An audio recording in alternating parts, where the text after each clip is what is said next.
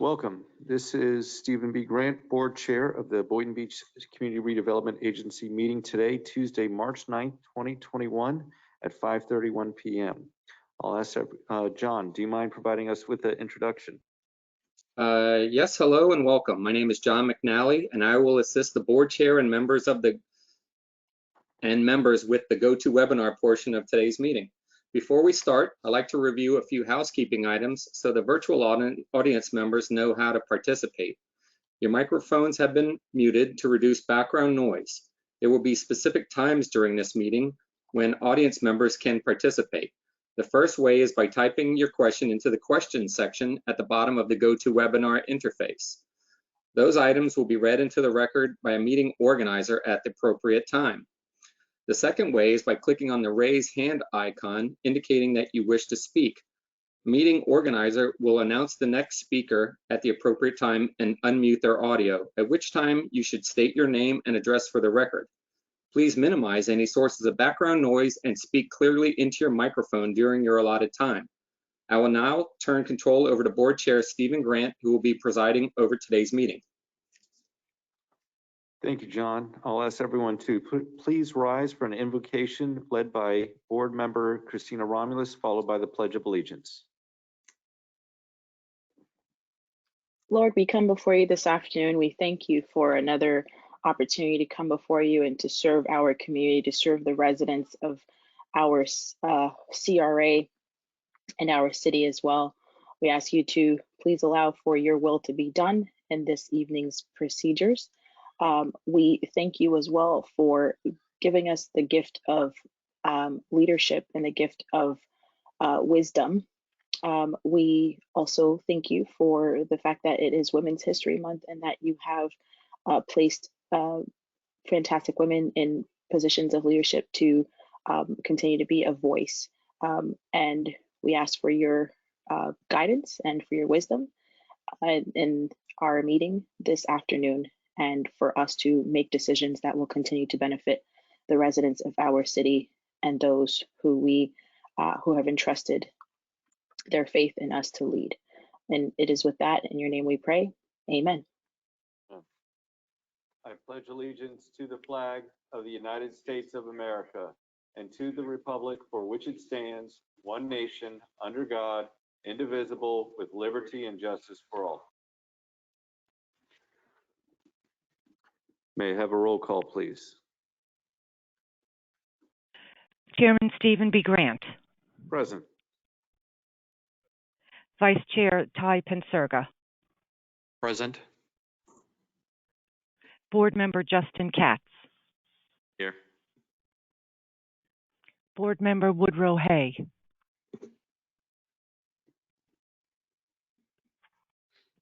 Board Member Christina Romulus. Present.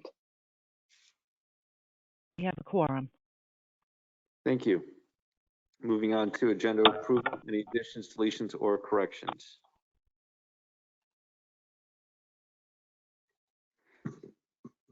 Motion to approve. Thank you. Do I have a second? Thank you. We have a motion and a second to approve the agenda. Seeing no further discussion, all those in favor state so by saying aye. Aye. Aye. Any opposed state so by saying nay. Hearing none, motion passes unanimously. Moving on to legal. Is there any legislative updates? The legislators are underway. There are a few bills that are of interest, but not directly affecting the CRA that are floating around. One bill discusses some restrictions on the ability of local governments to require aesthetic changes and requirements on residential development. The CRAs are currently exempted from this bill, so that doesn't negatively affect the CRA area within the city. There is another bill of interest that deals with special district accountability. As always, that's looking to strengthen some of the auditing and reporting requirements, but nothing specific to the CRA or of great concern to the CRA. All right, and one of the bills I had was the home-based business bill. Would that allow CRA to help home-based businesses? That bill, to the extent that it is seeking to allow home-based businesses, I believe the bill is proposing to allow home-based businesses and usurp some local government power to prohibit them. But it would not directly impact the ability of the CRA to benefit home-based businesses. Okay, so the CRA could help home-based businesses in the CRA district. Correct. To the extent the bill passes, it would have more impact on the city of Boynton Beach and its ability to restrict or require those home-based businesses in certain locations. Okay, thank you. You're welcome. Informational items and disclosures by board members and CRA staff. Board Member Katz, would you like to begin? I spoke briefly to Bradley Miller with regards to the Cottage District project and 115 Federal, and that is it. Next, we have Board Member Hay. Thank you. I see you've joined us. Yeah, I hope you can hear me okay. I apologize for the lateness. I had problems getting on, but I also talked with Bradley Miller about the projects. I also attended the kinetic art display, which was very nice this weekend. And that's it for me for right now. Thank you.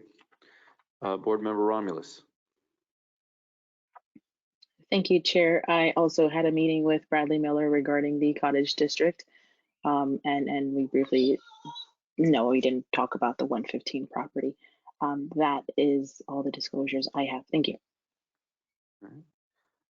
Vice Chair Pensurgo. Thank you, Chair. I did speak with Mr. Bradley Miller as well regarding 15A. I also attended the kinetic art event, which was phenomenal, and I couldn't be happier about the number of people that came out. People were wearing masks, there was social distancing, and what I also noticed was that people were going to our restaurants downtown. They were shopping at our stores, so I'm really happy to see that it's finally getting reactivated as we come back from this pandemic, slowly and gradually. Great event to everybody involved.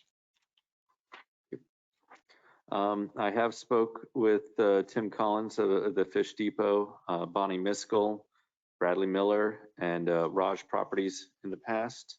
And I'd also like to make note of the signing of the deed of the Historic Women's Club building from the CRA to the city of Boynton Beach, which now gives the municipality of Boynton Beach an Addison Meisner building. And so this is something that we should really be proud of this accomplishment of saving building on the National Historic Landmark. And I look forward to the great events and activities that are going to be in that building. And that is all my disclosures. Seeing none, we will move on to public comments. Individual speakers will be limited to 3-minute presentations. Please state your name and address for the record. If you are attending virtually, John, can we make sure that everyone has the ability to raise their hand or ask a question? Board Chair Grant, those options have been enabled. All right. And so would anyone like to speak on public comment?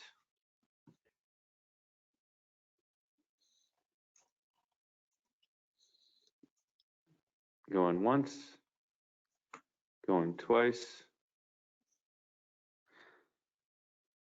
and sold. Public comments is now closed. Next, we have our CRA Advisory Board. They were able to provide us with any recommendations? Yes, Board Chair.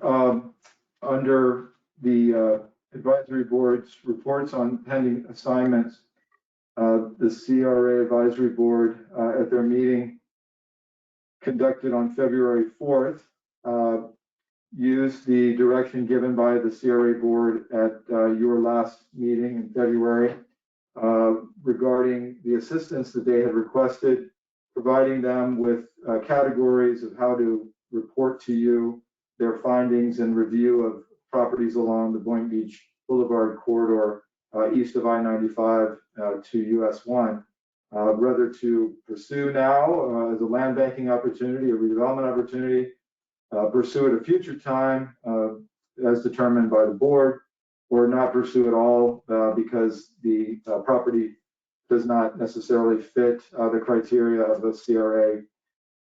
You'll see on the agenda cover that the properties, there were 4 properties that the advisory board reviewed. The property at 202 West Boynton Beach Boulevard, the property at 225 West Boynton Beach Boulevard, property at 420 West Boynton Beach Boulevard, and 433 West Boynton Beach Boulevard.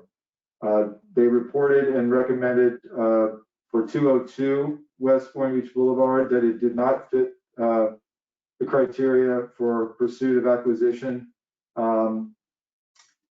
For 225 West Boynton Beach Boulevard, they put it in the category that it is a property that would be of interest and recommended pursuing for land banking or for future redevelopment. The property at 420 West Boynton Beach Boulevard was no longer available, although it shows up on your cover because it was an item that was discussed, and it was taken off as a the meeting for their voting. And then also 433 West Boynton Beach Boulevard was a property that the CRAB recommended pursuing now as a land banking opportunity or for redevelopment. Perfect. And so I don't think we have the money in the budget for this fiscal year, but that's something for us to take a look at budget time this summer to see if these properties are still available for sale, because sometimes they are, and to see if after the recommendation of the CRAB board to move forward with allocating the funds to move forward with purchasing it. Chair, Yes. I have a question for staff. Mr. Simon, could you just share a little bit about what kind of insight the advisory board provided? Could you describe these 2 properties that they recommended for land banking and what their strategic value might be? Yes, sir. Under the attachment 1 of the item is a description of the properties that I provided to the board from CoStar LoopNet. The 433 West Boynton Beach Boulevard property is a vacant piece of property on the north side of Boynton Beach Boulevard at the corner of West Boynton Beach Boulevard and Northeast 4th Street. It has been vacant for quite some time. This is a property that is currently represented by Ingrid Kennemer. It is 223 feet fronting Boynton Beach Boulevard. It is a somewhat shallow piece of property from the aspect of redevelopment. It has been looked at by developers for maybe a drive-through like a Dunkin' Donut or a business kind of plaza where you have retail downstairs and office or apartments above that fronting Boynton Beach Boulevard.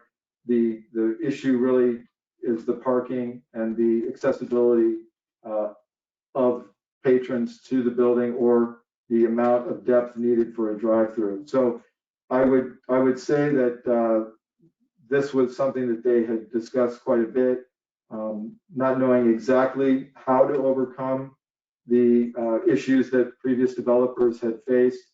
We couldn't address solutions, but as a vacant piece of property on a corner heading west toward I-95, they thought it was a very good, as far as their review and the task, it certainly fit the description of something to consider that the board should consider in the future. Okay, thank you. Mr. Simon, yes. is this the same parcel with that strange wooden box in the middle? Yes, sir, it is. Is this next to Bonfiglio's? Yes, sir. Okay. All right. All right, well, thank you for that. I appreciate the information. You're welcome. Thank you. All right, and so, Michael, at the next CRAB meeting, they will have new commercial properties to review? Yes, sir. If there are any new active properties available on East Boynton Beach Boulevard or West Boynton Beach Boulevard, then they will address those unless the board assigns them a new area to review. No, I think kind of to be relevant, make sure that they're the newest listed first, and then work our way back to properties that have been on longer, if the board is okay with that sort of order. And I think 3 to 4 properties is good for each meeting. That's hopefully didn't take too long. Well, they've been working on this since July, but we're finished with this now. So I think they know how to do it, so it should be a little bit easier. yes, sir. That was yes, sir.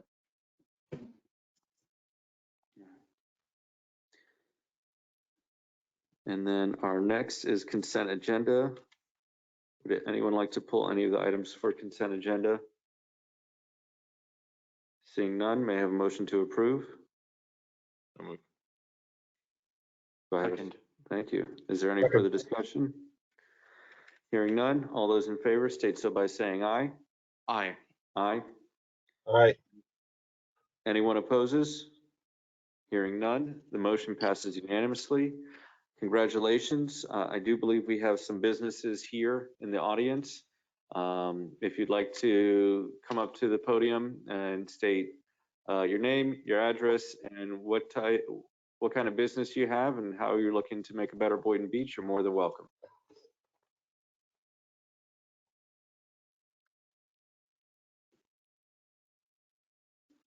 You have to make sure the green light is on. Good evening. My name is Dr. Monica Roundtree Cleckley. I'm a board certified family nurse practitioner who just received her autonomous practice designation in the state of Florida. I am a native Floridian, and what I am bringing to the city of Boynton is a primary healthcare medical center that is owned by a registered nurse practitioner. I think I'm probably one of the first in our city to do so.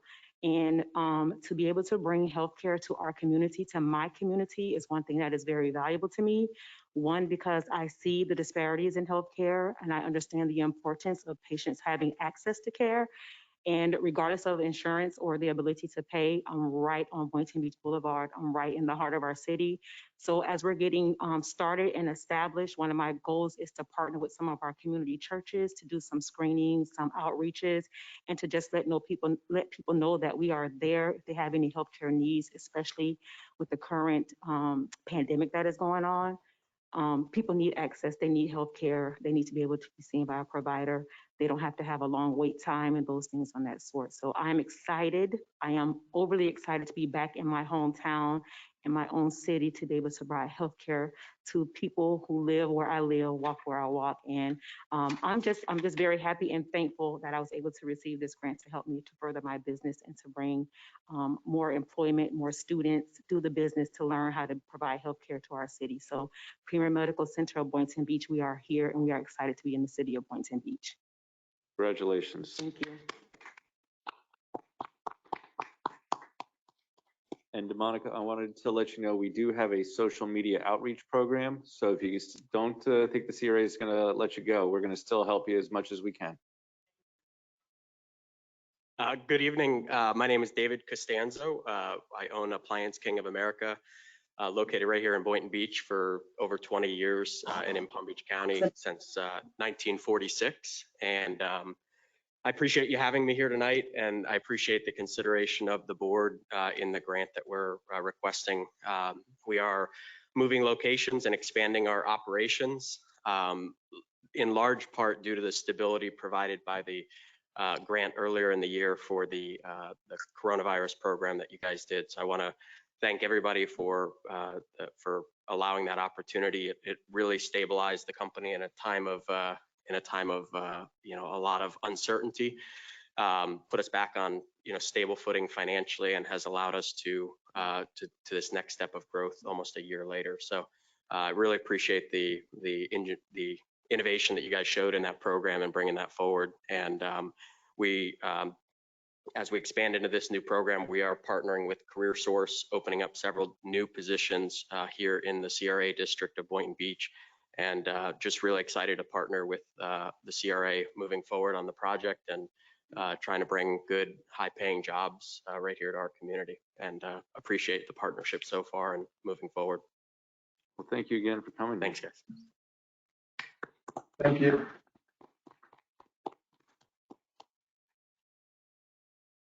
Anyone else? All right.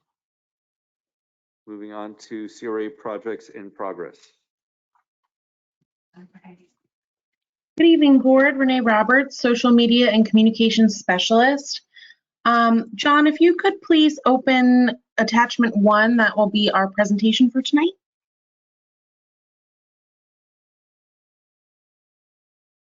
That would probably be Yuri. Oh, sorry. That's okay.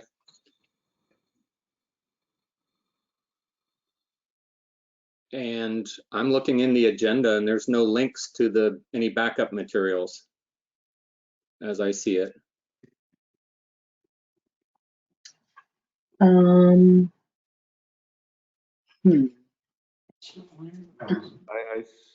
There's a couple attachments.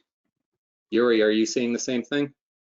And you might not be able to reply. Just a second. We'll see if we can get this going. Click on the PDF.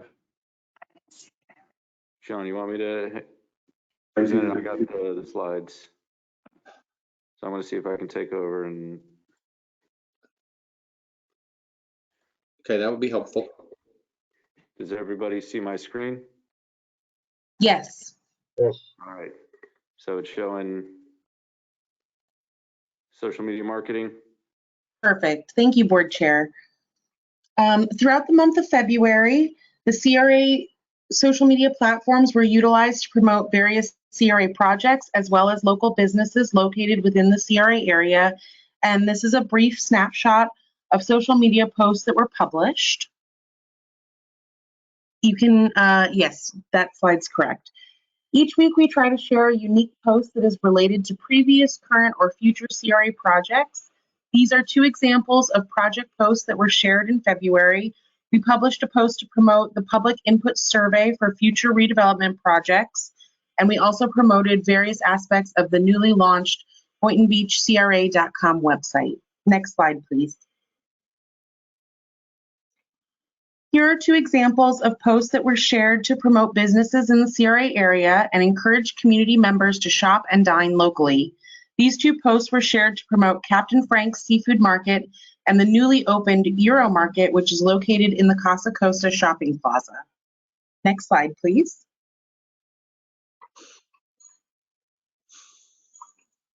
And you can continue. In February, we published this quarter-page ad in the Coastal Angler magazine to promote the Boynton Harbor Marina. Next slide. We also published a quarter-page ad in the Gateway Gazette to encourage residents to shop locally for Valentine's Day. The ad featured the name, address, and phone number for 8 businesses located within the CRA area. I will now pass the mic to Mercedes for the remainder of the presentation. Thank you. Thank you, Renee. Good evening, Board. Mercedes Coppin, Business Promotions and Events Manager. If you could just go to the next slide, please.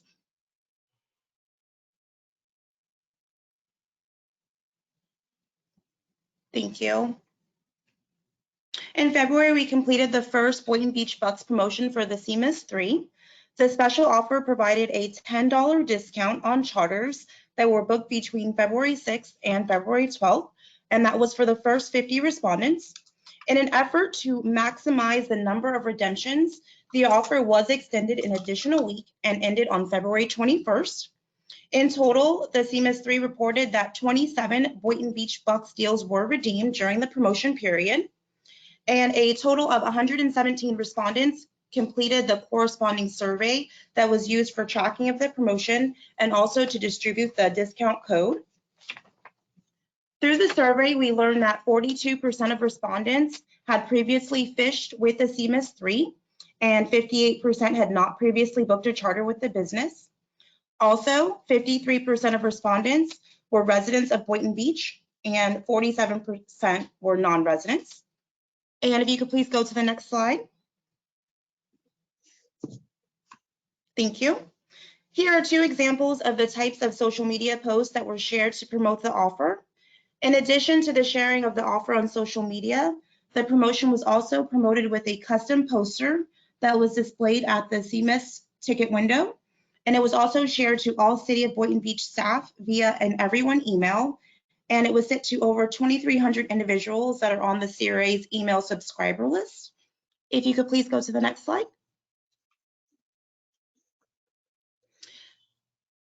Also in February, a Boynton Beach Bucks offer was promoted for POPO.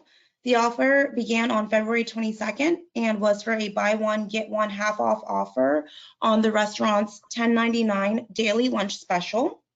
The promotion ended on March 5th, and we intend to report back next month with additional information on the finalization on that promotion. And that does conclude the presentation. Are there any questions? Nope. Mine is great job with the Boynton Beach Bucks. I look forward to seeing more of that in the future.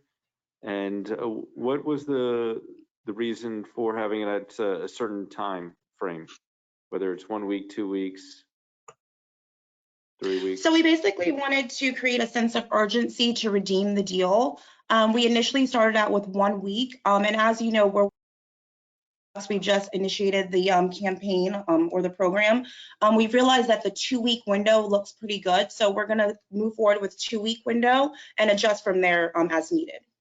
Okay, and if one of the businesses wanted to go for a little bit longer, they can have that capability. Yes, we do have that flexibility, and we are working with these businesses one-on-one. Renee and I are meeting with them to identify exactly what they're looking to gain out of the promotion. So if they were to identify that they wanted to do it for an extended period of time, we would certainly be receptive to that.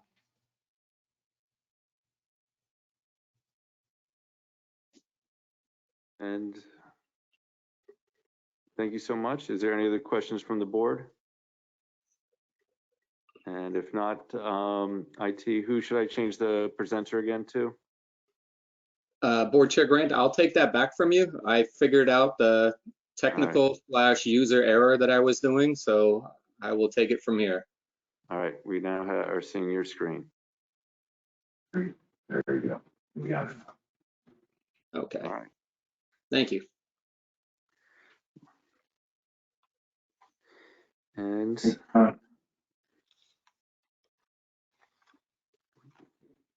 no items for public hearing. Moving on to old business. Our first item, 15A, update on purchase and development agreement with Boynton Beach Cottage District Development LLC for the Cottage District Infill Housing Redevelopment Project. Yes, good evening, Board Chair, board members. Michael Simon, Executive Director of the Boynton Beach CRA. This item before you is a follow-up to the board's decision on at their December 8th meeting regarding review of and ranking of the proposals submitted for the Boynton Beach Cottage District Infill Housing Redevelopment Project, RFQ/RFP. The board had gone through analysis of the presentations made in December and had selected the Boynton Beach Cottage District Development LLC proposal as the first proposal to begin working with and hopefully move into a place of contract negotiations and execution for the movement forward of the project. As was mentioned at our previous meeting, we were able to meet with the team from the Cottage District LLC group and the city after a couple of meetings with us as staff. We had another meeting with the city staff on February 9th, and their team has put together a revised or updated proposal to discuss the components of the proposal for you this evening. Under attachment A and B, you will see revisions that are going to be presented by the team. I'm happy to go over those first or allow the team to present those to you, and you can ask questions of them, and staff's here to assist you. So And Mike, go ahead, Sarah. no, I just wanted to remind the board of your options tonight, how you may proceed. Obviously, you are being presented with the updated program for the chosen developer who you've selected to be the person with whom staff has been negotiating. You have three options tonight. You can either continue those negotiations into a purchase and development contract. You can terminate the negotiations with the selected developer and direct staff to begin negotiations with the developer the board had ranked second in December. Or you can terminate negotiations with the selected developer and withdraw the RFP, after which you can determine what next steps you would like to take regarding the property. So those are your options for this evening. They're fairly wide open, as was made clear in the RFP when it was issued in section 18, disclosure and disclaimer. Thank you. And Michael, am I correct that the current ranked #1 has had discussions with the city of Boynton Beach regarding their development requirements and proposals? Yes, sir, that is correct. They have met with the city staff in the planning and development department twice. Once right after the December meeting and on December 28th, and then again just recently on I guess about 25-30 days ago. Okay. I'm sorry, I don't have the date in front of me, but we've met with them twice. All right, thank you. And so I guess we'll have them present the update for the board. And if the board has any questions, to please ask.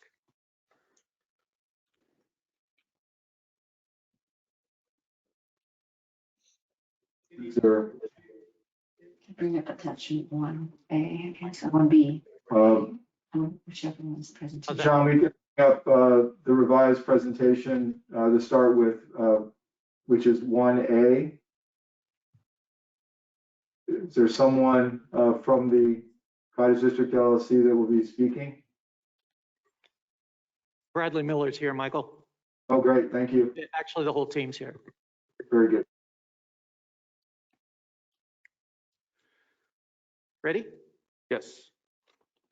And thank you. My name is Bradley Miller with Urban Design Studio here representing Boynton Beach Cottage District Development LLC, and to give you an update on the work that's been done here in the last 2 months since the selection.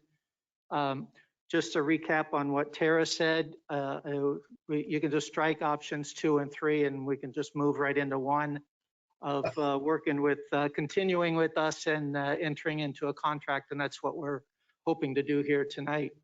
I'm joined tonight with Gary Smeagol from Mecca Farms and with Nicholas Haney from NRH Homes, as well as Farrell Tiller, who is with Business Flair, who's the team with the cottages here. There's also a consultant team that they've put into place to move this forward at the appropriate time to go into the city review process and application process. We have spoken with the city staff twice, as Mr. Simon mentioned, and that's part of the update of what we want to go through here with you tonight. If we can go to the next slide. Just for everybody's reminder, this is the property on the east side of Seacrest that's between 4th and 5th. And the property that we're considering here is the area that's surrounded in yellow is a CRA owned property. And as was indicated with the RFP, there's property that's owned by the Oyer family that's highlighted there in green. Just to add to this, actually, since we submitted this to staff to implement it into the presentation, just want to let the whole board know that we have also been in contact and are under contract with the McIntosh property, which is the westernmost out parcel there along 4th. So assuming that goes through, we can incorporate that into our plan. Next slide, please.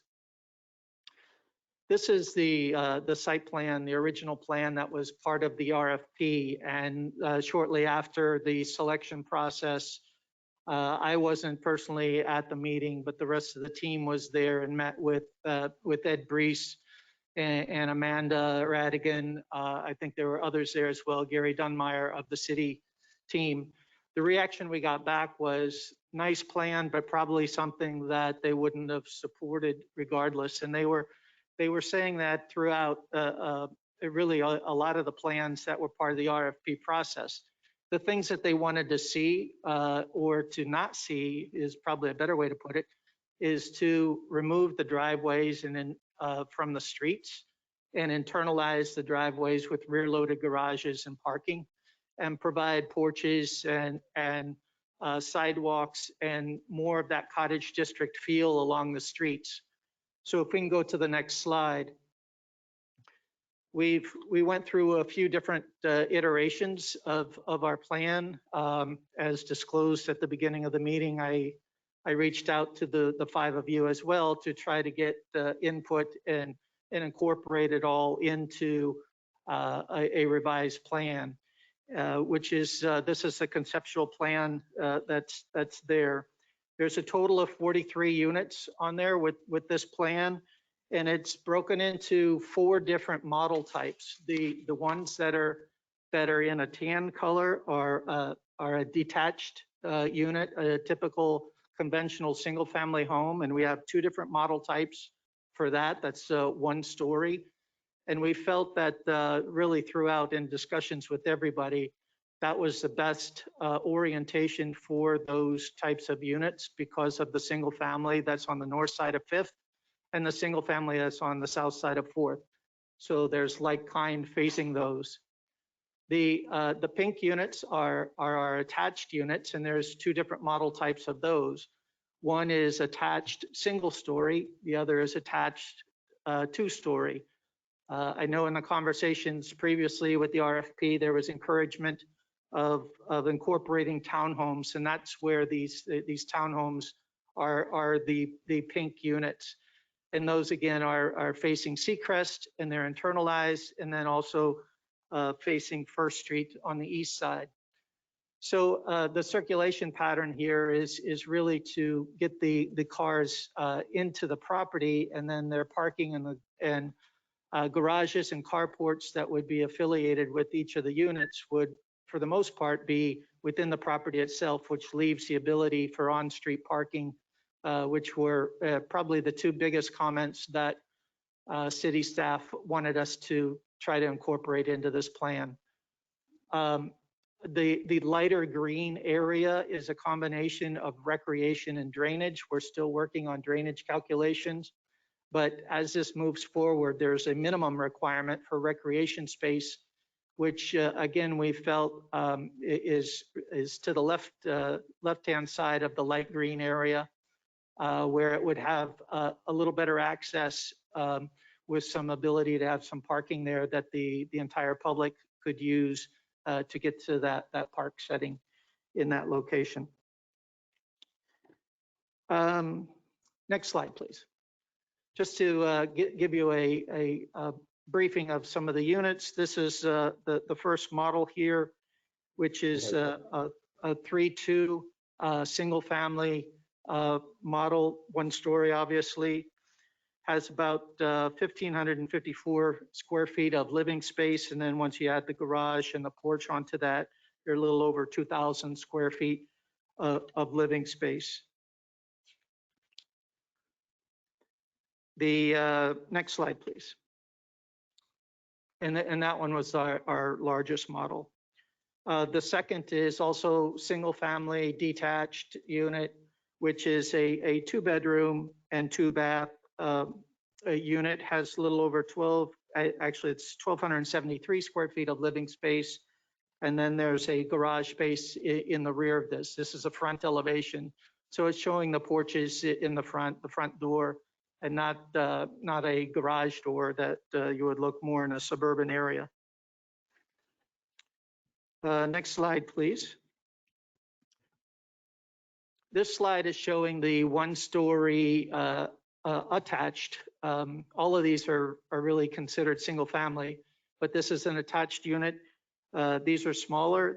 They would be two-bedroom units, and I think this is great for maybe an older person who's looking for a new opportunity for a new home here in the heart of Boynton that doesn't need as much square footage, but still wants the opportunity for a new home, has garage space and some good living situation. And then our last, going to the next slide, is this is the two-story, the townhouse idea, which again is an attached unit with two units as part of one.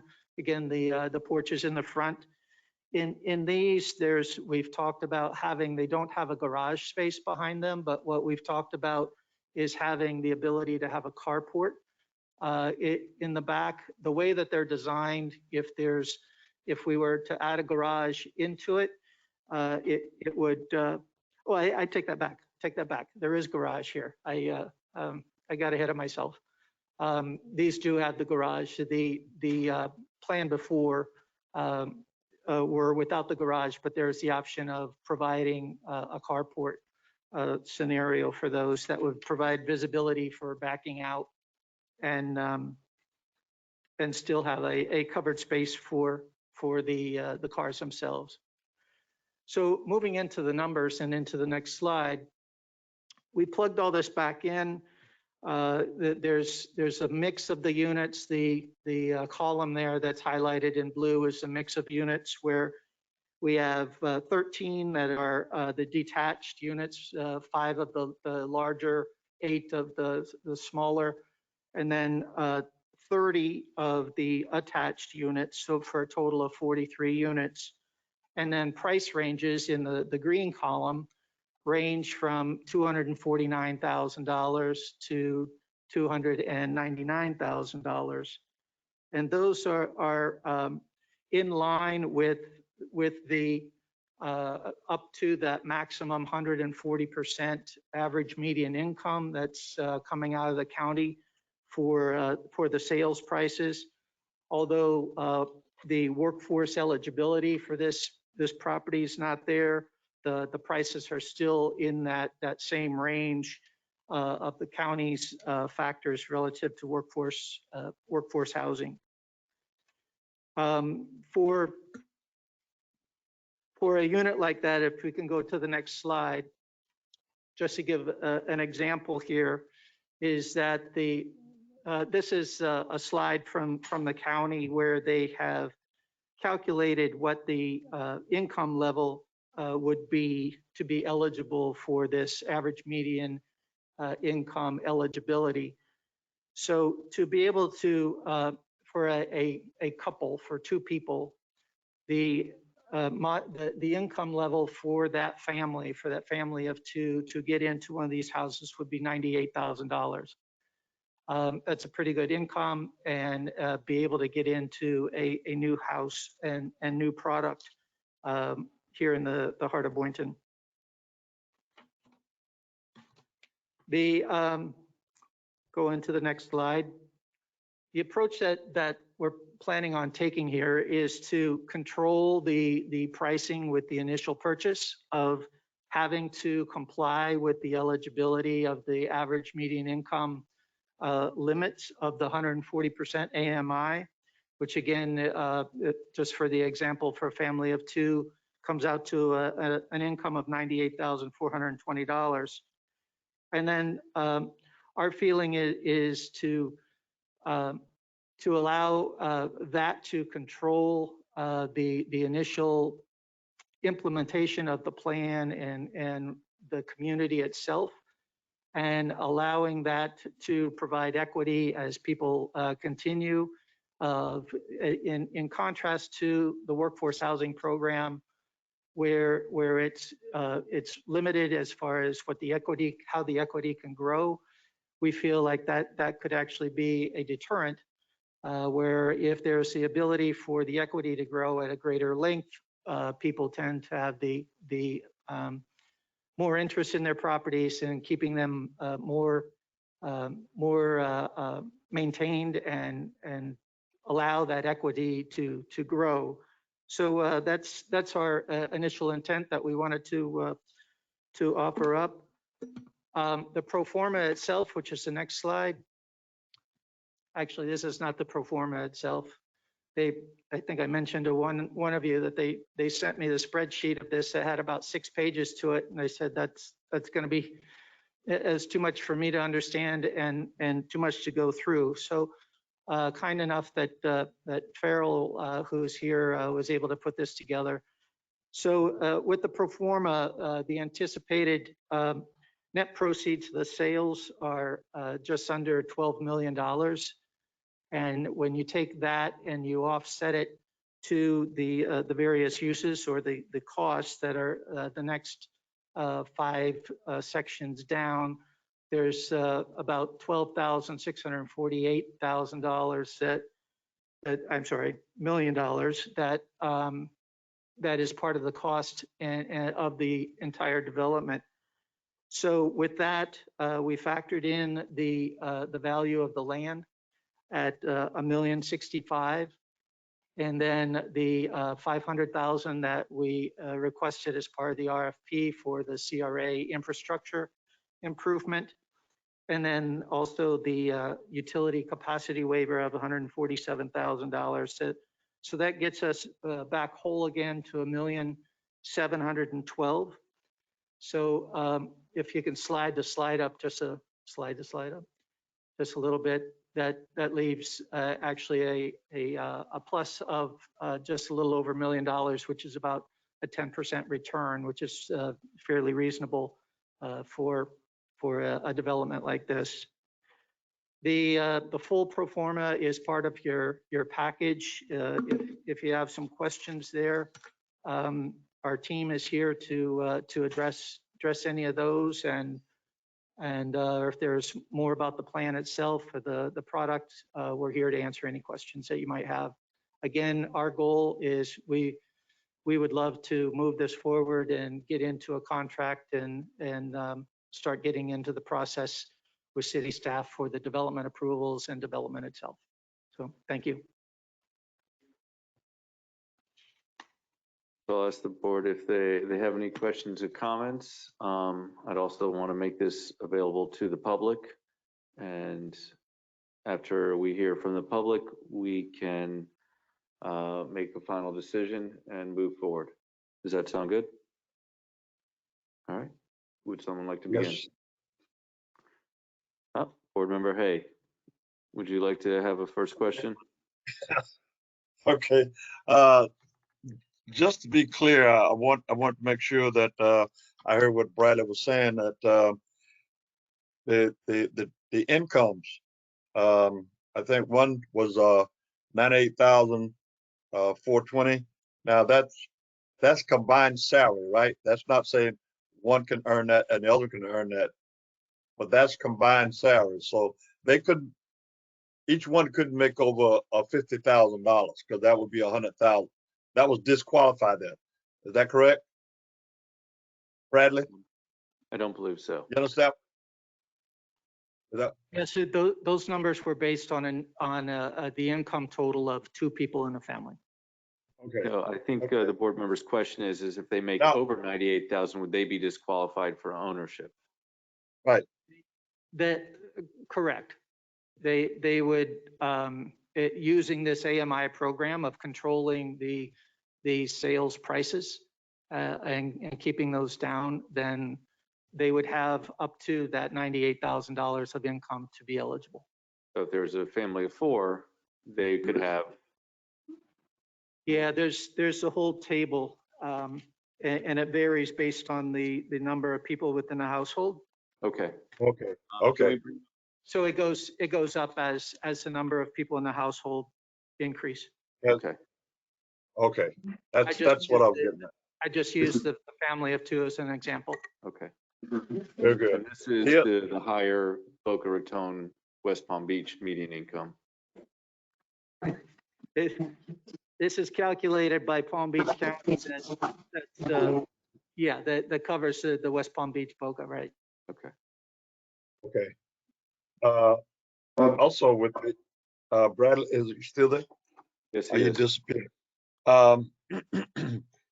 You talked about the property, the Oya property and the property on the west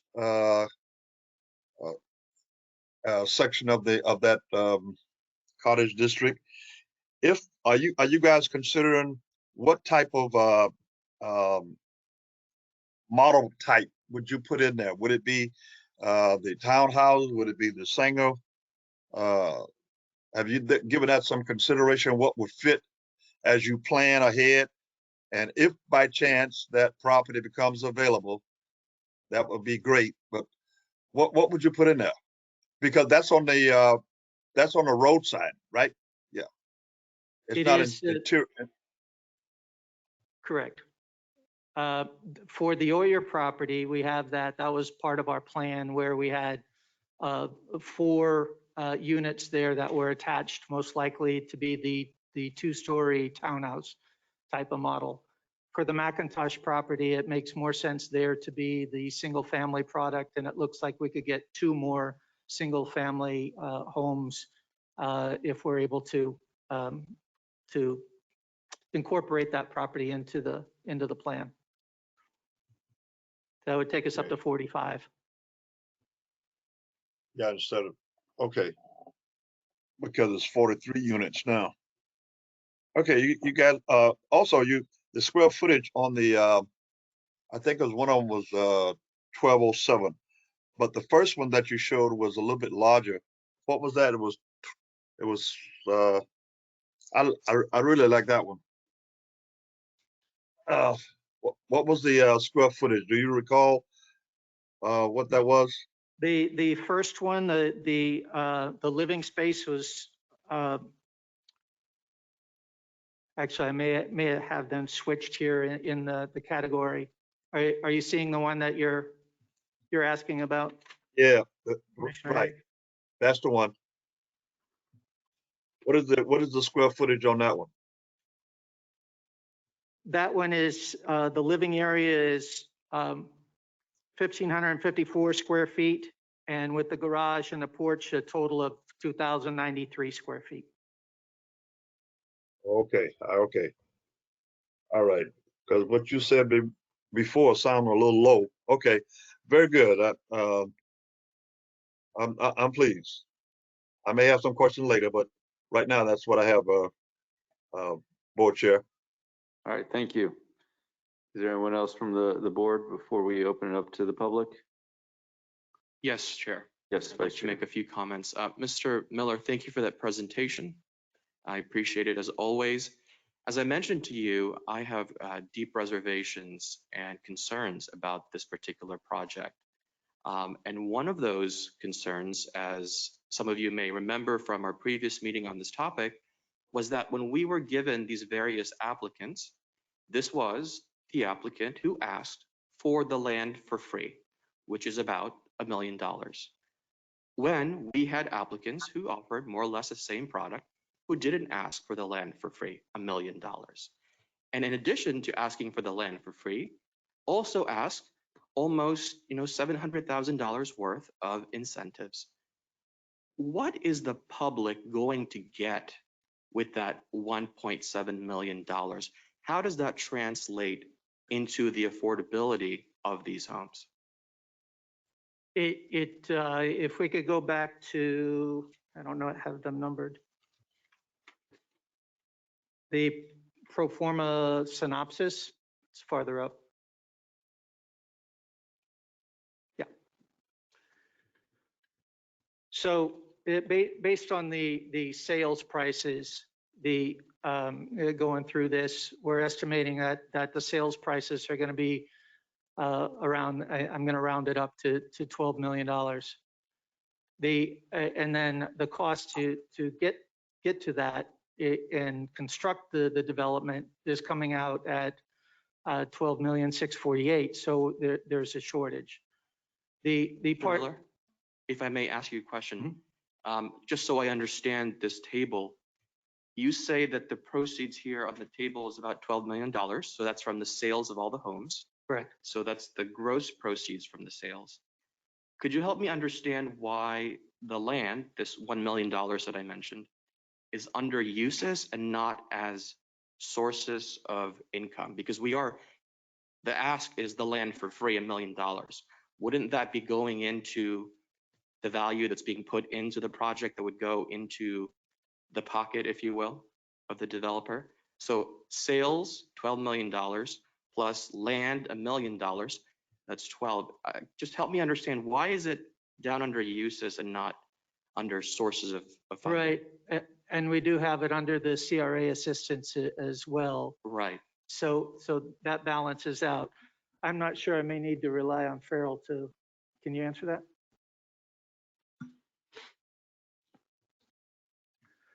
I'm pretty good with plans. Numbers is a different story. Okay, that's all right. I'm just trying to understand the table. Thanks, Bradley, and Vice Chair.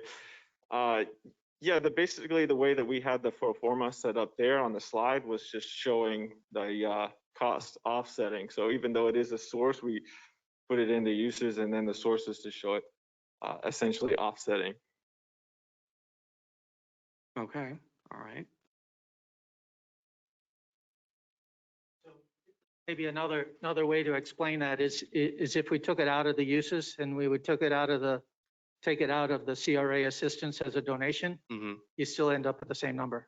Okay, so going back to my original question, so with everything that you're asking for, how does this make these homes more affordable? I want to make sure this benefits the public, not the private pocket. Sure, and all of this whole equation is to be able to get that to a price where we can control the price and keep it within that below the 140% AMI eligibility to allow those buyers to be able to come in and buy those homes. It all factors down to being able to sell them at a price that's truly within that range. And in doing that, I know in comparison, I think you had mentioned to me the Pulte's idea. They have a whole different concept here where they're actually using this property, if they were chosen, using this property to put their workforce product from some of their other market rate developments within the county. And with those comes the strings that are attached to the workforce housing of controlling the ability for equity over time, which to me, and I think our team, is something that we'd rather see the equity grow and create a stronger environment here in this area than controlling that. Let the property owners keep that equity and have more pride in their community. Thank you. I do have one more question in the meantime. If we could go to the slide that says affordability calculation. I don't know what number that is. I think one more back. Yes. So as I was doing my homework and trying to get these numbers, I was wondering if somebody from the team could explain to me, I think it's the slide before this. One more back, yeah. Right. And so, the general agreement here is that families should not be spending more than 30% of their income on housing. If we're spending 50%, 60%, that would be detrimental, right? We won't have enough money for food, medical care, emergencies, and so on. And it says that here, this is the minimum household income that meets the 30% affordability threshold. Perhaps I'm just not understanding quite the table exactly. That's why I'm asking. But let's go with that bottom table, affordability calculation, the rightmost column. So this would be the 299,000 priced homes. It says here, if we could, I don't know if you can see it from the screen, but at the very bottom, you have the asterisk, minimum household income. I want to make sure I understand that. Is that saying that somebody with a minimum household income of $42,620,000 can afford to live in these homes and not spend greater than 30%? Am I interpreting that correctly? Yeah, so on that chart, there is a miscalculation. So that number on the left side should be 73,000 and the number on the right, 82,000. So that was a mistake. Okay, and so the reason I asked this, I want to understand the table 1, but number 2, I just did a little back of the envelope calculation, and again, let's using that column. The monthly cost is $2,089. So just let me pull up my calculator for one moment. $2,089, that's a monthly cost. So in a year times 12, let me do that one more time. I typed that in incorrectly. $2,089. Oops, that's what I'm doing. Times 12 months. Doing this on the phone.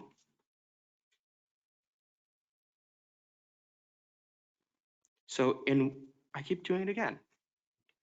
So I'm trying to ask the question, what income, did you get the same number? All right, so that would be the cost annually.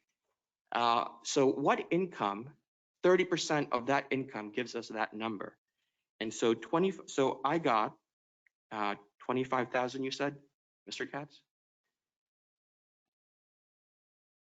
Divided by 0.3, and it's in the upper 80, so it's about $83,000, right? And so that was the discrepancy when I try to make sense of that line, minimum household income. Somebody would have to make $83,000 so they don't have to spend more than 30% of their income. I'm a public school teacher. I can't afford that. I couldn't even afford to live here.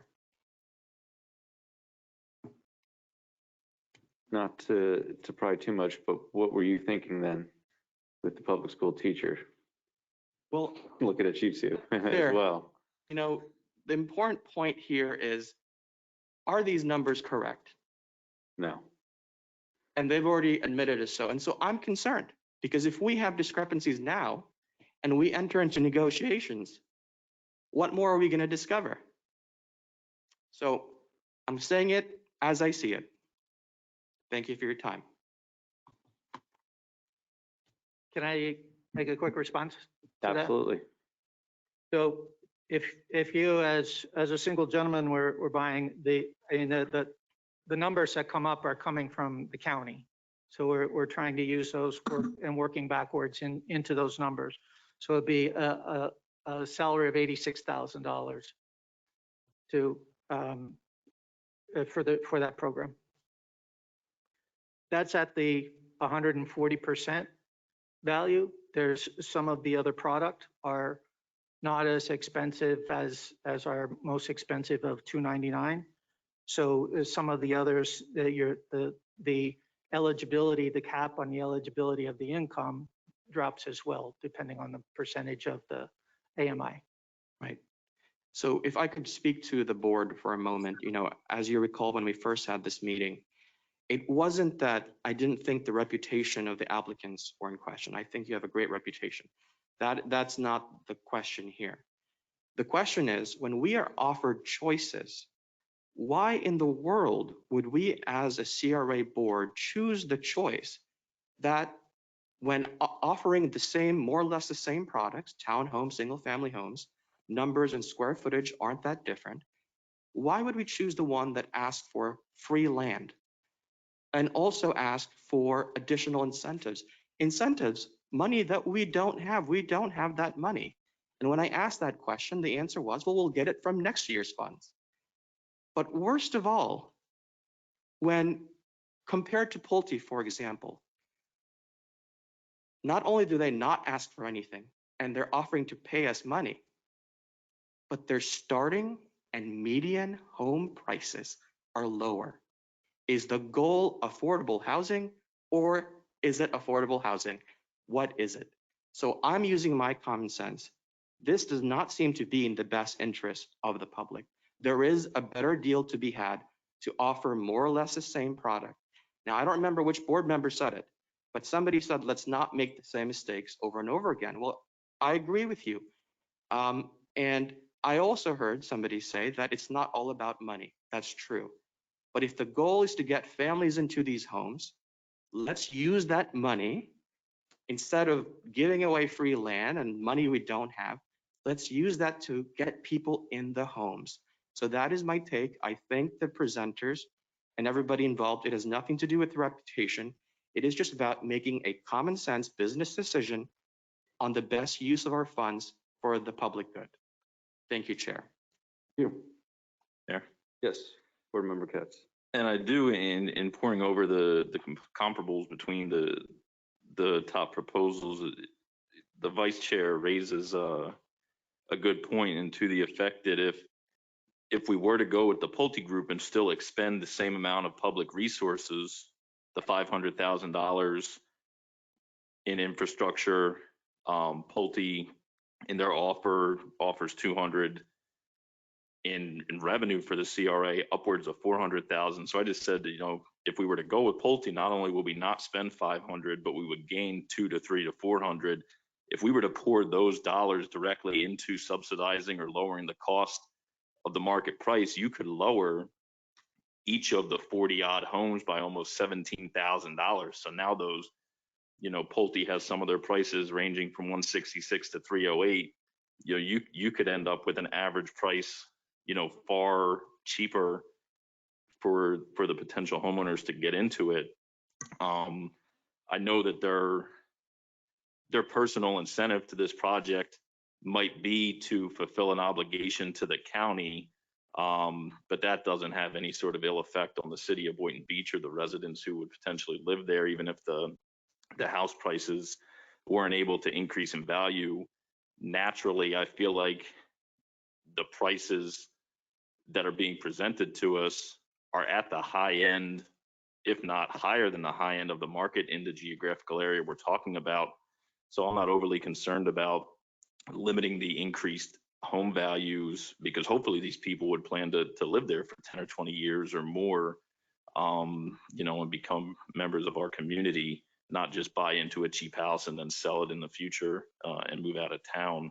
So it does raise questions the more that I poured over the statistics, that if we're inclined to spend, and I'm not counting the land necessarily, you know, dollar for dollar, because you need land to build whoever you are, but that 500,000 in assistance, 500 plus thousand, because it's not just the infrastructure, but it's also utility impact fee credits and the potential $200,000 to $400,000 in revenue from Pulte.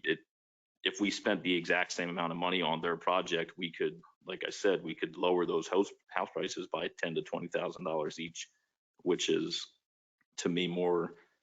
I know we're working with countywide averages, but as the vice chair pointed out, you know, as a teacher myself, almost $300,000 for a house isn't particularly affordable, even though it might fit the definition of affordable when using certain metrics that paint $300,000 as affordable. It really isn't, in my view. So I do have reservations, and think that, to the root of the vice chair's point, it's not all about money, but it is for the potential homeowners. I mean, that the definition of affordable housing is housing that costs less money for people who make less money. So I do have some reservations. I'll kind of cut myself off there. Thank you. And so, you know, my comments are is that, you know, if you build a duplex, you're getting almost twice as much money for the property. And that's kind of what Pulte is saying, is that they're trying to have more duplexes, townhomes, than single family homes on their original price sheet.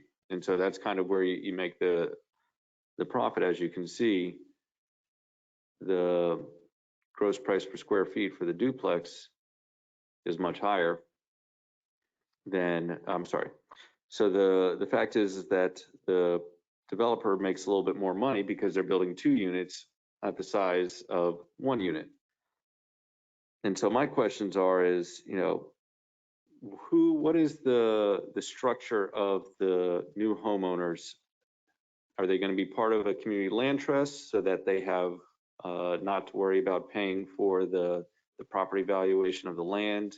Are they going to be in an HOA so that they have a monthly fee as well? Are you going to have a fee simple so that investors can go in? Is there going to be a deed restriction, such as workforce housing? And so depending on the amount of the household, you're going to have to fit them in that window of what is capable. I think that was one of my questions, because, you know, if you have a duplex, you know, who owns the shared wall?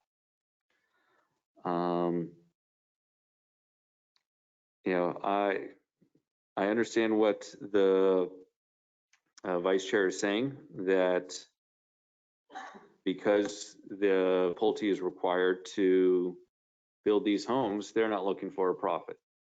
And so with the numbers that it's showing is that the CRA's donation is basically the developer's profit.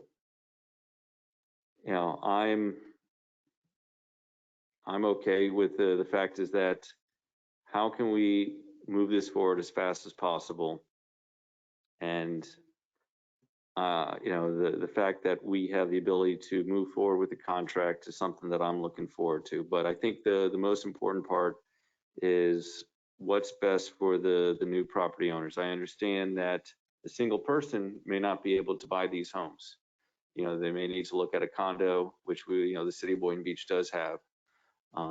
And I think that's something that we as the CRA board need to really focus with all the apartment rentals that are coming here, that we shouldn't be giving money for any new rentals. The fact that these are single family homes and that there's another $3 million of property valuation that is coming with Boynton Beach Cottage District compared to Pulte homes. So, you know, the fact is that we are trying to bring up the market in the area. And yeah, a 3.2 I saw, you know, before the COVID-19 was going for over 250,000. And the fact is that the market's getting hotter. It's not cooling off. More people are coming here. And so I'm all right with what we're having here before, because I don't think interest rates are that high. The fact that we're moving forward with an FHA loan that only requires 3.5%, but it's the will of the board to see if they want to go forward with the second place bidder. However, it's going to be a little bit of a different project. They're going to have to go speak with the city's planning department. They're going to have to readjust it, and will probably be another month or two. So I'm okay with moving forward. I'm okay with the money, because, you know, for me, it's, you know, not just the money that we're giving, is that, you know, we have tax incremental funding because this property is producing no taxes. So that once it's producing taxes, you know, how do we best make it affordable for these property owners? And we could probably say, hey, for the first 5 years, that extra $3,000, $500 a month that would make it unaffordable for you, we can give it back to them. So that's something where I'm looking at. But that's a discussion that we'll have to have. And Board Member Romulus, do you have any comments? Mayor, I think you kind of threw in a curveball there, so you still distracted me with the curveball though. So I wanted to hear what your last point was, so you can give me some clarification. What did you mention with the TIF and the homeowners? Can you clarify that, please? Yes, the fact is that we don't get any, the CRA gets no taxable income from the city and the county at this location. So roughly, let's say, you know, if the taxes are $500 a month, you know, $3,000 a year, the CRA can give back somewhere between $200 and $250 a month to the property owners. How so? Because Michael, you can explain that, or? No, I was listening to your explanation. Okay, it's the agreement that we have with the developer that will transfer to the property owner, in which case we can limit it to that property owner, that they're staying there for 10 years. And if they plan on selling it, it doesn't pass to the next property owner. And that's something that I'll ask Tara, is that something that the CRA can do with TIF and the developer? I would have to look into the TIF as it restrictions, but I can't, I'm trying to work my way through that. But I certainly think you could provide an incentive like that from the developer. I would have to talk to Mr. Simon about how to structure that, but I think there's a way to potentially, if I understand what you're saying, it's basically a return of the TIF to individual homeowners for a certain period of time. I think we would have to structure it slightly differently than calling it TIF, because I'm not sure that the statute allows that. But again, I would have to look into that a little bit in greater detail if I'm understanding the proposal correctly. Okay, yes. And so, no, I think that's, would like you to look into that, especially if we're trying to build condos in our downtown.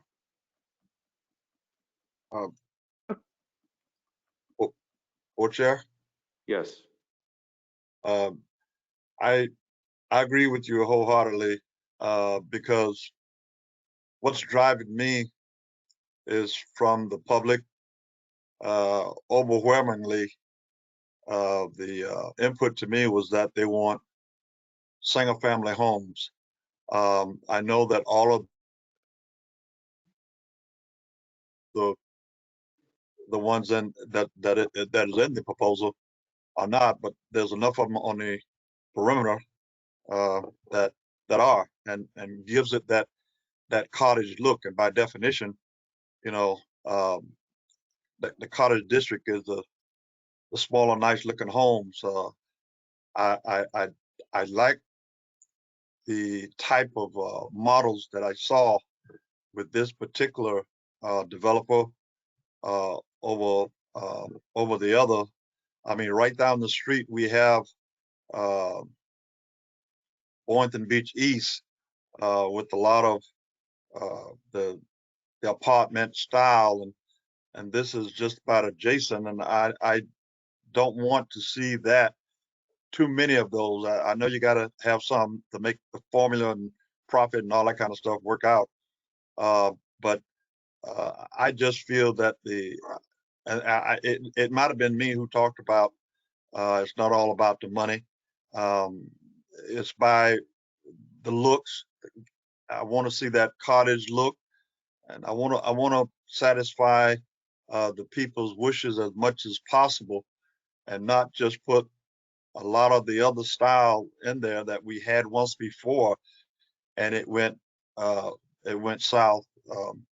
I think the younger families that we're talking about, they're constantly saying that, give me an opportunity to own my own house, you know, and this is why I'm an advocate of what the Boynton Beach a district cottage proposing, and the direction that they're going in. I like that. I think when you step back and take a look at it, it's going to be good for the community. It's going to be better for the community. And if we can work out some ideas and like what you're bringing up now, I think that's the way to go for me. I understand the point that the vice chair is making. I understand the point that board member Katz making. I received that, but from the general public standpoint, and what I've been receiving from them, we talked about both plans. This was the better one for them, and so that's why I'm all right with moving forward with the ones that we have. All right, thank you. And Board Member Ramos, would you like to have any comments before I open it up to the public? Yeah, I did. I just needed some clarity in terms of, I want to make sure where we are in this process so that my decision is made properly. And this question is, I guess, geared more towards the CRA director. Mike, if you can just clarify where we are in this process and what our decision tonight is, and where that puts us, so that I know how to make my decision. That's the clarity I need right now. Yes, Board Member Romulus, thank you.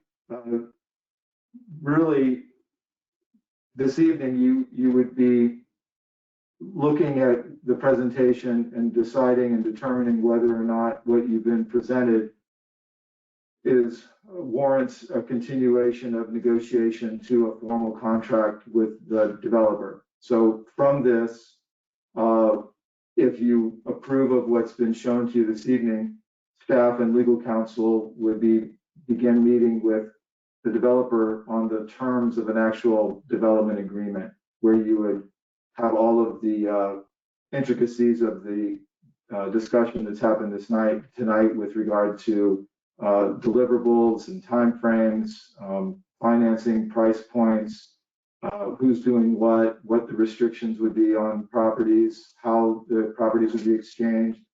That's your decision tonight, is to decide whether to continue working with this group, as Tara said, or deciding to discontinue with this group and move to a second group, or decide to redo the RFP entirely. There are a couple points I would like to make when the time is right, but that's the answer to your question.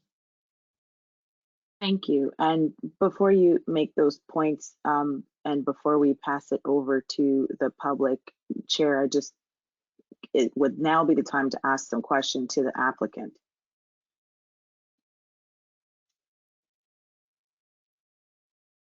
I'm sorry, what, did you have a question or? Yeah, I'm saying would now be a good time to ask the applicant a few questions that I have. You may ask the question at any time, yes. Okay, so to the applicant, given the points that have been made by the vice chair and other board members, do you have any response to these concerns? That is my question. Sure I do. Again, Bradley Miller for those virtual. There's things to consider here. I think part of this is what we're trying to do is to have the highest quality project that we can have there, staying within that affordability range of pricing. As far as what the market fares, the Oyer property was $250,000. The McIntosh property is about $340,000, which is obviously more than where we're at with these. The numbers that we're showing you here tonight are not a whole lot different than what they were with the original RFP.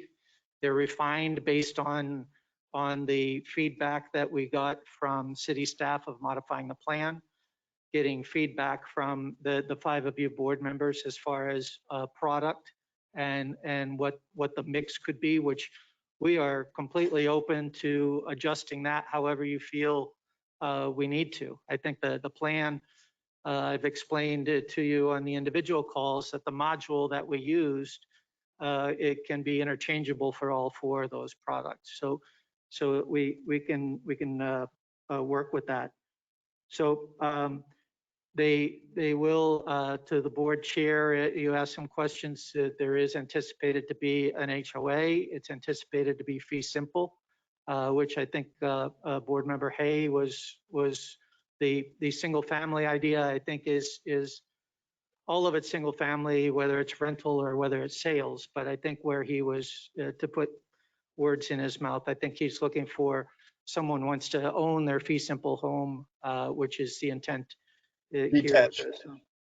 Detached rather than the attached. Right, and likewise, I've heard tonight we need more townhomes, and then there's more single family. So that's the detached. So that's the feedback that we're looking for, and we're willing to adjust to that as we move forward. Bradley. So one more thing is again, I think what we're trying to accomplish is back to as high a quality as we can to keep it within a price range that we feel, and we're following these Palm Beach County guidelines of the affordability component of it. And to be able to have a project there that the 43 or whatever the final number is of homeowners are proud to be in. They have the ability to gain equity and move forward. I think with the other options that are out there, you don't have those same incentives for the homeowners to be able to advance and to progress, which is, I think, as a whole for the city, is something that we all aspire for. Bradley. And, My question to clarify for me is there any room to maneuver with the sale prices that you have, regardless of whatever the product is? So, I think we're getting sidetracked by the product conversation of single family versus townhome versus whatever. I don't think that's really the crux of the conversation right now. The crux of the conversation is the pricing. Is there any wiggle room in the pricing?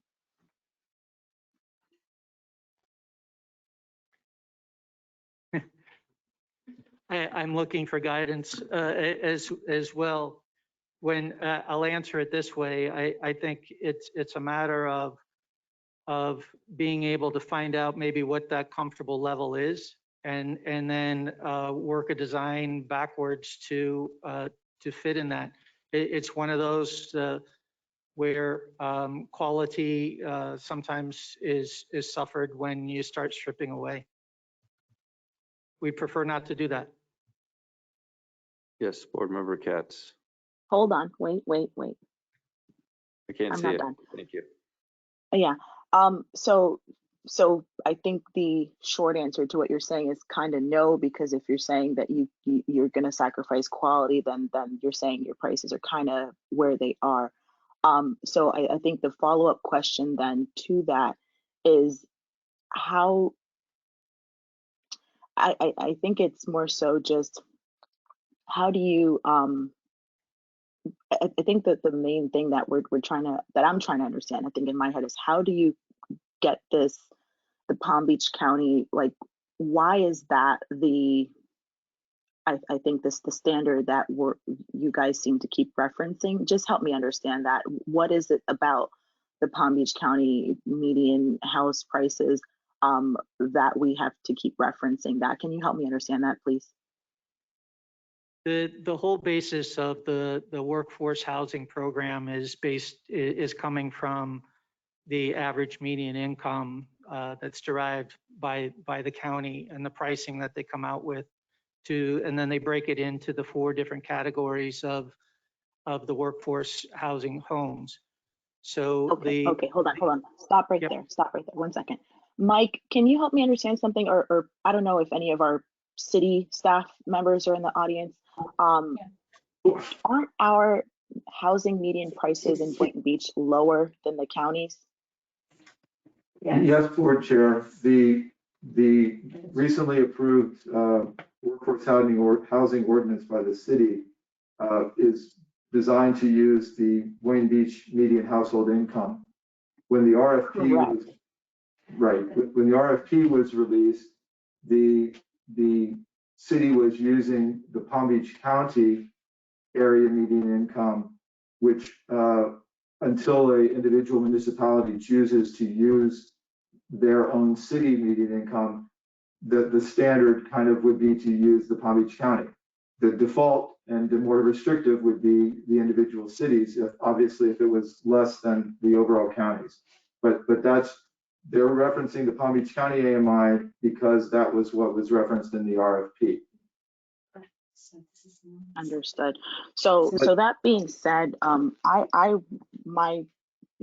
don't want to jump to conclusions here, but I think in the benefit of what's been mentioned by other board members and in the interest of, again, always being to the benefit of our residents, our Boynton Beach residents, who are the people that will be the ones that will be living in these homes and that will be benefiting and reaping the benefits of the work that we're doing here. And I think for the majority of the board members who sit on this board along with me, I think most of you know that the last 5 years I've been serving on this board, like one of the biggest things I've pushed for is affordable housing.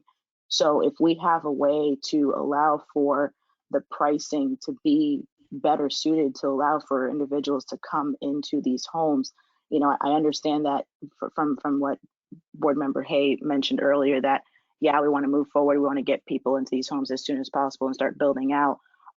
But when you can purchase a home at $249 versus $279, or even less potentially with working around some numbers or something, I think that's worth the wait.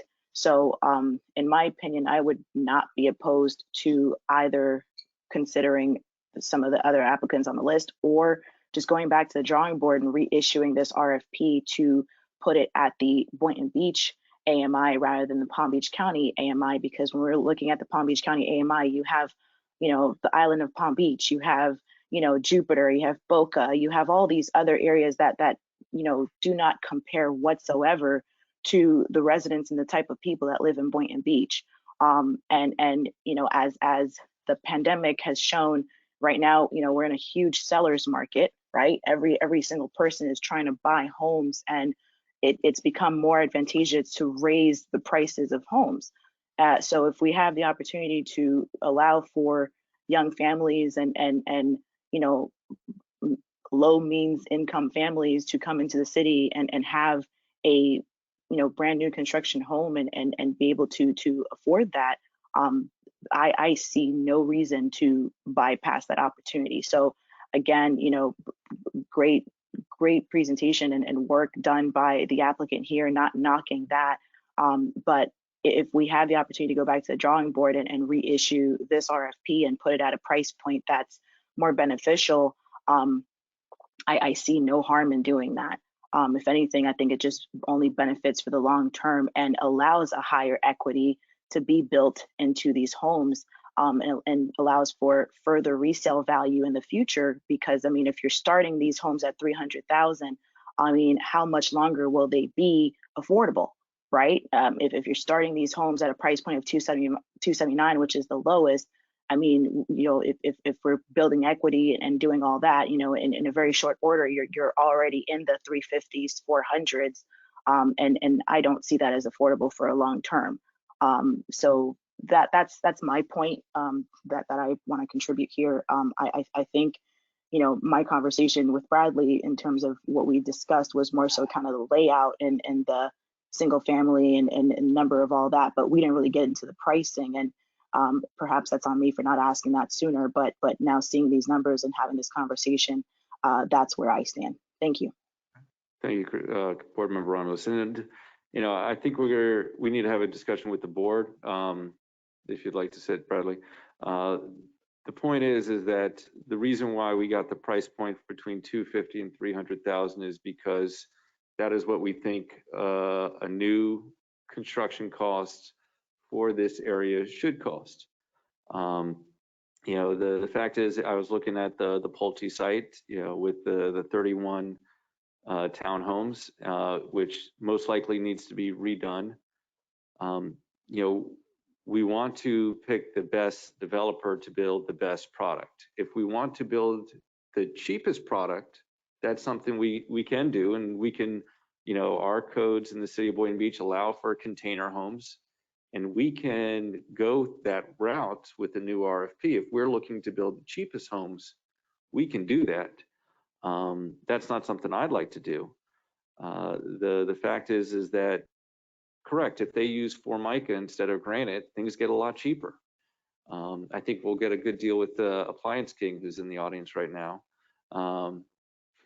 for the appliances that are in it. And I think that's kind of where the discussion is that we're telling the developers, like, we want to see, what is the best price that we can get that's somewhat reasonable. So for example, you see Pulte, they have things that are at the low income level because they have to have it that way. And therefore they're going to most likely not add as much amenities as other locations. I think that there's, excuse me, Board Chair, but I think that there's been some misrepresentation or misunderstanding about why Pulte is building homes and responded to this RFP. They are a developer just like the other 5 developers.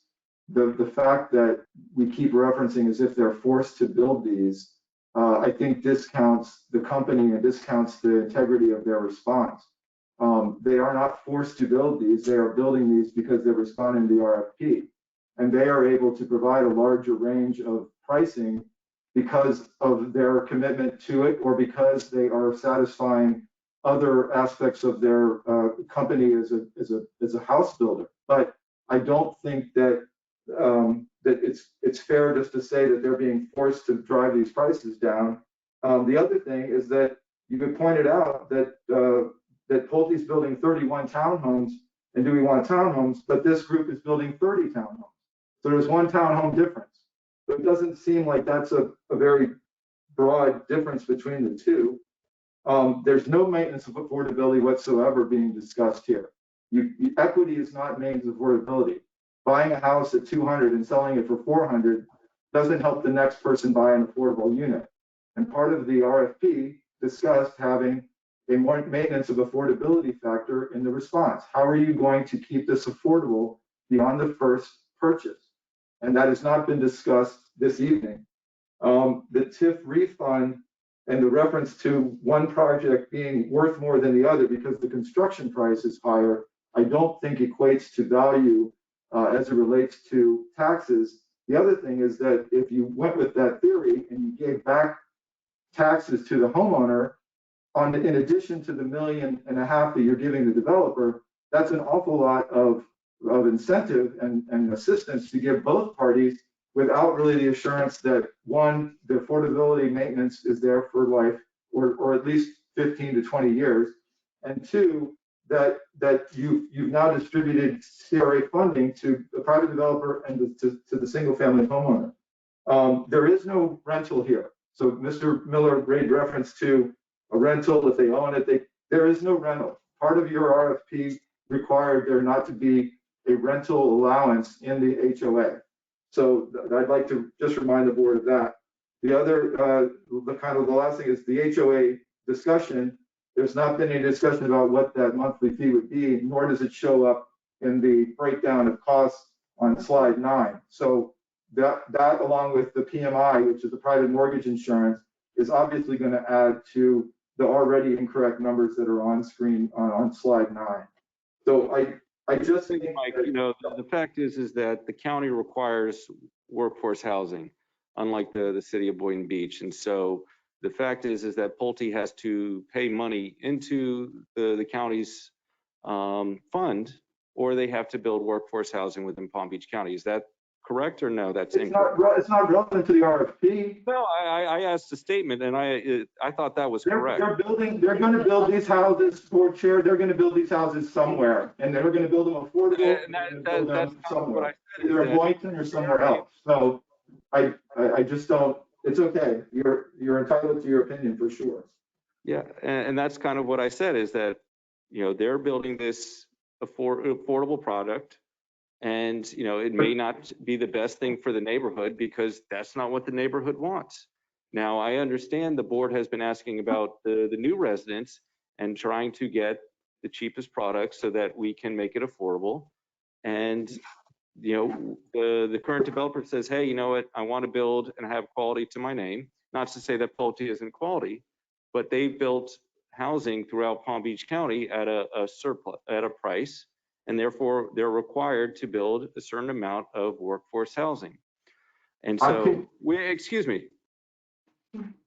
And what I want the board to have the discussion now is, what is it that we want to do? Is that we want to have as much housing in an affordable manner, or is it, do we want to have more of a somewhere in the middle of quality and affordability?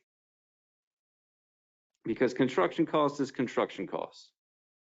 And so I'm going to lead with Board Member Katz, who has his hand raised. Thank you, Chair. And I think Executive Director Simon kind of made some points that I was jotting down that I was going to make. I don't necessarily have any reason to believe that either product is better or worse. The motives of Pulte aren't really relevant to me. If the owners of Pulte, punched a dog in the face and this is their punishment, I would not care why they're building the most affordable housing in Boynton Beach. I just care that they are building the most affordable housing in Boynton Beach, so that their motives are irrelevant to me as long as the product is sound. I wouldn't mind seeing, and I don't know if Tara could weigh in, but I'm not saying to walk away from this applicant, but I wouldn't mind seeing the Boynton Beach area media income numbers in addition to the accurate numbers for the county, and including the HOA cost as well, or the anticipated monthly HOA cost factored into the, I guess, for the sake of calculating the affordability, the HOA is not necessarily a component that has to be included, but it is an actual component of somebody's expenditures for occupying the houses. And the biggest point I would make is the reference to the difference in the products from Boynton Beach Cottage District LLC and Pulte is literally one townhouse and 3 homes, 3 single family homes. So the product being promised in terms of the quantity or the composition of it is pretty damn close in terms of total units and single family versus the townhomes. I would want to see, and again, I guess question to the attorney is, can we request, even though the RFP hadn't incorporated Boynton Beach AMI, can we request those numbers? And if one of the options before us is that we simply reject the current negotiations and end the negotiations, I think that the current applicant would be interested in at least furthering the conversation as opposed to terminating it. So to the attorney is, can we ask for the Boynton Beach AMI to be calculated and then look at those sale prices and then have a discussion about if that creates, a bigger gap in pricing, which, or profit for the developer? Tara? Yes. The answer to your question is that the board retained a great deal of discretion during the negotiation process to make whatever changes to the proposal that are received. So multiple avenues are available. If you wanted to allow the selected developer to respond with an alteration to its proposal based on the Boynton Beach AMI as opposed to the Palm Beach County, you could permit them to do that and come back.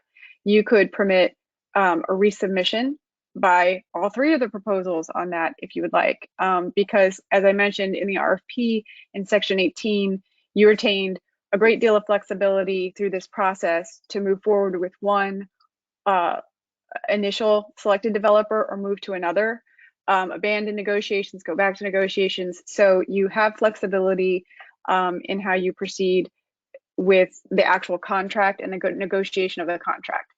The submission requirements were what they were, but in terms of actually getting to a contract, you have the flexibility. In this case, you have an altered program from what was submitted to the RFP, so you can accept that.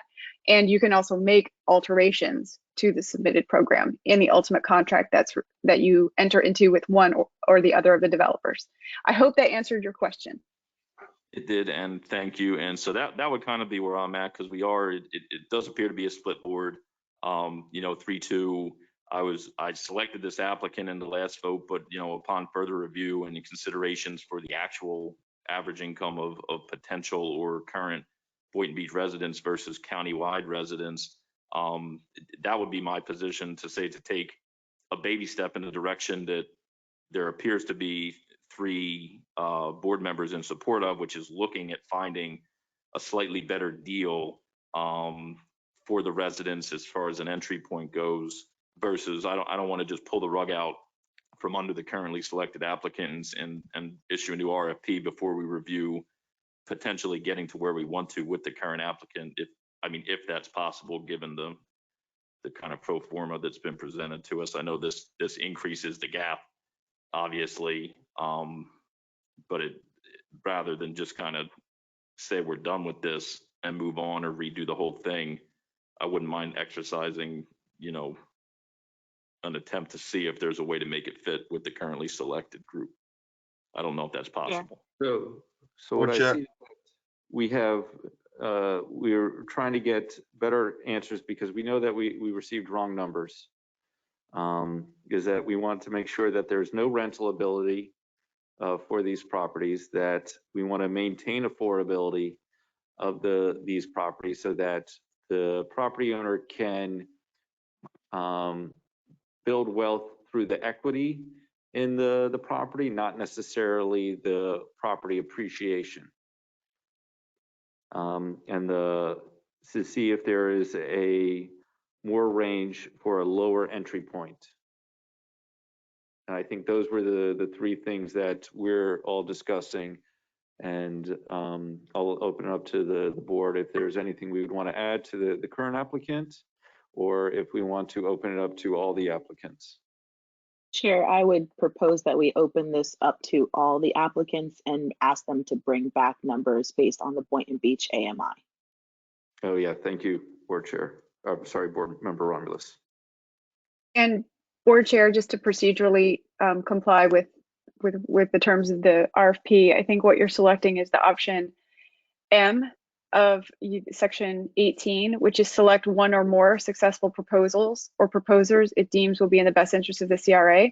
So I would request that if it's the will of the board to receive additional information from other than the currently selected developer, that the board vote to identify one or both of the other proposers as selected for this particular negotiation.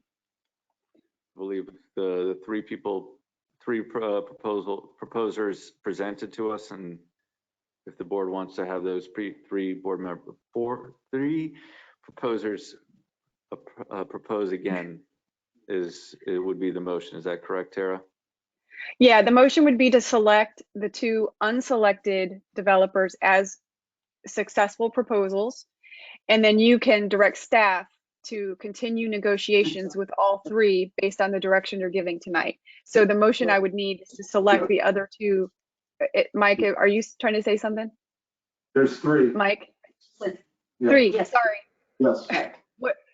To make all of the selected, all three as selected proposers. Just a motion to identify all three entities, and Mike can articulate the names as selected proposers and direct staff to begin negotiations based on further direction that you could give in a separate motion. Chair. Yes. I'll make that motion, but I really have a question. I've been waiting for quite some time. Yes. About this applicant, and I know we've discussed this for quite some time now, but one of the things I still don't fully understand is, the applicant mentioned that they're able to acquire the Oyer property, or you're in the process, you've begun negotiations with Oyer as well as McIntosh. You said $250K and $340, so that equals almost $600,000.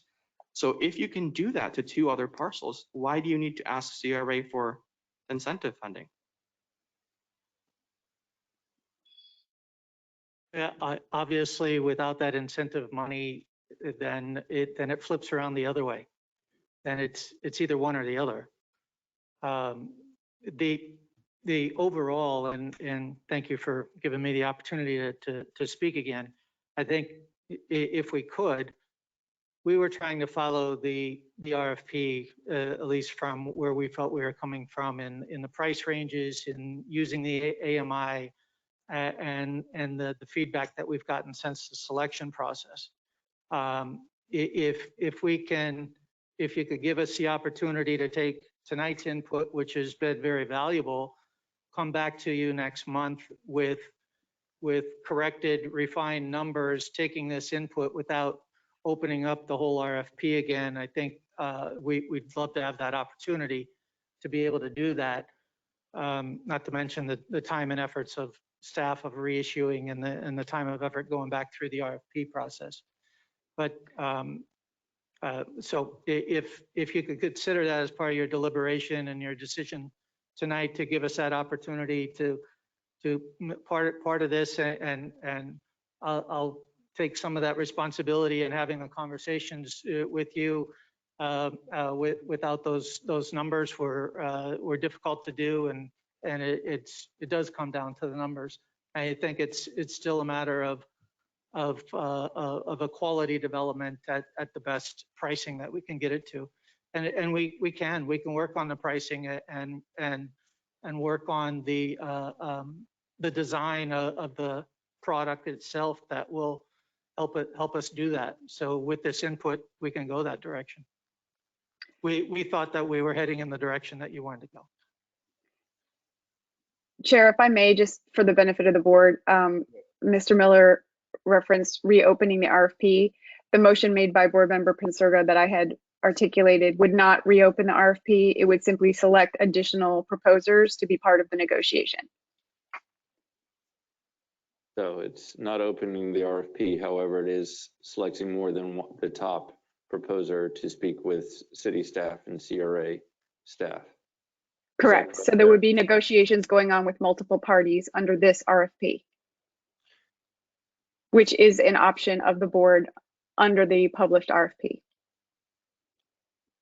I appreciate the clarification. I guess what I'm asking for is for whatever the decisions of the board was on the selection.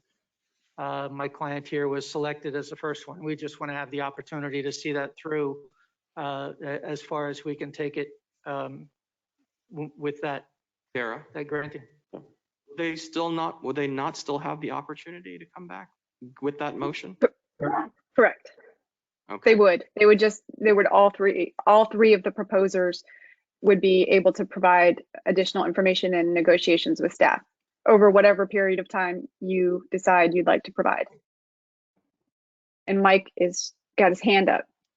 Board members, I was under the impression that the specific request of this proposer and the other three were to adjust or revise their proposal using the Boynton Beach AMI versus the Palm Beach County AMI, and not necessarily begin negotiation with them, but for them to present their plan using those numbers versus the ones that they responded to the RFP on. And then from that presentation to you using those numbers, you would then again pick, I'm assuming, the better of those responses using the Boynton, or stay with the recipient that is currently being negotiated with. But are you, Tara, suggesting that we would take each one of those to city staff and meet with them on site plans and all that? No, you jumped ahead. There's 2 steps required. There's 2 steps. The first step, if this is the path the board wants to go on, would be to select the other 2 developers who have not been currently selected as selected proposers. Then the board will have a separate discussion about what information, in addition to what has already been submitted by all 3 submitters, what additional information they would like to direct those 3 selected proposers to provide. The first question is whether they would like to engage the other 2 proposers or stay with the currently selected proposer. Once they have made that determination and vote, they can move on to what, if anything, in addition, they'd like to ask of the selected proposer or selected proposers. Thank you. You're welcome. All right. So we Board Chair. Yes, Board Member Hay. Just so that I would like for the 3 to be named for the records again, so that we all, because I haven't heard that yet. I think I know who they are, but for the record, would you just name those 3? Those 3 companies.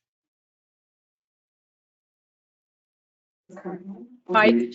Hello? Yes, the current is Boynton Beach Cottage District Development LLC, Azure Equities LLC, and Pulte Company LLC.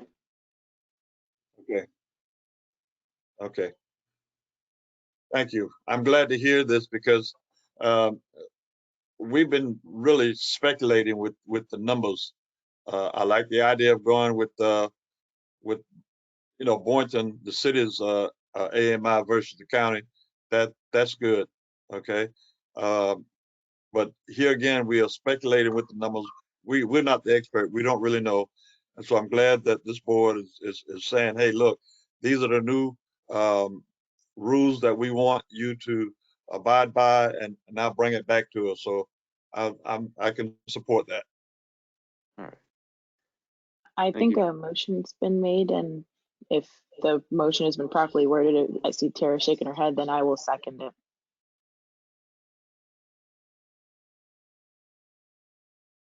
If any of the board would like me to restate the motion made by Board Member Pensurga, I can do that. Just let me know. Yes, I do. Okay. Board Member Pensurga moved to make selected proposers inclusive of Pulte, Azure, and the current selected proposer, Boynton Beach. Sorry, I'm trying to pull that up really quick as I'm bouncing around. Mike, can you fill in the Development Boynton Beach Cottage LLC? District Development LLC. Thank you, Mike. And after this motion, then you can direct those selected proposers on what you'd like them to come back with. So the first vote would be on to include the other two entities as selected proposers.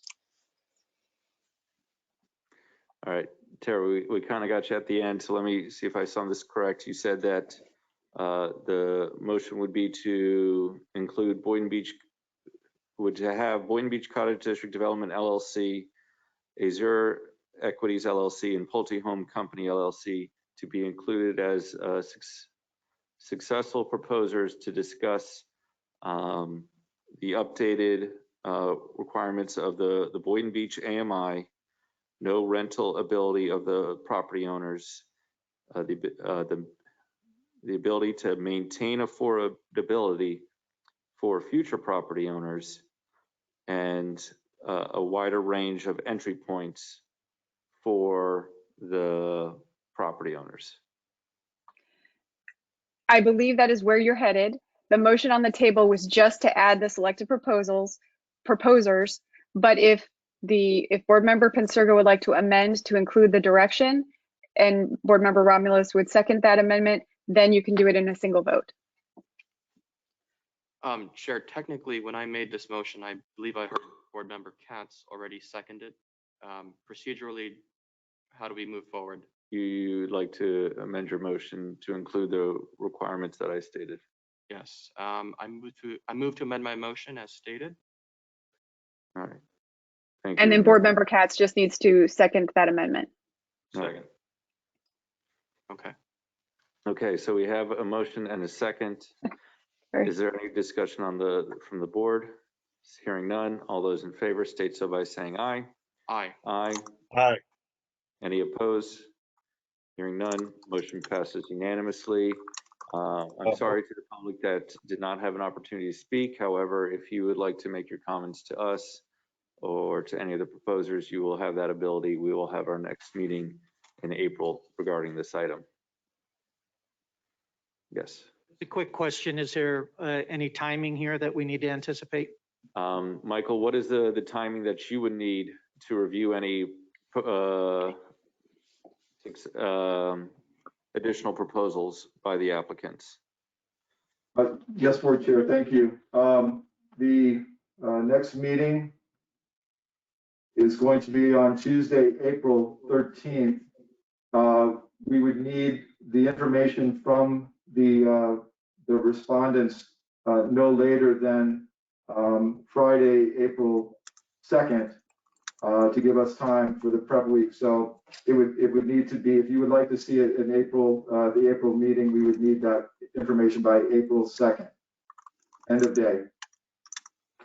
And That's Tara, about 3 weeks from tonight, 3.5 weeks from tonight.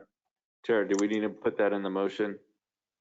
If you do a separate motion just to say that would just be better for the record. Deadline at, well, if it's, do you want to say Sunday, give them the weekend to work on it on Sunday at? Sure. You can do Monday. Okay. Yes, sir. Let's do Sunday at midnight or Sunday at 11:59. So may I have a motion to have a deadline for submittals of the Cottage District Project RFP on Sunday, April 4th at 11:59. So move. I got a motion by Board Member Hay, a second by Board Member Katz. All those in favor state so by saying aye. Aye. All those opposed? Hearing none, motion passes unanimously. Thank you, Board. Thank you, Board. I think it's a good discussion that we had, and we'll get some more information. Very good. Thank you, Board. Next, we will discuss in consideration of the purchase of the property located at 115 Northeast 4th Avenue.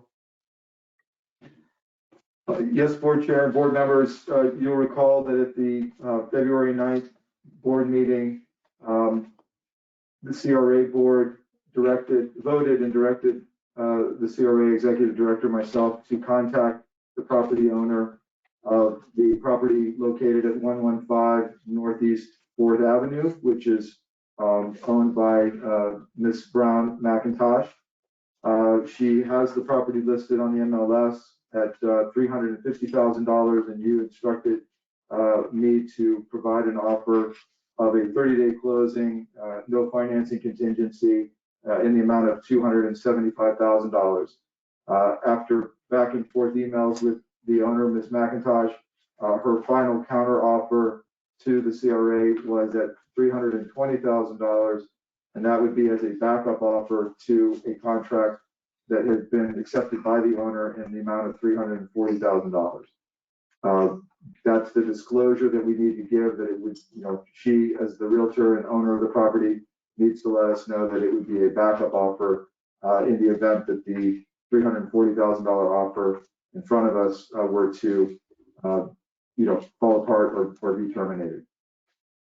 So the item before you is, do you want to counter again, or accept her counter at 320, or stay with the 275?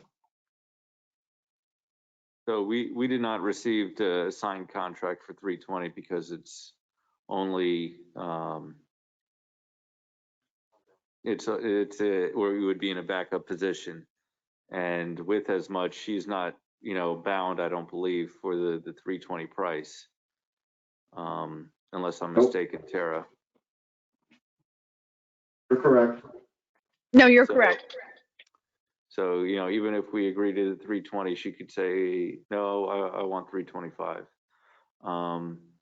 Because we're in the backup position. It's not a signed contract. So I'll leave it up to the board. I am willing to go a little bit higher because, we're trying to make this the best product that we can, and make the cottage district, and I think with what we're trying to do, we can add more property owners with that. But I'll open it up to the board if they want to raise the price, keep the price, or discontinue. Chair, Yes. I'm in favor of discontinuing and terminating negotiations. Okay. And if there's nothing from the rest of the board, we'll move forward on that item. Okay. Michael? Thank you. All right. Next Do you is need a vote on that, Tara? Do you need a motion or a vote? No. No, I don't think so, because there's nothing on the table. Negotiations? Okay. Right, There's I think a counteroffer. Thank you. right. Item 15C, MLK Junior Boulevard Corridor Commercial Redevelopment Affordable Multifamily Rental Apartment Project Update.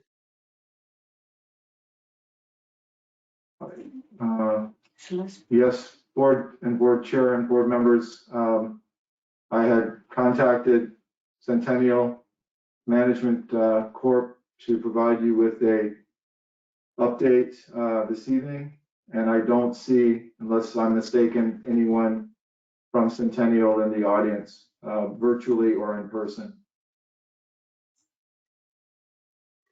I'm sorry. No, I don't see anyone either.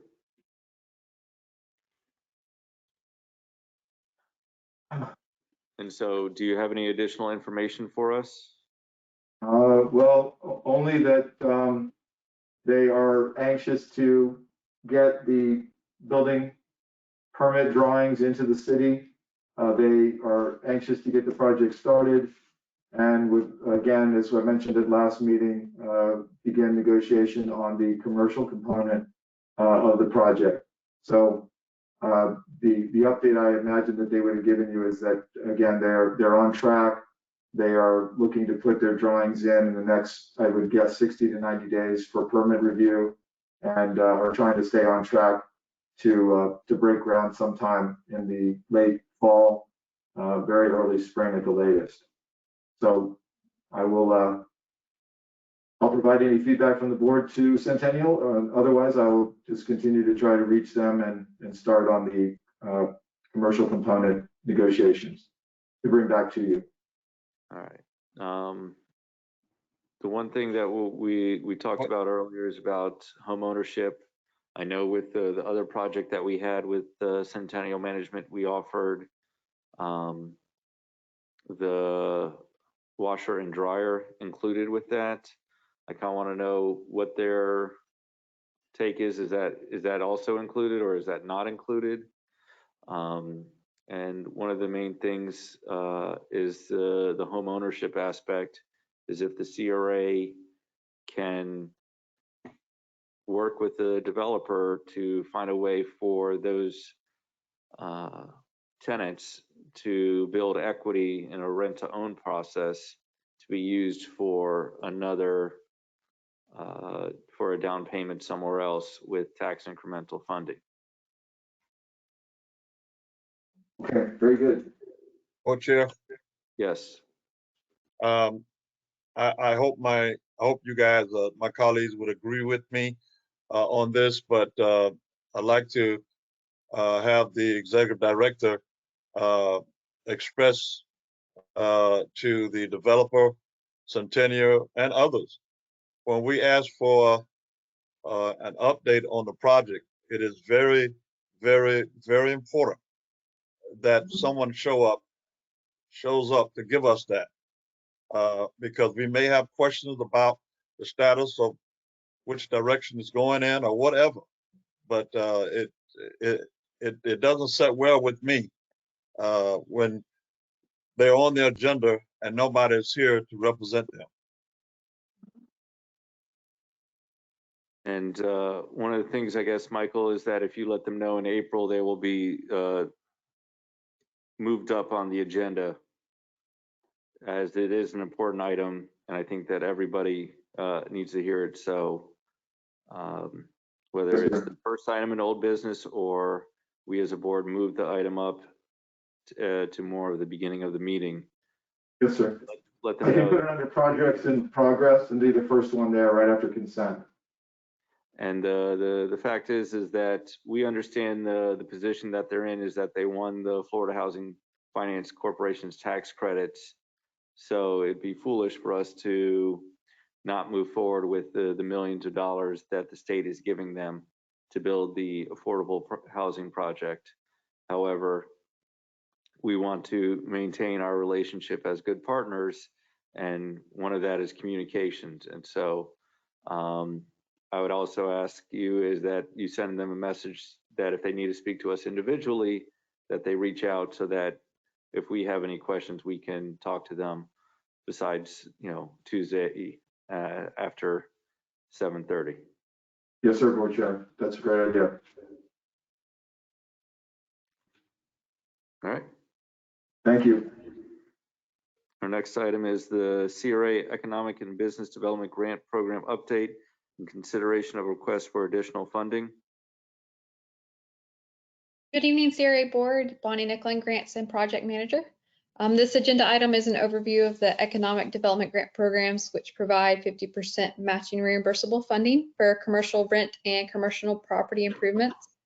As of tonight's grants approvals, there is a remaining balance of $146,865. Tonight, CRA staff is requesting the board's consideration to reallocate additional funding to the Economic Development Grant Program. Staff's currently working with 7 pending applications seeking board approval in April and/or May. And these pending applications require approximately $257,000 in grant funding, which means the remaining budget would not be able to fulfill each request. And of course, new applicants could arise in the meantime. CRA staff has identified available funding totaling $291,253 within the project fund that could be reallocated to the grant program. There's $145,792 in unused funds from the COVID-19 canceled business promotional events and $145,461 in the lighting improvements that could be reallocated. We're seeking board approval to reallocate these funds to the grant programs to continue providing business assistance, especially during the uncertainty of the pandemic. and I'm here to answer any questions you may have. Thank you. Thank you, Bonnie. I think if you, can you scroll up to, John, to see where the funds are coming from? Thank you. Up too far. There we go. So it said 291,000 in the project fund, 145,000 unused COVID-19 business promotional events, and 145,000 in the lighting improvements. I want to keep the lighting improvements there because I do want to spend the money for lighting. And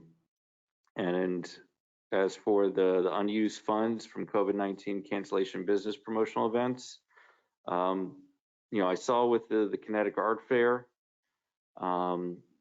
Michael, does the CRA plan to have music in the park and music on the rocks or movies in the park anytime in this fiscal year? We are holding out hope for the marina, the 2 events in June and July. We have not made a decision on the public events in the plazas, the commercial plazas themselves, because unlike the city's Kinetic, you know, taking place on city property, they had a lot more flexibility, I think, with regard to the precautions that they could, I guess, enforce. We don't have as much flexibility or authority in the commercial plazas themselves, but Mercedes and I discussed that. It's something that we would like to look into, and just presume that there's no way to do an April event at this point now, so the earliest would be May. There'd be a slight reduction in the amount from that line item if we did a May event at a plaza, you know, in May. So we can. No, I don't feel comfortable having an event at a plaza.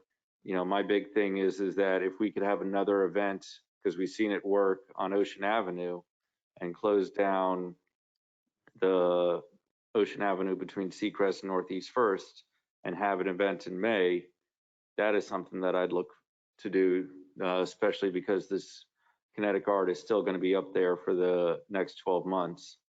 And so I definitely want to keep some funds in that for that event, and seeing if that does go well, that we continue to do that.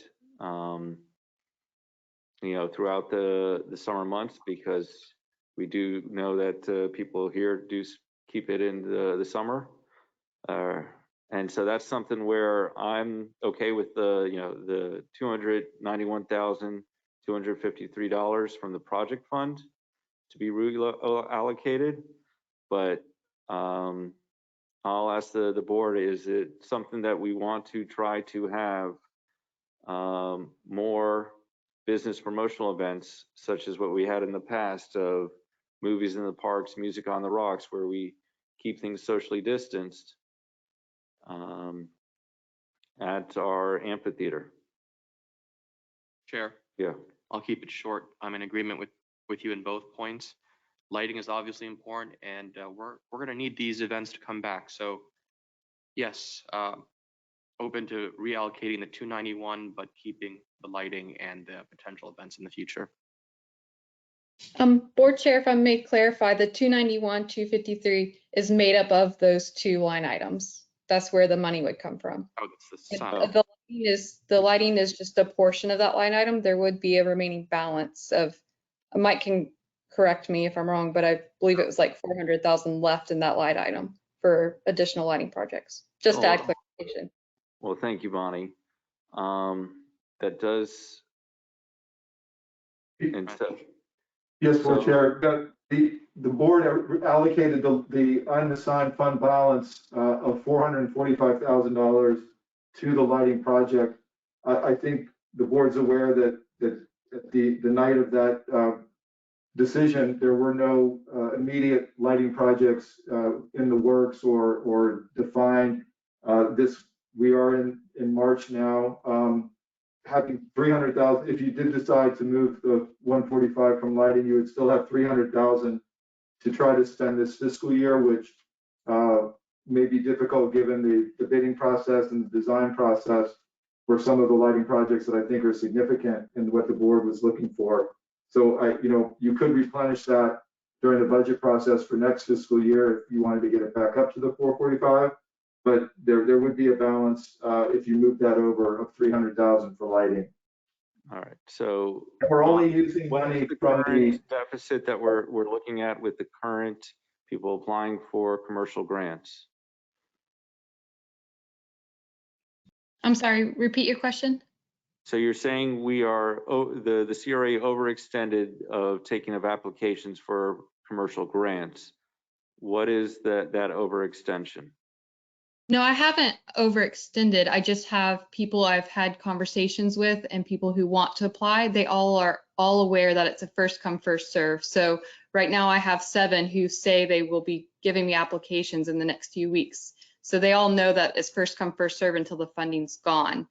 We just wanted to bring this to the board's attention. So if you wish, to provide additional funding, then I could continue accepting those applications and additional applications the rest of the year. So, based upon what the vice chair said, is that at next meeting, I'd like to see the CRA come back with possible events for the remainder of this fiscal year with those funds. And also, you're saying, and Michael, you're saying that there was no lighting projects that the CRA could work with the city on in regards to, what is it, Galaxy Park for the playground over there, the pool? Yes, sir. It isn't that we don't have an idea of where we could address lighting. It's that from an expenditure standpoint and timing is all I was mentioning, that we don't have a project that's designed and out to bid so that you haven't approved the project that we would be expending dollars for. So there's just a bit of a time lag. We are, working with the city to identify what's involved in those upgrades. And we think that Northeast First Street is also, from Boynton Beach Boulevard to the Cottage District, has also been something, or the Ninth has been certainly, there are projects to do. There is no question. I'm glad that the board allocated funding to it. It really was just an option from a timing standpoint that you had some flexibility there, given that we're not using that money for the Dewey Park tree lighting. You appropriated money from another source there, so that's not eating into the 445.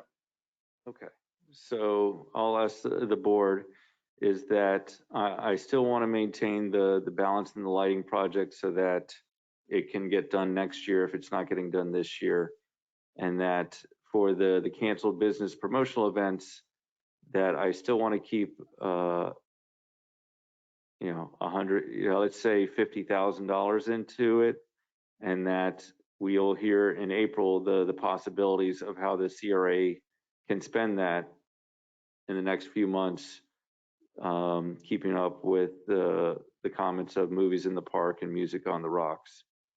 I know that the city hasn't technically allowed renting of the facility yet, so that's hopefully something that the city and the CRA can discuss. But I don't think the city is going to charge the CRA after how much money the CRA spent for building it. Yes, Board Chair, if I wasn't clear, the 145 from the events line is the amount of money roughly that has not been used from October 1st events until through March, right? Through Blarney Bash and then into April. So that is the full amount. There are still funds allocated to events in I believe May and June and July that we would do.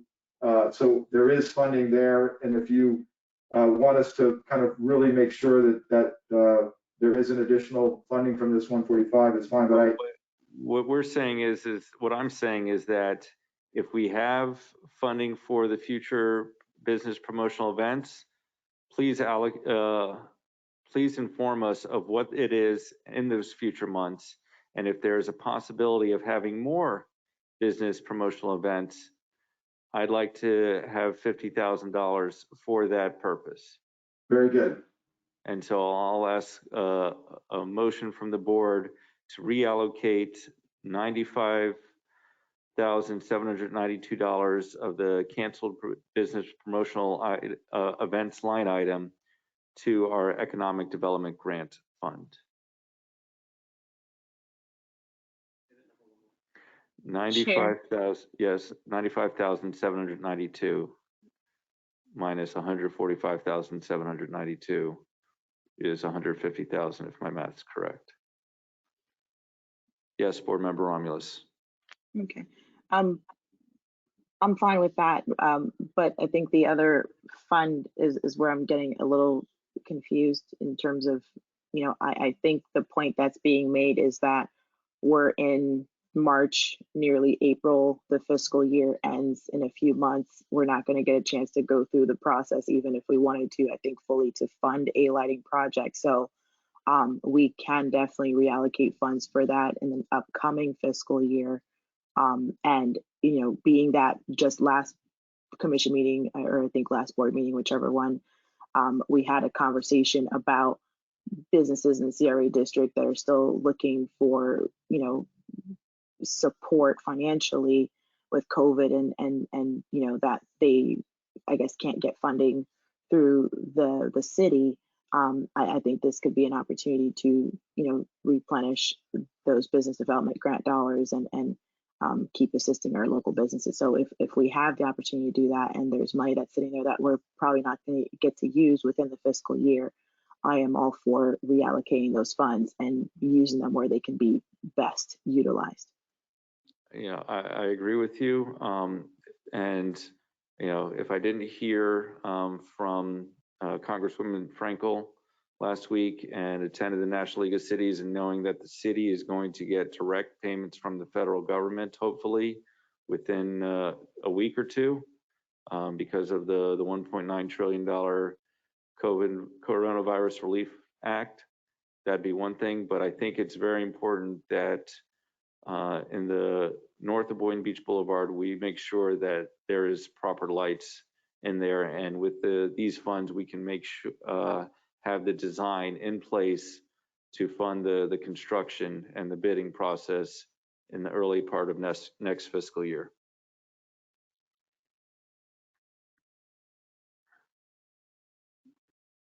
And so I believe I requested a motion, and Vice Chair, did you move?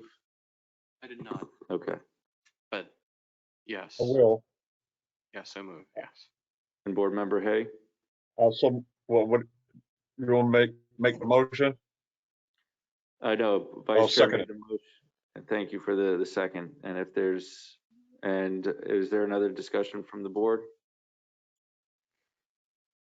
Seeing none. All those in favor state so by saying aye. Aye. Aye. All those opposed? Hearing none, motion passes unanimously.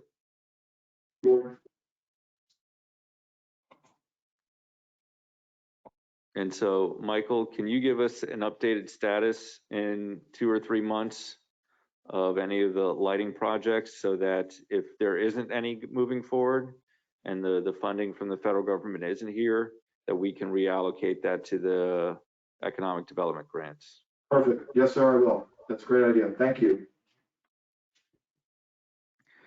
Next, we have item 15E, discussion of status of purchase and development agreement with Ocean One Boynton LLC for the Ocean One project.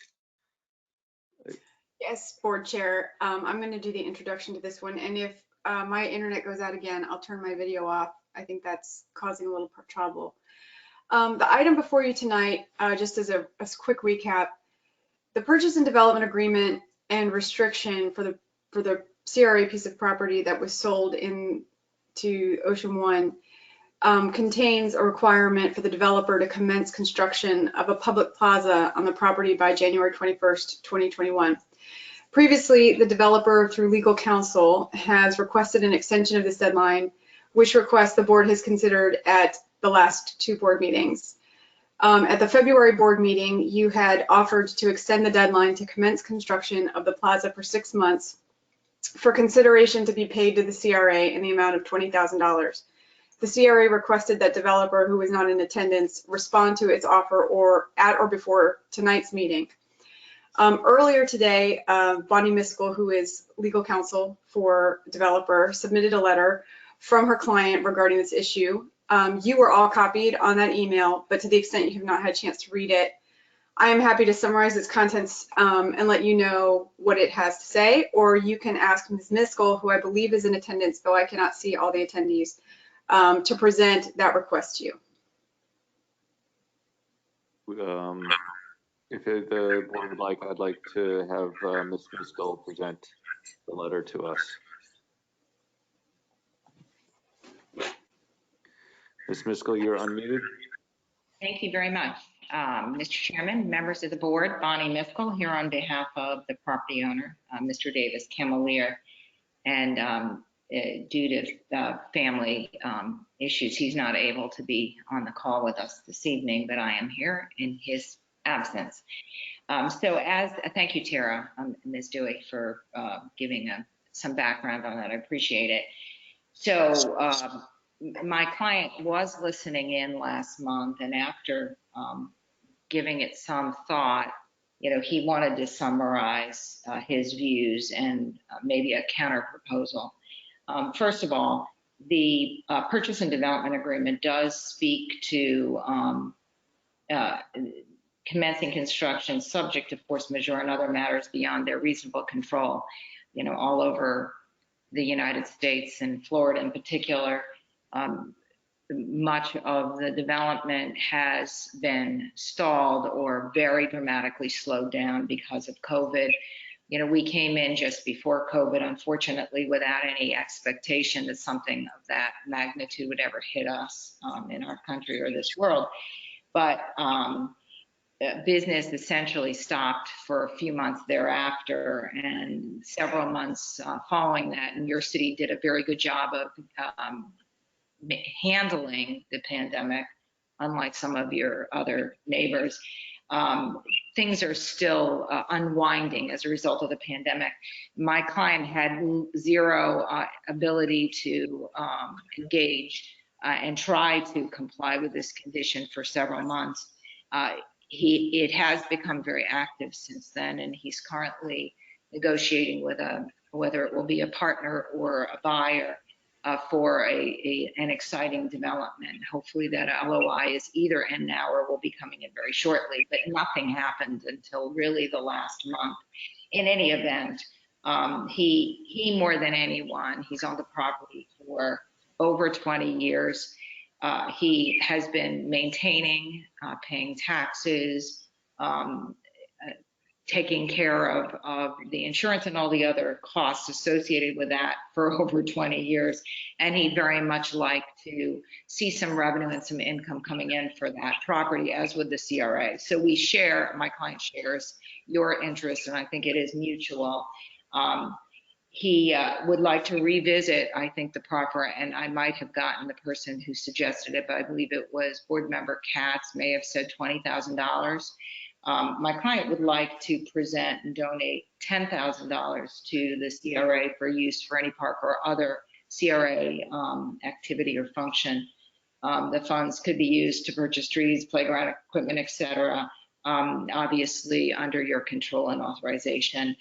He also would like to remind the board that he has always answered the inquiries and questions that the board has asked, and also when asked to donate his property for city and CRA functions, he has made it available without question and without cost for the 2 decades that he's owned the property. And he believes, as a commercial business and a partner to the city, he'll intend to do that, and he wants to continue to do that.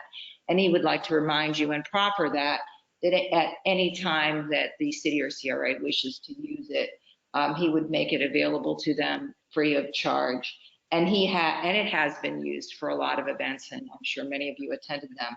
So we hope that that will be adequate consideration for you to allow him an additional extension. He does, and he is working very diligently to secure a project that is economically viable and that the CRA and the city could be very excited about. And we believe that that's, God forbid any other thing should happen, that that's in the very near future. But to build a park, a plaza, and then to turn around after the money's been spent and just tear it down to allow the project to commence seems counterintuitive to him, and he'd really like you to consider an alternative to that. But in any event, he apologizes for not being here, and we thank you for allowing us to speak again to you this evening. Thank you, Bonnie. And so I want to just speak with Tara. If we do decide to accept this offer, what would need to be done? I don't think you would need to amend the purchase and development agreement because I will remind the board that in addition to the purchase and development agreement, there's also a deed restriction on the property. It would just be a vote of the board not to enforce the deed restriction or require compliance with that particular deadline in the purchase and development agreement until such time as you determine is appropriate, would be the motion. And would we need to sign that to make it effective? I don't believe they're asking for that to occur. I don't believe they're asking for an amendment to the agreement, so I don't believe there would need to be anything signed. The action of the board tonight would suffice in that regard. Okay.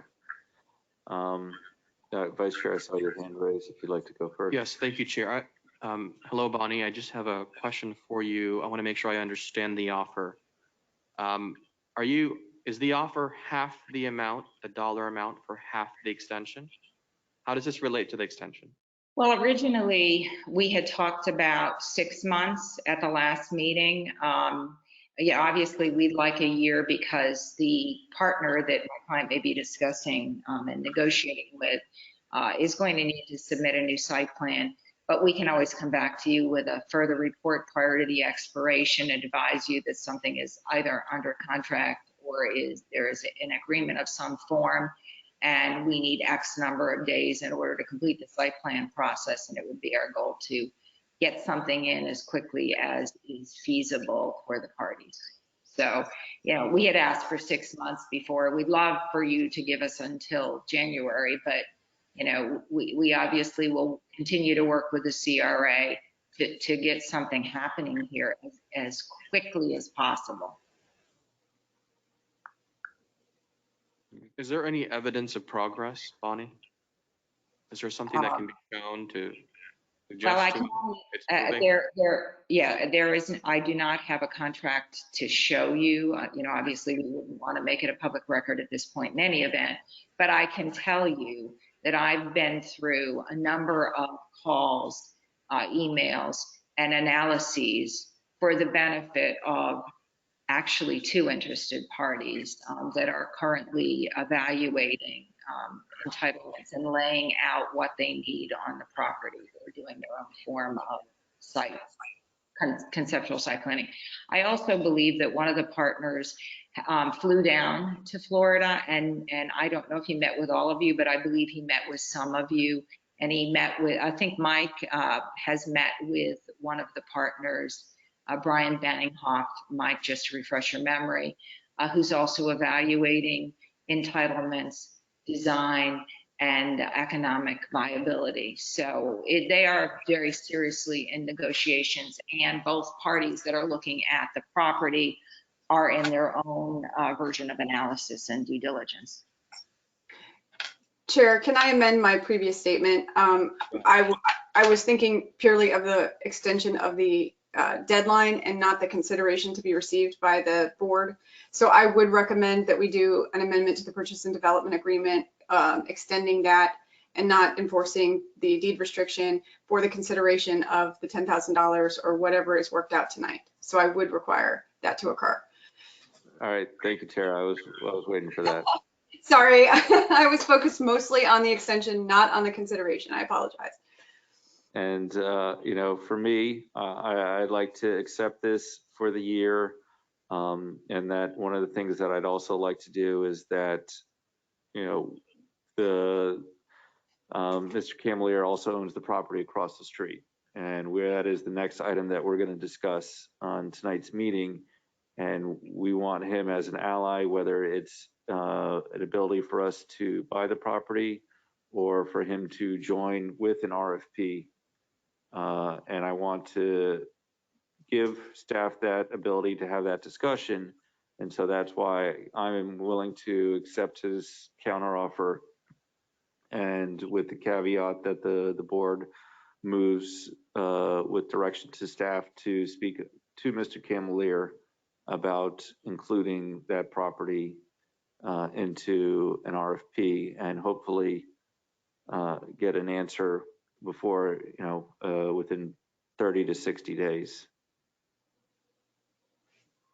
And so that kind of would be a counteroffer, but if we don't hear from it within the 30 or 60 days, we kind of know where he stands and where we would stand in regards to any TIF agreements or other further discussions and negotiations. Board Member Katz? Just clarification, because it's been mentioned that it would be a waste to spend money building a park to only tear down a park, but that wasn't what the request was, and that's not what the counter offer has anything to do with. The request was, I think the initial offer was to give $5,000 to the CRA for any park activity, not to build the park where it would be torn down subsequent to development. And then the counter from us was 20, and now it's being counted again to 10. My concerns here, and again, this it certainly isn't personal. I know Mr. Camelier over the years. I like him. I like Bonnie Miskell, but we gave a piece of land worth hundreds of thousands of dollars. It's worth millions of dollars to the future project because of its value for the total assemblage of the parcels. I don't want to. I'm not going to go into detail in a conversation I had with Ms. Miskell about the potential plans for the future of this project, but it has deviated so much so that nothing that was envisioned when we gave that land away for $10 appears to be in play. And again, I won't describe the conversation because the details haven't necessarily come public yet, but what I believe is in the works is a type of residential that I will strongly oppose because it has to do with age restrictions, and we have enough age restricted property in Boynton Beach, intercoastal, the cheapest intercoastal property in the county, age restricted. So we made a deal to give this piece of land many years ago. Before I came up here, while we were up here, it was revised. I keep hearing about owning the land for 20 years. There's only one reason why a piece of land hasn't been developed if someone's owned it for 20 years, and it's because they are seeking to make greater profit than what they could have made during the course of those 20 years. So again, it's not personal, and it pains me to be at this defensive position, but we gave a massively valuable piece of land to a project that appears never to occur. And now all we're asking is that since it's been years and years, extensions and extensions, you have an obligation to build something. And I agree, you shouldn't build a park just to tear it down a year or two later, but I don't see where there's any fairness being given to the residents who are funding all of this when they appear to be on a trajectory to get nothing that they were promised, back five plus years ago. So I don't see how $20,000 to enhance parks in the vicinity is particularly offensive. I'm confused at the constant taking the position that, we should feel bad for the property owner when whatever gets built is going to make them tens of millions of dollars in profit if they end up selling it based on what has been done recently in terms of flipping projects in that area. I'm confused by the objection. I get it. If you can get away with spending less money, obviously that's the goal, but it seems like we're not asking to give $100,000 or $1 million or give the land back, even though I would love that personally. I just don't see how $20,000 is this dramatic obstacle when it would help. And the taxpayers have already paid exponentially more in terms of giving that land and whatever future project might come out of the ground, even if we like it, we know there's requests for garages or TIF. So I'm very confused by the objection because I feel like it's a small gesture. Thank you, Board Member Katz. And I see that Bonnie's got her hand raised, but I'll ask how the board feels. Mine is, I understand the economic turn opportunity cost. It's kind of in the sense is that what happened 5 years ago when property was given away for $10 with this one caveat. We're asking for the caveat because that was the only thing that we had to make it move forward. And they're saying, hey, we'd like to give consideration of $10,000 for an extra year, and we'll go from there. The fact is that Bonnie's correct that 2 years ago when we had a kinetic art fair, it was on this property, and he did not that the property owner didn't charge the city or the CRA to use. There's been other times where the CRA is planning to have harbor events that we would probably like to use this property because it's extremely close by. And the point is that what are we going to benefit by making the property owner spend the $20,000 to $30,000 to build the plaza when my big goal is to work with the property owner to get the property across the street to make 115 a better property. The good faith I have for the entire aspect of the CRA is to move forward with this offer. However, I do understand Board Member Katz's position that we thought we got a promise. It has not been kept. There was an obligation due, and we're asking for the obligation to be done. And the property owner is offering us a different consideration than what the first obligation was. And that's kind of where we're at. And I'm in favor of the $10,000, the discussion of the boardwalk ice creamery property to be included or to be bought. And that's what I think would be the best for the CRA, because we're not getting the property back. That's over and done with. And Board Member Katz, you have comments? Yeah, and I don't disagree with pretty much what you said. If it's this difficult to get the current language enforced, and again, it's to correct, we're not asking to spend 20 or 30 to build the plaza to tear it down. We're saying give 20 to the CRA to invest in a park anywhere else in the vicinity.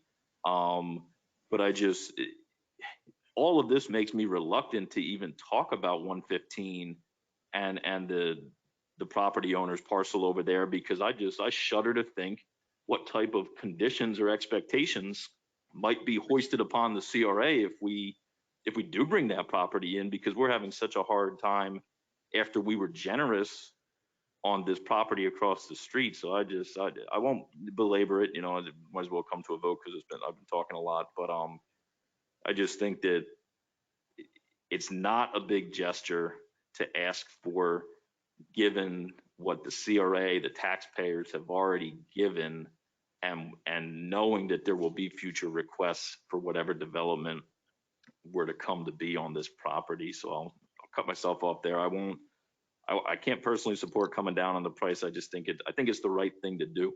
I think that I get it. If you're a businessman, your goal is to maximize profit, to lower costs, to lower your liability. And that's part of the game for people who are well off financially, and then they're developing not just for the money, but for the sport of it too, I feel. I just think that an extra $10,000 to enhance an adjacent park property is not that bad. I would urge, if the majority is going to accept the 10,000 counter offer, not to take the year and do 6 months, if only to force a conversation and force rediscussing this more than a year out from now. Because truth be told, I won't be here in a year. The mayor won't be here in a year. Board Member Romulus won't be here in a year.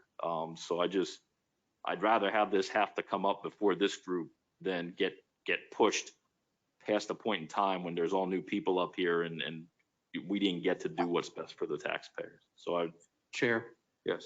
I'm sorry, were you finished, Board Member Katz? Yeah, probably. I was rambling. Okay. Chair, I just need some clarification. My understanding is that the agreement, the vote that we had was $20K for 6 months. Is that correct? Do I recall that correctly? It was in exchange for the extension. Was that what I'm seeing the CRA director nodding his head? Correct. Correct. Okay.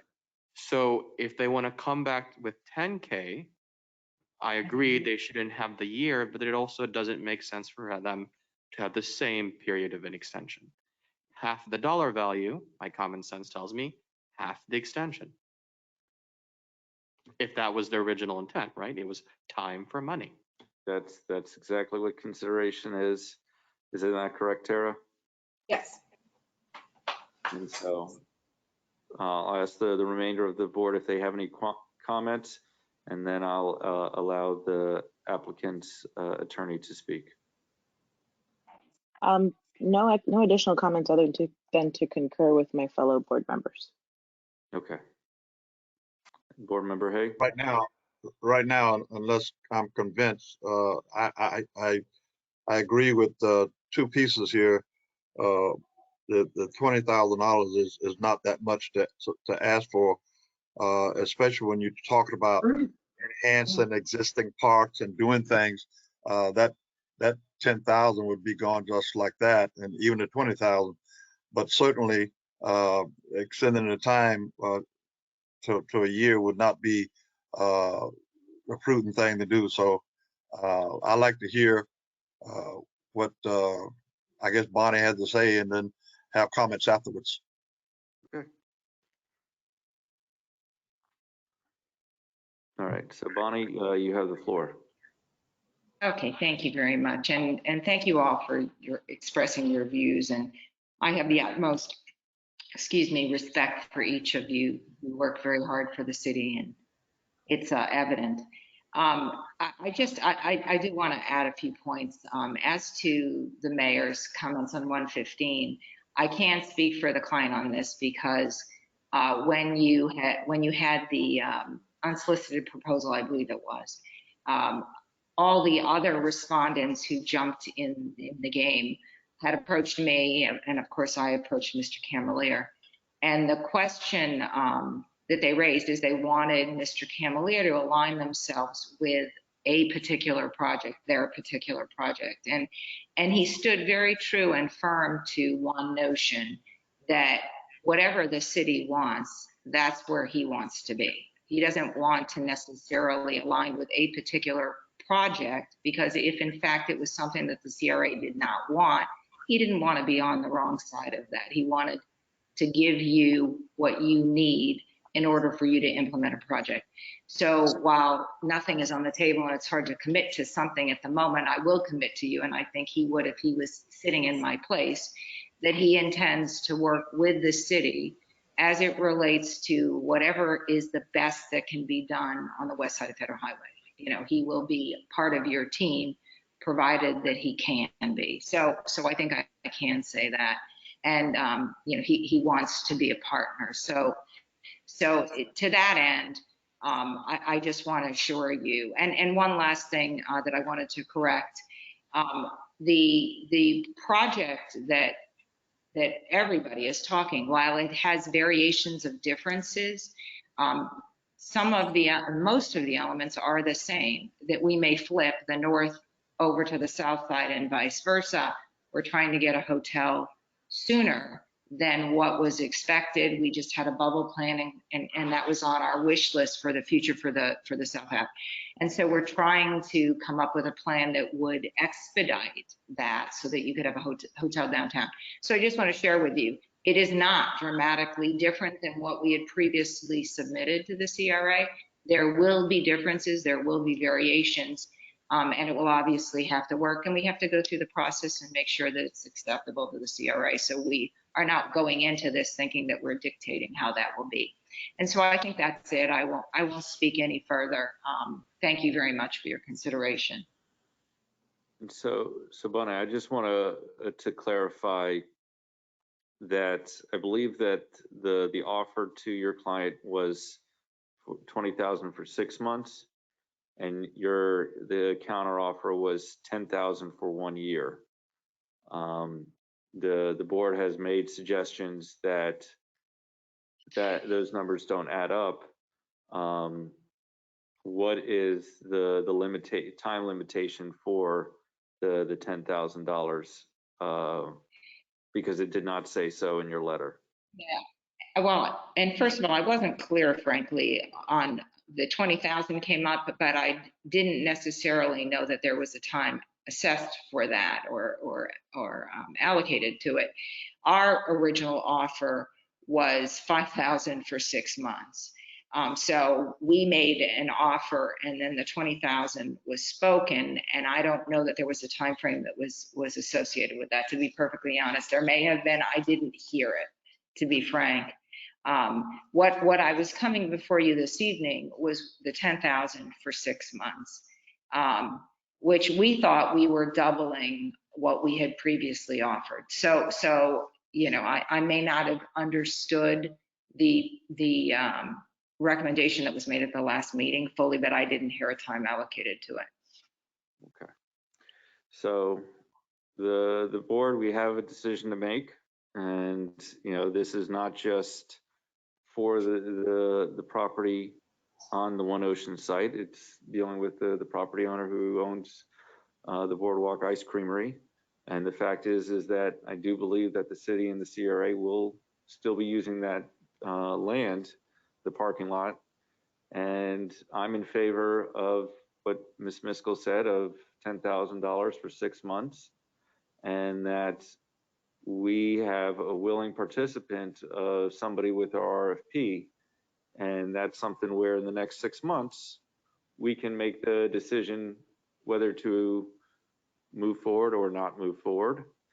And I think the RFP for 115 is as important as across the street. So that's kind of my position, and I'll wait to hear a motion from the board. Yes, Board Member Katz. I guess question to Bonnie, I don't know if you could answer it, but you know, we do use the parking lot, I get that. We did give a piece of land worth millions of dollars to the development, which we can't pull back on our own. So I feel like letting us use that parking lot has been a very simple ask in return. Would your client be willing to put in writing that the CRA and the city get to, at their discretion, use that parking lot however they see fit within reason, up until the point in time that the property owner, you know, needs to utilize the land for development? Like, can we codify that parking agreement so the city and the CRA, or whatever we're allowed to do here because we're just the CRA, but I would like to get that parking understanding in writing so that that's no more a question of are we asking, will he allow us?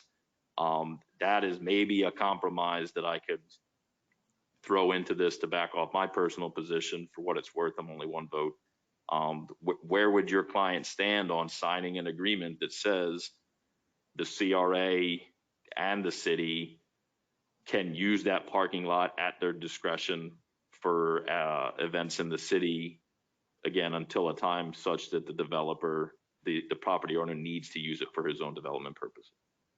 So according to Ms. Miskell, I want to read your letter. It says, you know, your client would like to offer up as additional consideration to the city and the CRA that so long as the site is not developed, we would continue to allow the city and the CRA to use our site free of charge for the many community events that are held by the city and the CRA throughout the year.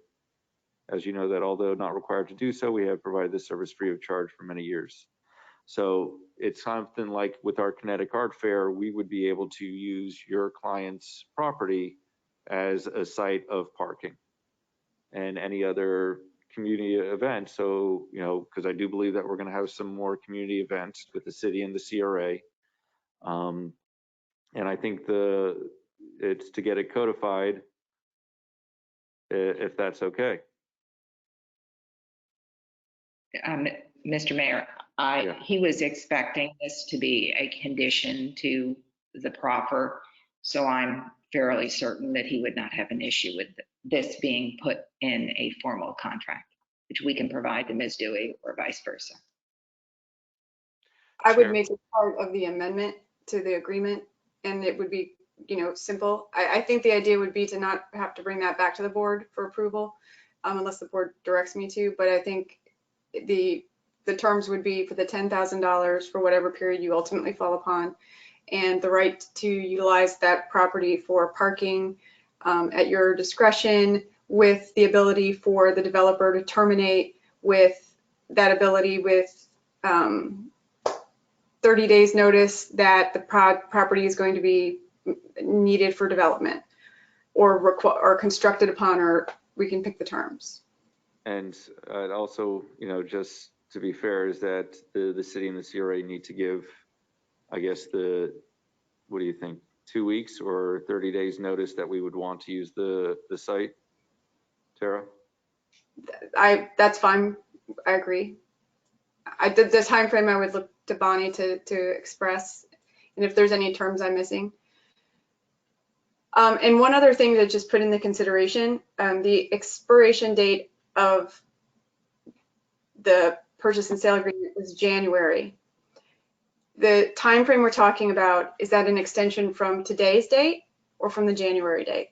I'm ambivalent. I just need direction. So I'd like to state certain as opposed to a period of time, so we're all on the same page and there's no confusion. Okay, so the aspect of it is, Bonnie, you said 6 months, but the deadline was January, not March. So Understand. Obviously, I prefer it to be 6 months from this evening, but whatever the board's will is. And so I'm in favor of 6 months today, so that we give the deadline. That would be August 16th 2021 is 6 months from today, give or take. And June 16th, yeah, June 16th is 6 months from January. Chair. Yep. I'm more likely to support this if the parking was not just available for special events, but continuously for surrounding restaurants. I mean, does the letter actually say special events? It does say for the city and the CRA for community events. Okay, so does that necessarily mean only for special events? I just want some clarification. I would prefer that restaurant owners in the area, other businesses can use that, and it doesn't have to be an event per se.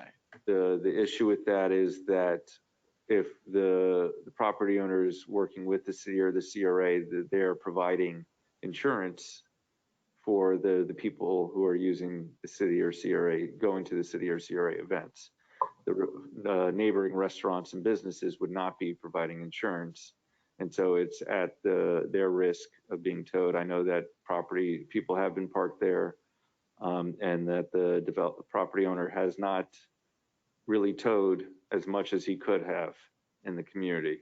So I think I'd like to get it in writing for the city and the CRA, and that we thank the property owner for his discretion not towing vehicles that are parked there. Okay, so we strike community events, just keep it broad, city and CRA use? No, it says the language from him is community events. So held by the city and the CRA. Or Mr. Chairman, perhaps I can help there. You know, just as you said, the problem that you have when it's open-ended and no one is managing it, there's no events person that are cordoning off areas to protect the public from running out into the streets. There are 4 streets around this parcel. Also, from a maintenance perspective, trash and debris. There's no one maintaining the area on a daily basis from my client's perspective. And when there are events, you have event setup and you have event cleanup. So it would be a problem from a maintenance and also a liability perspective if it was open-ended. Perhaps what we could do, and I know some of the restaurants do have a challenge, if my client could probably expand it if there was a valet operator that was responsible for it and had insurance to cover their use of the property. Something like that would certainly be more amenable because they would be responsible to clean up after their use as well as insure cars that are on their property should they be vandalized or the like. That'd be wonderful that all the restaurants across the street on Ocean Avenue and Ocean Plaza have the ability to get valet.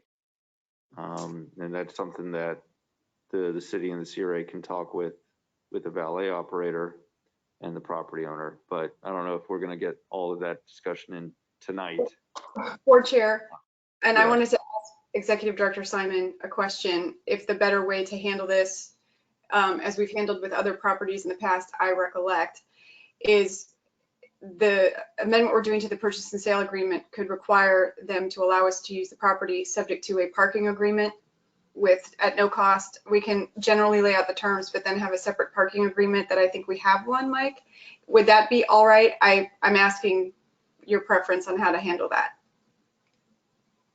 We do have a parking agreement that he entered into each time that we use the property for an event. But of course, it's a single event agreement. It specifies the insurances and what have you, and the dates and times.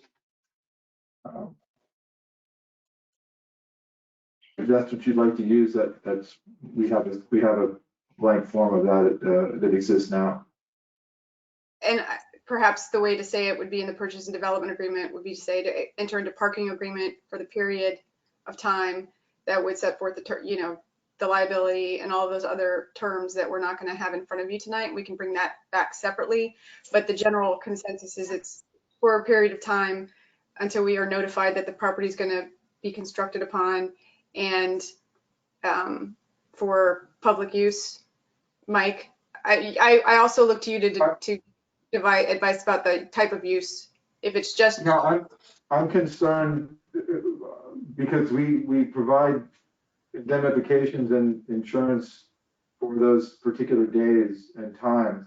If you're talking about a continuous use, then the CRA is going to be expending dollars for that, and I just don't know how much that costs. We went through this several years ago. No. Michael, I don't think that's what they said. Is that they said that they'd be willing to partner with a valet operator to do it. They didn't ask the CRA to be the valet operator. Well, then that's an agreement they can make with the valet person, correct? So yeah, Right, it's so- something that they're offering for the CRA district because there is no valet operator in Boynton Beach. If I'm not. So what is done in other? I'd like to see if I could sum this up. What I would like is, for an extension of the purchase and development and the deed requirement, 6 months from today for $10,000 with a parking agreement with the city and CRA with 30 days notice to be able to use the parking lot for community events so long as the property remains undeveloped. Is the motion that I'd like the board to make. Is there anything that I missed? Just for clarity, Board Chair, is that basically saying that the city and the CRA could continue to use that parking lot for community events, but the surrounding businesses would get a parking agreement in order to utilize that parking area? Correct. This is something that we would have to have a discussion, I think, with in the future, and maybe the downtown business coalition may have a talk with Bonnie to allow for a valet service to be used, but that's not necessarily within the city CRA's purview. I think that's something more that this is something that the property owner is willing to do to help the CRA out, even though it's going to be more business to business and the CRA is not going to be involved. But to answer the question, I would make that. Go ahead. Yes.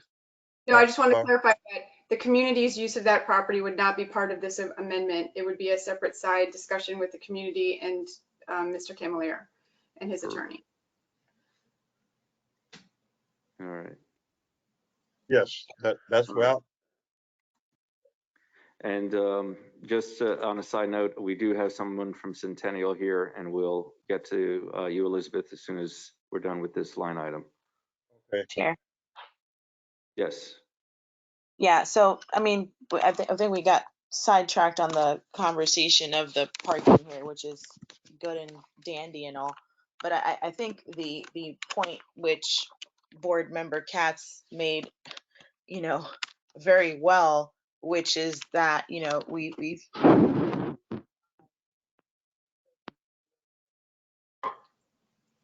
didn't get that. Board member Romulus, are you still with us?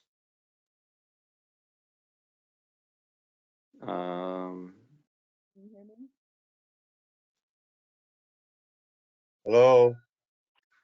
Nope, it says she's self-muted. You're unmuted.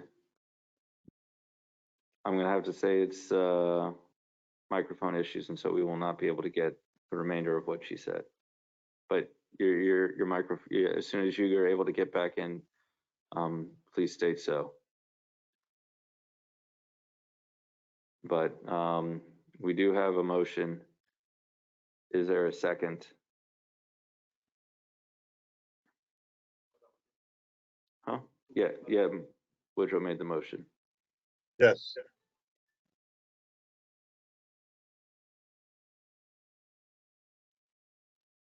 I can't hear anybody but the mayor. Yes, I'll be happy to repeat the motion. 6 months from today, for $10,000, an extension of the purchase and development agreement and the deed restriction to be allowed, plus a parking agreement to be with the city and the CRA until the building is developed, with a 30-day notice to the property owner. No, that's. To be clear, it's only the CRA. We can't bind the city. Can't bind the city. Yes, I'm aware. Right.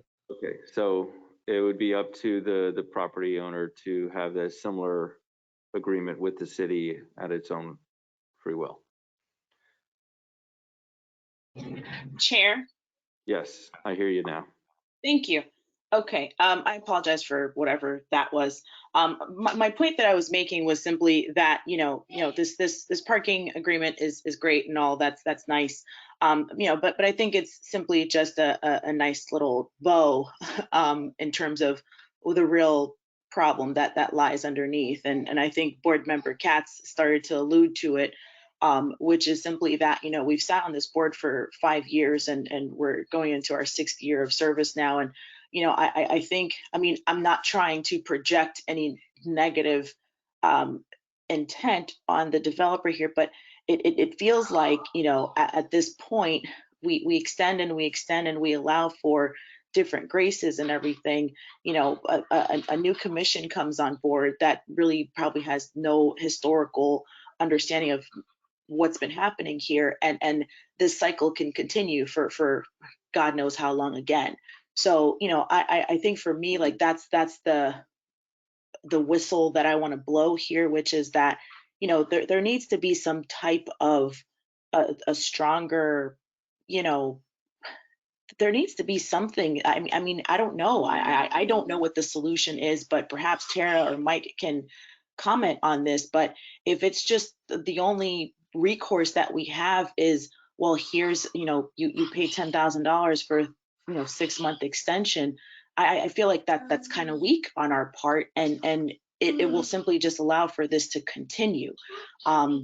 So I just wanted to put that out there. I have no solution for this because clearly I think we're all like, it looks like we're all kind of at the same place of frustration. But, you know, I'm just of the opinion that what we're doing here, we simply just allowing for extension upon extension, and then that will then allow for a new commission to, you know, then kind of be going through the same thing that we're going through now. And if I'm wrong, then I'm wrong. But I just want to put that out there because I don't know how to fix this problem, and it just feels like we're just continuing to allow the tail to wag the dog, and there seems to be no real solution to this problem.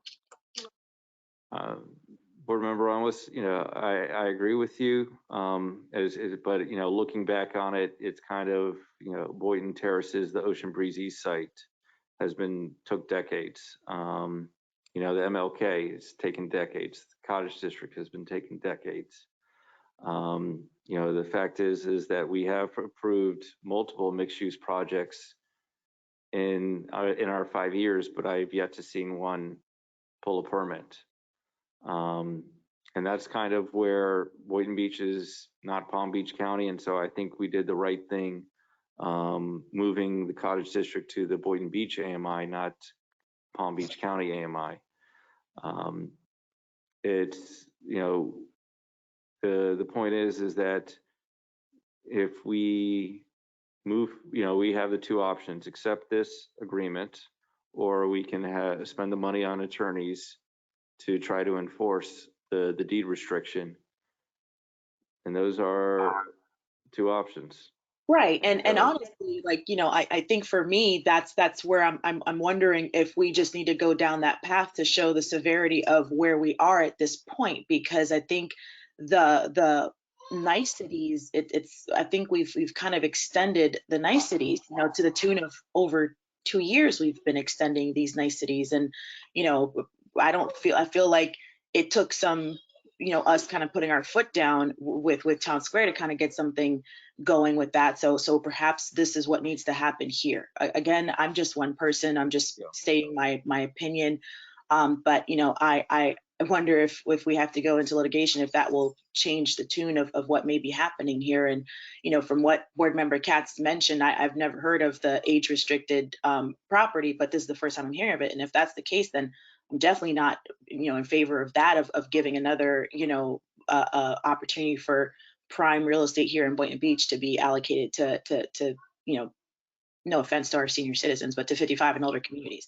So it's just, you know, I have a lot of concerns, and I don't want to, you know, lose sight of that in the talk of parking and you know, allowing for the city to park cars and all that. Yes, Board Member Hay. I know we have a motion on the floor. I'll make this quick, but I just want to put it out there, even though we all are guilty of it, including myself. Like Board Member Romulus was saying, she doesn't know what the solution is.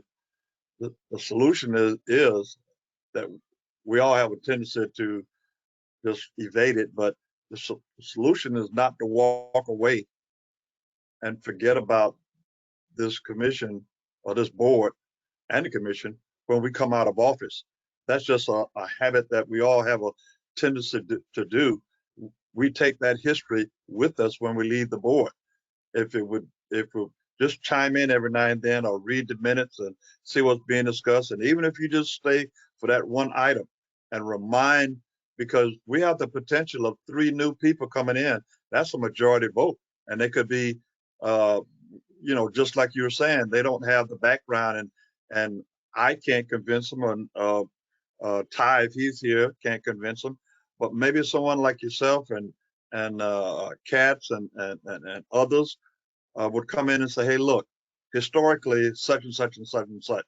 So I guess what I'm saying is, in a Reader's Digest version, is don't forget about us when you leave. Thank you. I don't think I have a choice. I'll be here. And, okay. So we have a motion And chime in every now and then. And so, Tara, is everything clear to move forward with the motion? Yeah, I just wanted to make sure there wasn't an outstanding question to Mike or I from Board Member Romulus. I have a question.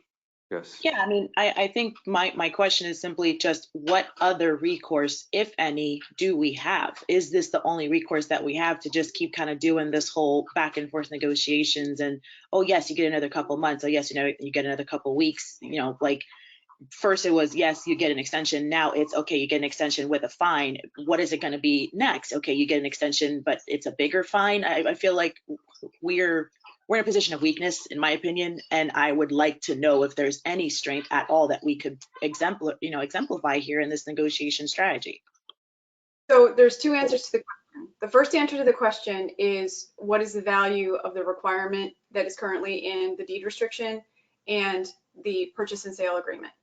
I don't believe that there's any applicability of the force majeure as represented in the letter. I don't have any concerns about that with regard to the board's requiring compliance with the terms of the agreement.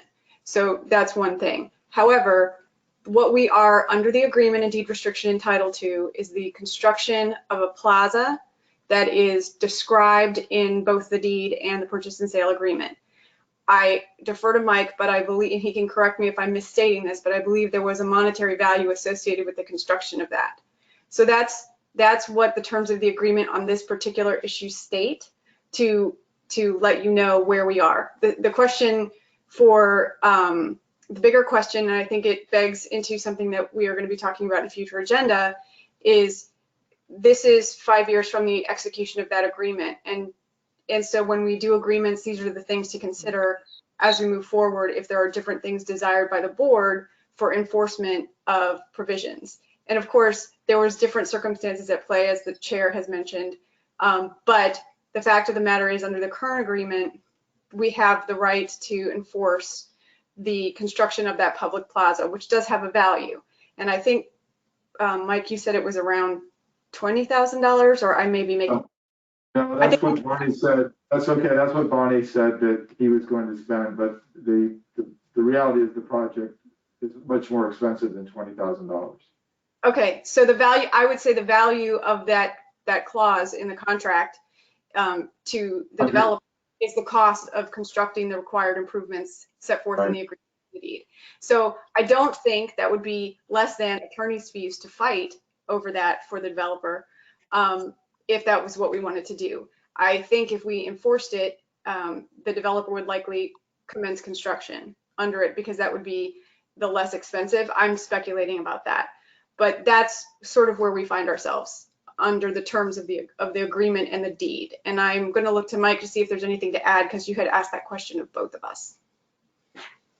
Unfortunately, there's not. There's not. The board at that time did not support staff's recommendations on reverter clauses or those types of clawbacks for whatever reason. And I think, as everyone's aware now, that the value of the property when it was exchanged was close to $500,000. And if the project is, if the land is sold from the current owner to a developer, I am sure that it would be for more than 500,000. So the CRA and the public are out, any type of balance. We don't get any difference between the value then and what it's worth now or what it's sold for. Those are things, again, as Bonnie said, to consider at our next negotiation. Well, I'm of the opinion that I would like to see a stronger show of force on our end here, rather than just accepting, $10,000 and some parking agreements. I would prefer to look at what is that amount that it would have cost to build out the park. I understand their point of view, which is that, why make them build a park when then they're going to turn around and deconstruct that park to then build a building. So if we're serious about the contract that we executed with this party, then it should be, since you're not going to build the park, pay us the value of said park, and then you do what you want, from that. But I don't want to do this whole back and forth dance, this tango of you get an extension, we get, some money, or it's, for me, it's a waste of time. And I think we're both just kind of like wringing our hands when we could be a little bit more serious about this. So I understand there's a motion on the table. I'm not necessarily saying that I'm going to make a counter motion, especially if I don't have support from the other board members, but I just feel that we need to take a stronger stance on this, because I think there's going to be no positive movement forward if we don't, and this dance is going to keep happening until we're off the commission, and then they can start this all over again with the next commission. That's just my opinion. So Board Member Ramos, my question is that 209 North Federal Highway is owned by the property owner.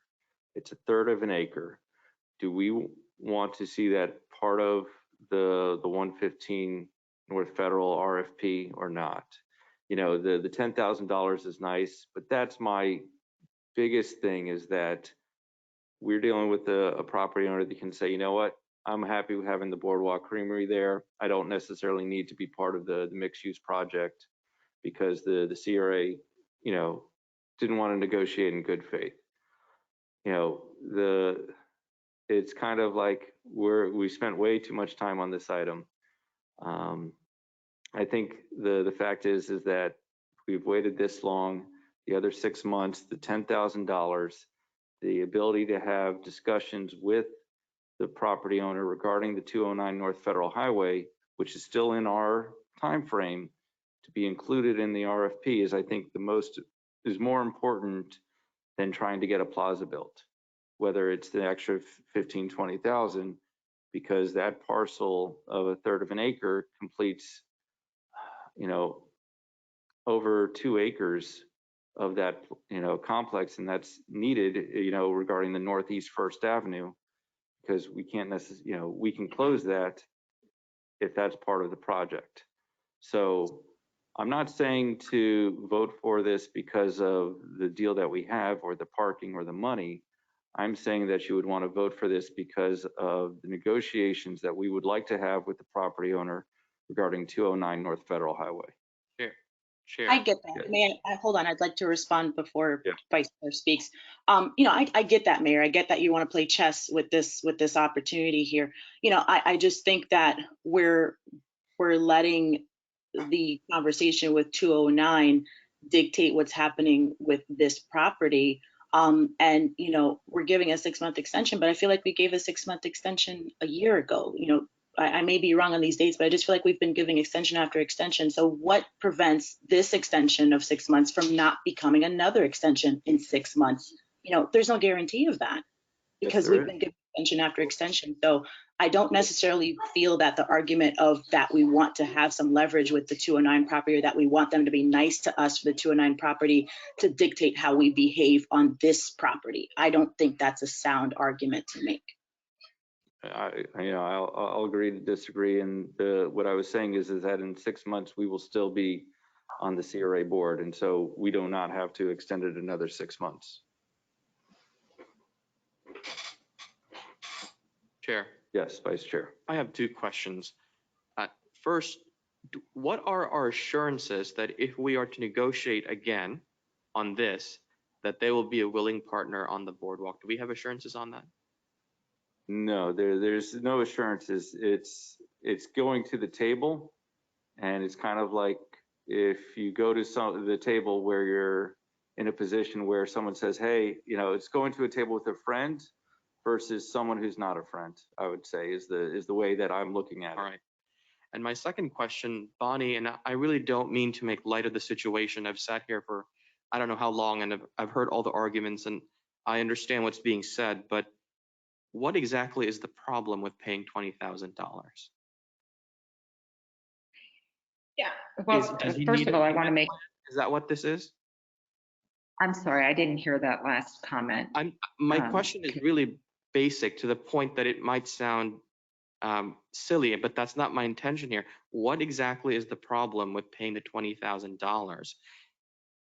Does he need a payment plan? Maybe that's the compromise to all of this that we're not no one's saying. No, he does not need a payment plan. I think it's just based on what he thinks is fair and reasonable.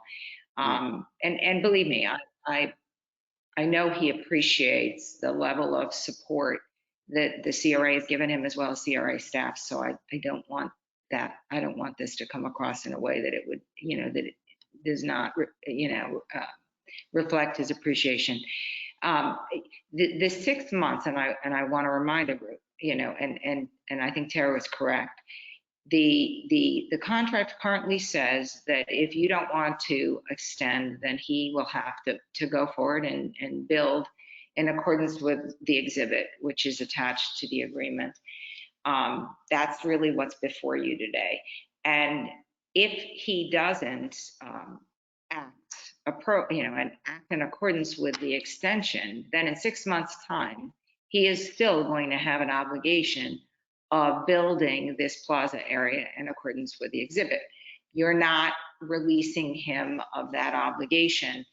So come August, assuming it's the will of the board, if he isn't far enough along by August, with either a new approved site plan or commencing construction on the current valid site plan, which it is still valid, then he'll be in a position where he'll still have to build that for whatever the cost is. And I'm not a landscape person, so I couldn't even begin to tell you. So it doesn't go away. He feels that for the next, for 6 months' time, 20,000 is reasonable, particularly with all that he's done before as it relates to city and CRA events as a partner, and what he intends to do going forward in the future. And he really is interested in being a part of the community. And that's why I'd suggested the valet option, because I do know some of the businesses and restaurants are short on parking. And I'm sure he'd be willing to do that. So I think he just thinks it's fair, and it's a question of his interpretation of fairness. Thank you, Bonnie. Any other board member Katz?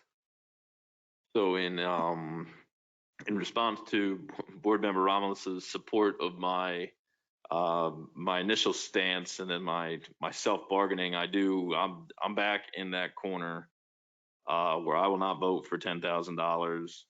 And I assume she's with me on this, that the $20,000 was a fair offer. She's convinced me to stick to my guns on that. It is less than what it would likely cost. I know we've been quoted that it might cost $20,000 by the property owner, but that's presumably them putting a low number on it. It could easily cost $30,000. I don't know what a plaza of that size costs, but so I will not be voting for $10,000. I think 6 months, $20,000, and a parking agreement is fair, and we'll keep the feet to the fire to move this forward. Again, I guess it comes down to an interpretation of fair. That expression's been used, and I guess that's an accurate assessment. People have different interpretations. There is the potential for literally tens of millions of dollars in profit in this property over time. $20,000, which is at a minimum what is obligated to be spent, is not a difficult ask. It's actually what I just said is literally what is obligated to be spent at a minimum if they had to comply with the provision of the existing contract. So I'm off the 10,000. I would support 6 months at 20,000 and the parking agreement. So there's a motion on the table that I will not be voting for. All right, thank you. And I think one of the main reasons why it is 10,000 and not the 20,000 or more is because he's still under the obligation. Is that after 6 months, he still has to spend the $20,000 to build the park versus spending the 10,000 now and then spending 20,000. I understand Board Member Romulus and Kat's position. However,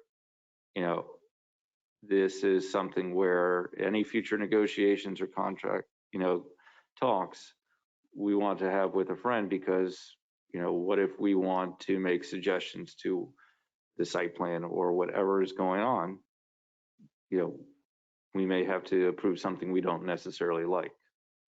So we have a motion and a second. Is there any final comments from the board? Yes. Last point is that, I want to make sure we correct this phrase of a friend. We are a CRA, we are a business, we are liable to our taxpayers. We're not friends to developers, okay? So when it comes to this talk of, we can have friendly negotiations, I agree. And I think we've been friends. I don't think this stance of us taking this more seriously and saying, what, enough is enough, we've given enough extensions. I don't think this makes us adversarial. It simply just says that we're not going to continue to push the ball down the court. We have been friends. We gave this property at $10. We've given extension after extension. We've allowed multiple things in favor of the developer. So I think every single action that we've taken from the beginning up until now has always shown our friendliness, I'm doing this in air quotes here, to the developer. So I just wanted to add that last comment. No, you're absolutely correct. And the issue is that what's going to happen after we leave? So is there any final comments from the board? Seeing none. Just to restate the motion, just so I'm crystal Restate clear. the motion, absolutely. Tara, please correct me if I'm wrong. It's 6 months from today for $10,000, an extension of the deed restriction of the purchase and sale agreement, including a parking agreement with the CRA for any community event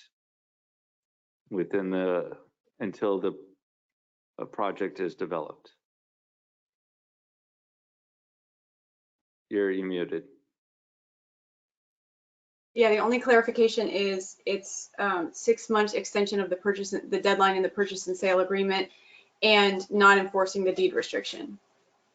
And the parking will be permitted pursuant to the form parking agreement for each event that we already have in place, and we can attach as an exhibit. And then also I have Kim Kelly would like to speak as well. So, Kim. Your microphone is unmuted. It says you're self-muted. Can you hear me now? Yes, I can. Hello, everybody. Kim Kelly, DBC coordinator, also owner of Hurricane Alley, a raw bar and restaurant. So I kind of came into late to the game because I had to work earlier. I kind of at a loss because I agree with a lot of you with all different, what you're saying. And I just want you to take into consideration that today is a lot different than like 5 years ago, 2 years ago, like when you did niceties or whatever you want to call it. Like people didn't develop then because people didn't know where Boynton was going. Now Boynton kind of has a direction. So I kind of think that Davis or these other developers, now they have kind of like a direction. So I think they may be more willing to start to develop now, rather than like what they didn't do. So I think that's a big thing. Also, like you guys said, you're going to be like not on the commission. And I've seen so many people leave the commission and the process starts all over again. And it just keeps going and going. 25 years later, we're kind of still at the same place, if you understand what I'm saying. So I really agree, like with what you're saying, Mayor Grant, you know what I'm saying? Like, let's work together because all these developments will come together. It's all cohesive. And, it's just a lot to think about. And I don't think it's about the 10,000 or 20,000. I think it's about starting to work together. And times have just changed. And I think you guys are on a great path. But I just think there's a lot of things that just aren't like being connected, if that makes sense. So, Kim, are you for what's going on here? Are you against it? I'm not quite clear. I'm not really for or against. I just think that I just think that we should work with the developers, you know what I'm saying, rather than just like. We have been. Go ahead. All right, and then I also have Roke. If you would like to speak, your microphone is unmuted. Hello? Hello. everyone. I'm sorry I came to the meeting a little late, but Ed, I don't know if anyone has any questions or you'd like me to just kind of jump right in as far as where we're at with our MLK project. We're really excited with. We're still not finished that item, so. So you wanted me to say, I'm just saying if this deal falls apart, Centennial Management, we do all types of development, and hey, just throw my hat in the ring there. All right, thank you. We'll get right to that. All right, so seeing no one else raising their hands, final comments from the board. I'll ask all in favor state so by saying aye. Aye. Aye. All those opposed? Nay. Nay. Nay. All right, so I have a vote against 2-3. And did you want to make the counter offer for 20,000, or did you want in the park for 6 months, or did you want to move forward with the plaza? I mean, I still prefer that because I have no clue when this will get built. That's the other kind of unspoken truth here is that this property might not get developed for another 20 years. Like nobody knows. As you said, we've approved a lot of projects, and inexplicably, that we were in an extended booming economy, and then COVID hit and nobody took advantage. And now COVID is the reason you can't build a plaza, which is a bunch of pavers and grass. I don't want them to build the plaza and tear it down. I just want them to pay the obligation to build the plaza in cash to the CRA for us to use for park activity. And for how long? 6 months. Okay. That was the original. Yeah, I think they'd stand with the original, but I still also want the parking agreement because I don't like the idea. It's just me, I understand. I don't like the idea that like it keeps getting thrown in our face that like he's letting us use his undeveloped property that we gave a multi-million-dollar parcel. Like that's like less. That's the least you could do beyond paying the obligation. It's like the least of the least you could do is let us use the land that's not being properly or developed according to anything that was proffered before. So I'd say the original offer, 20 grand for 6 months and a parking agreement, because that parking agreement will go a long way for me. That would be the first sign of good faith or a gesture in a long time. And if it expires in 6 months, that good faith and gesture, is to me means something in August when we have to revisit this. Okay. And I need that in a motion. So a motion to amend our previous offer of 20 grand for 6 months extension to be 20 grand to 6 months extension and a parking agreement with the CRA. All right. Do I have a second? Second. Any discussion? Hearing none, all those in favor state so by saying aye. Aye. Aye. Any opposed? Hey. Hearing none, motion. Yeah, you opposed, Board Member Hay? Well, I go along with the majority. Yeah, I'll make All it right. unanimous. Chair. Okay, yes. Did the motion specify the start date of the 6 months? Since I referenced August, it would be from the current date, I believe. And Chair, not to delay it, but I just want to clarify that we said it, I think we've all said it, to Mr. Camalier and to Bonnie as his representative, that we've run out of, and it appears the majority has run out of the ability to just accept non-compliance for 100% of the contract. We were asking for a small token here, and it's not personal, and we want to work together, and we want to be in friendly negotiations, as the mayor has said, for whether it's this or for the boardwalk ice cream. But it cannot just be that the wealthy developer is the victim. I just can't sit with that over and over again. So it's not personal, and I hope that we have amicable discussions in the future. Absolutely. And so Tara, if I may clarify, is that we reject their counteroffer and they have another 30 days to accept our offer or provide another counteroffer. Well, that's the part I was going to ask. If Ms. Miskell's obviously on the line and hearing what we're saying. So I think our prior direction was the counteroffer has been made and we need a response acceptance to it prior to the April board meeting. I don't have that date off the top of my head, but prior to the April board meeting. And then at that time, the board can make whatever decision it wants to make if the offer is not accepted. Is that my understanding of the vote? Yes, and I'd also like to move that the deadline for the motion, or I'd request someone move that the deadline for the motion would be Sunday at 11:59 p.m., April 4th. So that it could be on our agenda, whatever letter. Very good.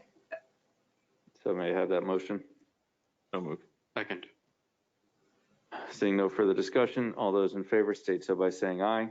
Aye. Aye. Aye. Any opposed? Hearing none, motion passes unanimously. Thank you very much. Thank you, Bonnie. All right, now we're going to Elizabeth. You are unmuted. Can you all hear me? We can hear you. Item is 15C, MLK Junior Boulevard Corridor Commercial Redevelopment and Affordable Multifamily Rental Apartment Project Update. Beautiful. Okay, I'll just jump right in. We are very excited. We have our plans completed and we should be submitting them to the city, if not by the end of this week, by next week. And we plan on breaking ground probably sometime in May, if everything goes through the city like we anticipate, and look to probably have MLK completed by sometime in early 2022. Wonderful. And so I'll ask the board if they have any questions. But I would like to say, Elizabeth, thank you very much for coming online and making an appearance and an update for us. I appreciate that. Oh, happy to do it. We're very, very excited. We're very excited with Ocean Breeze and how successful we were there. We feel like we had a lot of support from all of you in getting that community up and running. The people are happy and the community is very successful. And we want to have some type of a ribbon cutting grand opening ceremony with Ocean Breeze as soon as humanly possible. And I've talked with the CRA, Mike, about us trying to get something together real soon.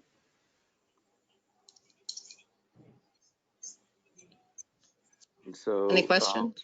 Yeah, my questions is, I know I was able to tour the facility and I thought the laundry machine and the dryer it was amazing added benefit to the people or the tenants there. And it's kind of like, what can we do more for the future tenants with the CRA? What can we do for the commercial development? If there's anything more that we can do for our economic development grants, you know, try to help with the food desert condition to see if we can't help with the grocery.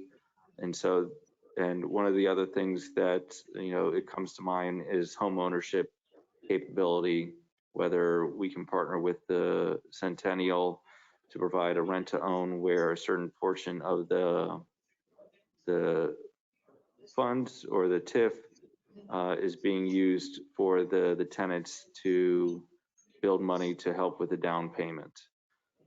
Those are, you know, the different items that, you know, I'd like to discuss as the site moves forward, because, you know, this is going to be generating a good amount of tax revenue, and I would want to make sure that that revenue goes into the project.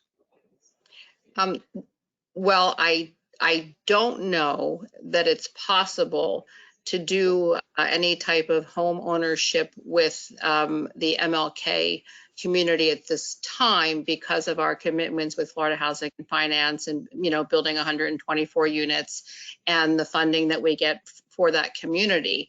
But certainly we would be open to working with the city and with the CRA in developing that type of program.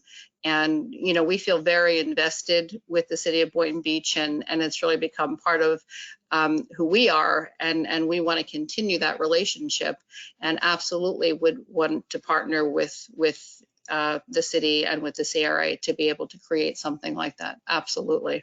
Yeah, and no, I understand it's not with the MLK project. It would be with another type of fund or nonprofit working with the developer for home ownership, or, you know, whether it be home ownership literacy through a nonprofit. Right. I would say that that is absolutely something we should explore. Yes. And also, I do know that the names for the project. So if when you figure that out, please let us know. Well, I think it will not be Wells Landing, and we just call it MLK right now, because I know that you guys didn't want to have Wells Landing. So we talked about it being the heart of Boynton. I don't know if it's the heart of Boynton Village, apartments, just something. Heart of Boynton is kind of where we were going with the name. It's Village. Village, heart of Boynton Village. So we're open, but it will not be Wells Landing based on the feedback that we've gotten from everyone. And the talk was heart of Boynton Village. We figured we'd use a pretty heart as part of our logo. Okay. And I think there was some questions regarding the space that we have over at Ocean Breeze, that the police department didn't take that and what we were going to do with it. We don't have any real plans right now. We did talk to the daycare that was down the street.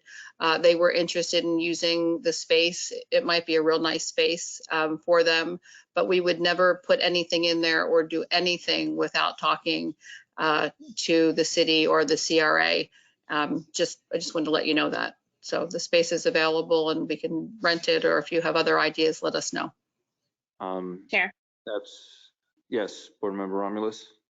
Yeah, I'm always for supporting, you know, our small and local businesses. So if there's an ability to possibly turn that into a second co-working space, or something that just allows individuals to have a space to come in and conduct business, or have a general place to do, you know, work, I think that you know, that would also be a beneficial use for the space. Okay.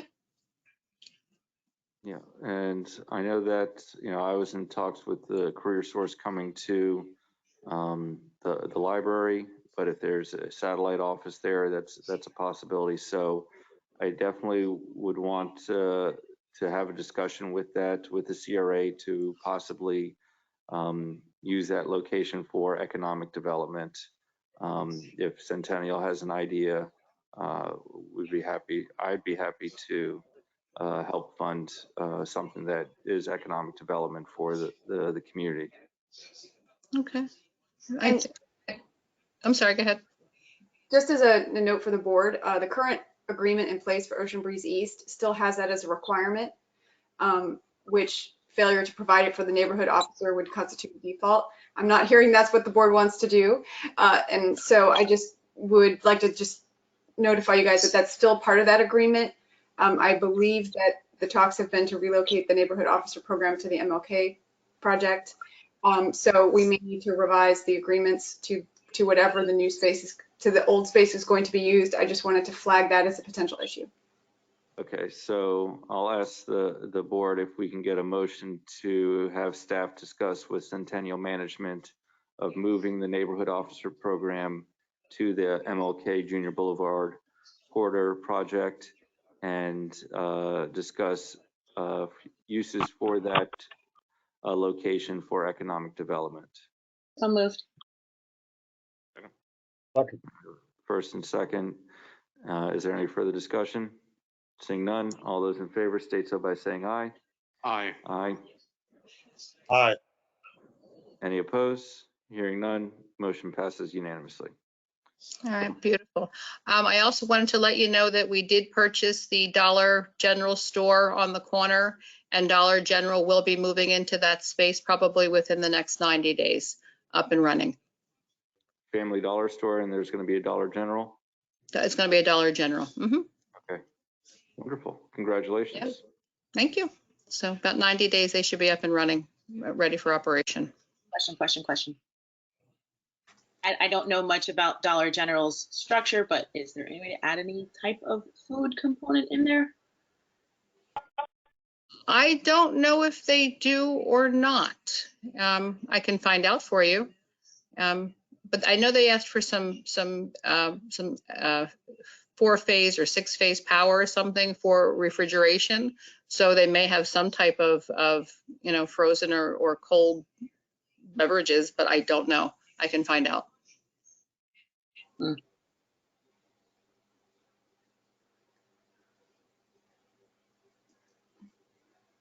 Anything else? No. Not hearing anything not hearing anything from the board, and thank you for the update.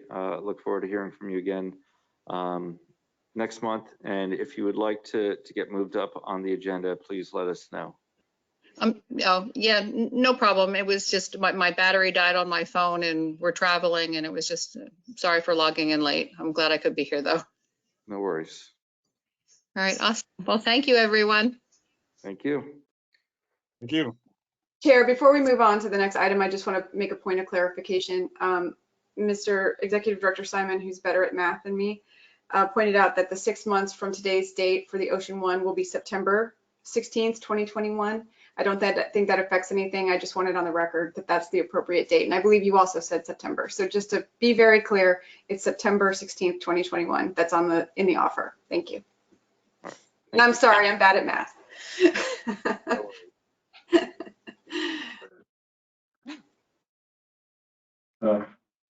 All right, so moving on to the last item for old business discussion and consideration of the community input survey results for the CRA project located at 115 North Federal Highway.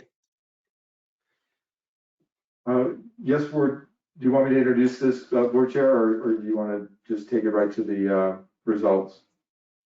No, I'm going to have you work with staff to do the results. Okay. Very good. So at the February 9th CRA board meeting, you finalized a list of 10 questions to be incorporated into a community survey. And that community survey was designed to get input on various topics and items related to the 115 North Federal Highway CRA owned property and potential redevelopment project, of which we had received 5 letters of interest for various types of development. I want you those questions were also reviewed by and commented on by the Community Redevelopment Agency Advisory Board as well at their meeting. So we, as staff, put together the SurveyMonkey platform, utilized it, and ran the survey for a total of 3 weeks until March 3rd, Wednesday, March 3rd. That total number of email blast, if you will, or reach was just over 25,000, and we received a total of 507 responses through the SurveyMonkey platform. Of those 507 responses, 465 responses said that they either lived or owned a business in a Boynton Beach city zip code. We have, let's see, if we go down to our attachments, you will find under attachment 3 to IT staff is the survey results. Attachment 3. Thank you so much. So if you'd like me to go through those, Chair, I'm happy to do that. We can go through each question. Question 1, the question was, would you like to see a future redevelopment project incorporate a mix of uses such as, and check all that apply. You can see that a small portion was none of the above. 61 people said none of those things. The rest of the responses were a variety of all of those uses. Restaurant and retail being the most supported, with office and residential condo or rental, behind that. So I think a mixed use is fairly obvious on that answer. Question 2, would you like to see a full service grocery store or corporate headquarters incorporated into a future project if possible? And it's a 53% said yes and 46% said no. Number 3 was, would you like to see a hotel incorporated into a future project if possible? And 48% said yes and 51% said no. Question 4, would you like to see residential units built for a variety of income levels incorporated into a future project? 72% said no, and 27% said yes. Question number 5, would you like to see larger than required, that would be code required or city required code, land development regulations required, public open spaces incorporated into the design of a future project? And the vast majority, 79, almost 80% said yes, they would like to see larger than normal public or required public space. Question 6, would you like to see more public parking spaces incorporated into a future development project over and above what would be required by the development? And 80% said yes, they would like to see more than what is required for public parking. Question 7, would you support paying for parking during special events and high traffic times? 53% said yes, they would, and 46% said no, they would not. Question number 8, would you like to see accommodations for mass transit, rail, ride sharing, such as bus stops, train, Uber, bicycle, various other types of transportation, all kind of added as amenities within a project if possible? 71% said yes, and 28% said no.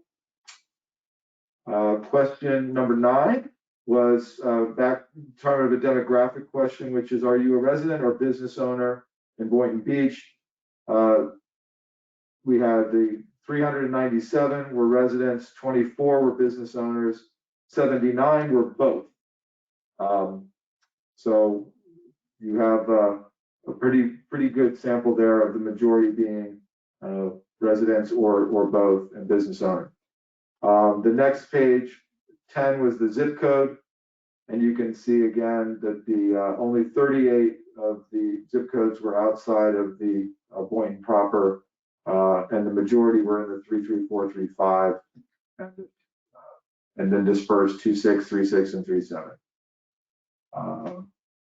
That was not really sure. We did get email addresses. Question 11. We asked them if they'd like to get information. We use this as an opportunity to, advance and expand our reach. So 292 people did provide us with their email addresses to get information in the future. More than half of the people wanted to be added to our email list, which is great. So that is the results of the survey. And obviously, if you want to go back and discuss anyone in particular, or as a board, we're here to assist that as well. My big thing is that I was kind of shocked to see a majority in favor of paid parking versus the rhetoric that we've heard. And then also the amount of residential units was significantly lower than what we expected, but I guess that's because of all the residential units that we've already approved. They're looking more of a economic development with retail and restaurants and trying to keep the tourism industry in Boynton Beach more so than other economic generators. I think I'd like to thank the staff and for doing this, the board. it kind of gives us, you know, a good overall view of what the residents of 334, 33435, who I think were the majority of the people filling out this application, where we have a little bit more of an idea of what the residents want, where the majority doesn't want a hotel, but they do want a grocery store or headquarters, a large economic development component. So I think the next step that we have is to discuss at the next meeting, what does this mean for the RFP that we want to have for 115 North Federal, or if we want to try the land bank, or what's the goal for 115? So Board Member Katz? I thought that I'm more than prepared, even though it's getting a little late, but I've been excited about talking about this. I have no problem. I thought we were going to do that tonight, like give direction on crafting an RFP to staff so that at the next meeting they could bring back an RFP per our recommendations. That's what I was kind of prepared to do, and am more than happy to do, because I've been chomping at the bit, because we have been talking about this and thinking about this for some time. Absolutely. And so I'll let you go first. Thank you. I appreciate that. So I guess I'll tick off a couple of points, views that I've honed, from a combination of the survey results and from discussing it with, residents that I interact with over time, and just my own personal views and experiences with enjoying what we have had in our downtown, but always thinking that it was like, 15% of a downtown is what really existed. We had some good stuff down there, but they were kind of on their own. My takeaway from a lot of this, I think, is that anyone who claims that there's some like obvious or absolutely essential thing that needs to happen, I think is probably just promoting their own position, other than that people want some open space or green space or plaza space, I think. And that to me is my biggest request. My biggest feature of this project would be that the south side of it, that is on the alleyway currently behind Hurricane Alley and the Oyer property, the south side of that building, whatever it is, be enhanced with a large alleyway / plaza. So the whole building to me would be pushed back to the north a little bit, and there would be some restaurant / small business retail availability, so that gap between the building that would be built and where Hurricane Alley and the Oyer building is would be a gathering space for the public to to enjoy that space. I give serious consideration to Hurricane Alley and the Oyer building, because they've been there forever, and I want to make sure that gap, that area between their building and whatever we can do with their building to work with them to enhance it and fit in the project. To me, that is a plaza that could draw people.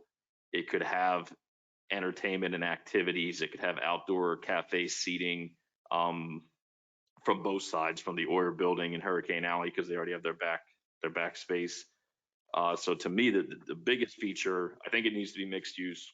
I know that you can't really tell from the question, because people could check whatever they wanted. They could check 3, 4, 5 things, but a simple way that I'm looking at this is that 15% said they wanted rental apartments, 25% said they wanted condominiums. So to me, that means almost 50%, 40-something% wanted some residential. And I fundamentally believe that the project will be more successful with residential, because it will be more economically viable, and it will bring more foot traffic to the downtown. And that's something that's been undeniably on the uptick as a result of Casa Costa and the Marina and 500 Ocean, is that there are more people literally there are more people living there, which means there's more people walking.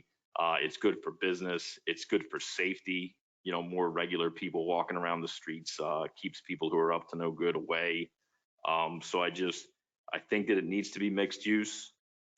I don't know how we do the whole condo versus rental thing. I don't have a personal preference because I know people talk up home ownership, which I get, but at the same time, if they're condos, just like Casa Costa, I think the majority of the population are only going to be there for like 60 days a year because they're going to be snowbirds, or they're going to be from other countries and other continents where it's kind of their Florida vacation home. I think if you have rentals there, that's people spending money 12 months a year, which is better for local business. So I don't have a preference on that. I think that there obviously needs to be a garage if it's a multi-story and there's residential. That should be on the north side of it, because I don't, as much as I'd like to assemble some properties in the area, I don't know exactly how that'll go. So for now, I think that enhancing the retail and restaurant and open space on the south side, the west side, and even, you know, some frontage on Federal, to me, those three sides would be retail or restaurant activity. And the garage would be on the north side of it. Those are kind of my initial thoughts. I'm excited to get to this point. I'm excited that I believe we've done everything humanly possible to engage the public in a meaningful, legitimate way to get to this point. And I guess my final comment would be in reference to what I'm talking about in terms of a plaza or open space or cafe area in between Hurricane Alley and the Oyer Building and whatever this project is. What I'm thinking of is, for every plan that developers submitted to us, that space needs to be bigger than they want, because it's our property right now. So we're partnering with whoever's going to build whatever they're going to build, because we're directing them to do it. Whatever they would like to put there to enhance that alleyway, I want it to be wider and afford more pedestrian space and more activity. I've been in some cities in the United States and, you know, once or twice in Europe, where just like plazas around retail and restaurant draw people in to come and hang out. And I think that's a good thing. And we need that downtown. So those are my comments. Regarding the alleyway, do you want vehicles to be on that? Honestly, I don't think so. I don't personally think it's necessary, because we're literally talking about, you know, like a 70-yard stretch or whatever the distance is from the train tracks to Federal. So I think if you make it look nice, you could, you know, people can have their kids there and not worry about cars coming down. I don't know if traffic flow on that side street does anything, whereas I believe that if we, you know, put up whatever you got to put up to block it off and still either keep the street, or I don't know, turn it into an even bigger full plaza without an alleyway, and it's just open space for people to gather and patronize the businesses and the cafe stuff. So I'm open to closing it down, so that the impact of that on the Oyer Building would be my biggest concern, because they have tenants. So obviously anything we did there that impacted their ability to park they have apartments upstairs and businesses and employees, that would be my concern. So is that for all the Oyer buildings? I mean, it's just the one. I know it's connected by like the breezeway, and I don't know if I just heard it or if it's true or not, but they're obviously Hurricane Alley is there to stay. And I don't know if they're so attached to the remainder of the building to the west side.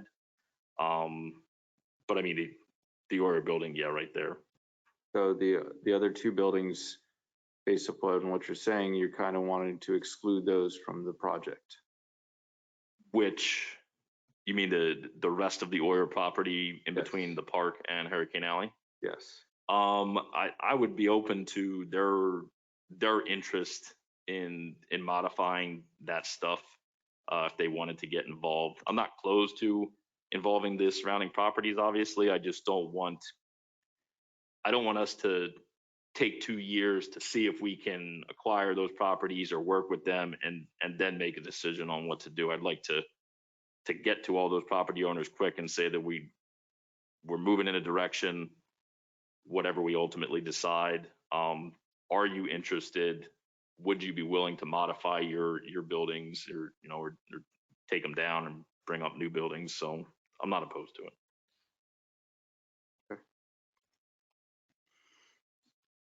Anyone else from the board? Yes. Yes, Board Member Romulus. I concur with Board Member Katz's excitement and all of his comments as well. I think those are very well thought out plans, and looks like he's taken a lot of time to really put that together. I would agree with all of that, and simply just adding that, I think, if you look at certain areas where we see success with the downtowns, it's always just that it allows for strong walkability, and really just gives people like a feeling of they own the street. So as much of that as we can incorporate to allow for pedestrians to feel safe and protected from vehicles, and to be able to really get out of their car, park it somewhere, and just kind of walk around. That's the viewpoint that I would definitely want to push with whatever concept is created with this property. I think as well, it's been discussed, but there seems to be potentially the right price, but maybe it just hasn't been approached by the right group, or the right number hasn't been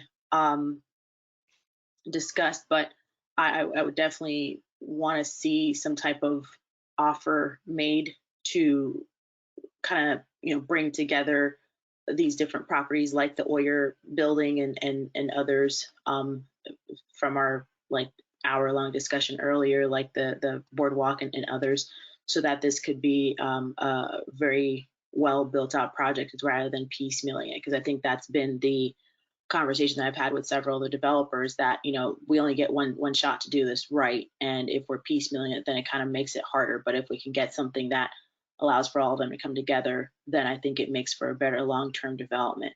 So I really want to kind of give the discretion to the developers in terms of the product that they create. I'm also in agreement with what Board Member Katz said regarding, I'm always, of course, in the opinion of creating ownership opportunities, but realizing that, we're building a downtown for the future, this may not necessarily be the place to do that, right? To create condos.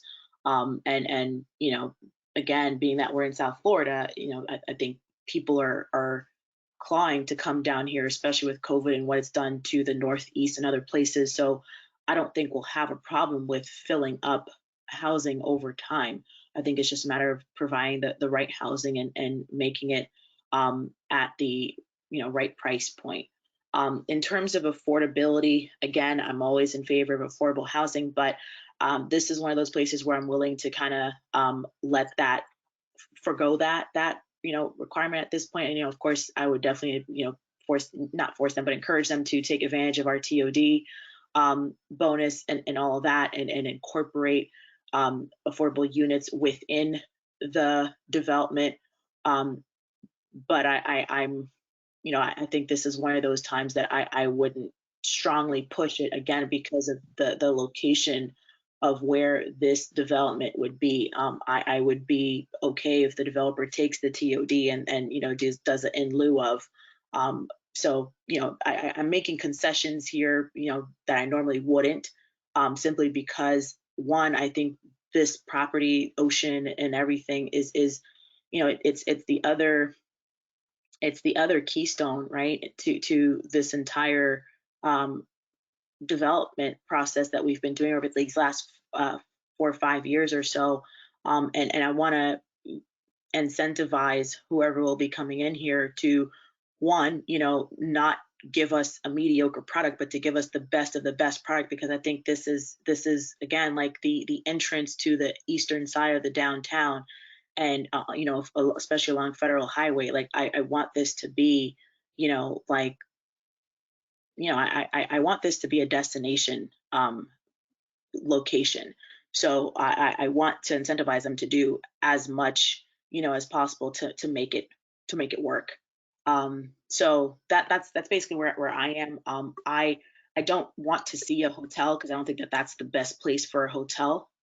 So I do want to see residential, and again, I'm not opposed to it being, market rate, luxury, high end, residential. Those are mine. Thank you. And Board Member Romulus, you said incentivize the developer, did you say, does that mean you want to include the option for TIF? No, I'm sorry. Let me restate. I think what I mean to say is that I think this is prime real estate. I think there's a perfect opportunity to build this out. There is the TOD bonus that they could take full advantage of. I don't think that there necessarily needs to be any reason for us to have to incentivize anything happening on this property, because I think this developer should be able to make money hand over fist if they do this right. So I don't think we as the CRA have to incentivize anything else. You know, we've done the incentivizing. I think, you know, we're way past that, right? You know, we had to do it for 500 because they were kind of like the first. They were kind of, you know, placing a bet on us, and you know, that happened, and it had a little hiccups in the beginning, but it happened, and it happened well. And then you look at Town Square and all of the you know, values and assets that we've created there, and you know, regardless of the situations that are going on with our partner there, you know, there's still going to be a phenomenal product that will eventually come out of the ground. So I see no reason to incentivize a developer for building this area here. You know, I simply, like I said, will be willing to make concessions in terms of, you know, for the TOD bonus. You know, I won't be pushing for having, you know, affordable units within the development. They can do the in lieu of. Like I'm saying, those are some of the, I guess, I mean, it's not really an incentive, so I guess I misused the word, so I apologize. But those are the things that I'm willing to do and proffer. Okay, and so the second part of this incentive is the land. So you're saying that a developer has to pay for the land so that the CRA recoups $3 million that they spent? I would like to hear what my fellow board members think, but again, I think there's a lot of opportunity here, and I don't want to see us having to bend over backwards just to get a development here, because I don't think it's necessary as much anymore. Okay. We've proven ourselves, in my opinion, as a town that's on the up and up. I also foresee the fact that, you know, if you look at Boca, Delray, West Palm, where else are they going to go, right? Like, we are one of the last cities kind of left in terms of development and real good opportunities for prime real estate. And we are, you know, in my opinion, I may be biased, but I think we are one of the best cities in terms of, you know, our departments to kind of work with and get permits and whatever through, regardless of our you know, shortcomings. I know we definitely have some things that we have to work on, but you know, from what developers say, we tend to be one of the best people to work with in terms of our staff and everything. So I see no reason to have to bend over backwards to get somebody in through this door. They're gonna come. They're banging on our doors already anyway. So it's just a matter of letting them know that they will have, you know, all these, you know, benefits as they do it. But like anywhere else, they're going to have to spend the money, and they're going to have to build just like they would anywhere else. We're not going to go, you know, trying to beg them to come here because we don't need to. Okay, thank you. Any other comments from the board? Chair. Yes. Thank you. A lot's been said, and it's late, so I'm not gonna repeat many of the things that have already been mentioned. I do want to add that if this is our downtown, and it is, and if this is Main and Main, the intersection, I really do not want to see another box. I don't want to see another giant cubicle type structure. And so I would give it extra consideration to a project that factored architecture, some sort of standout design that will say, oh, I may live in Delray, but I would love to go check out this place. It is memorable. I would give extra consideration to that. Now, for a lot of young people, I have the impression that they are more likely to give up, you know, size of units. And I'm not saying that they should or anything like that, but just an impression. As long as it's all about amenities, people want experiences. They want to have events with their friends, and they want to have places to gather.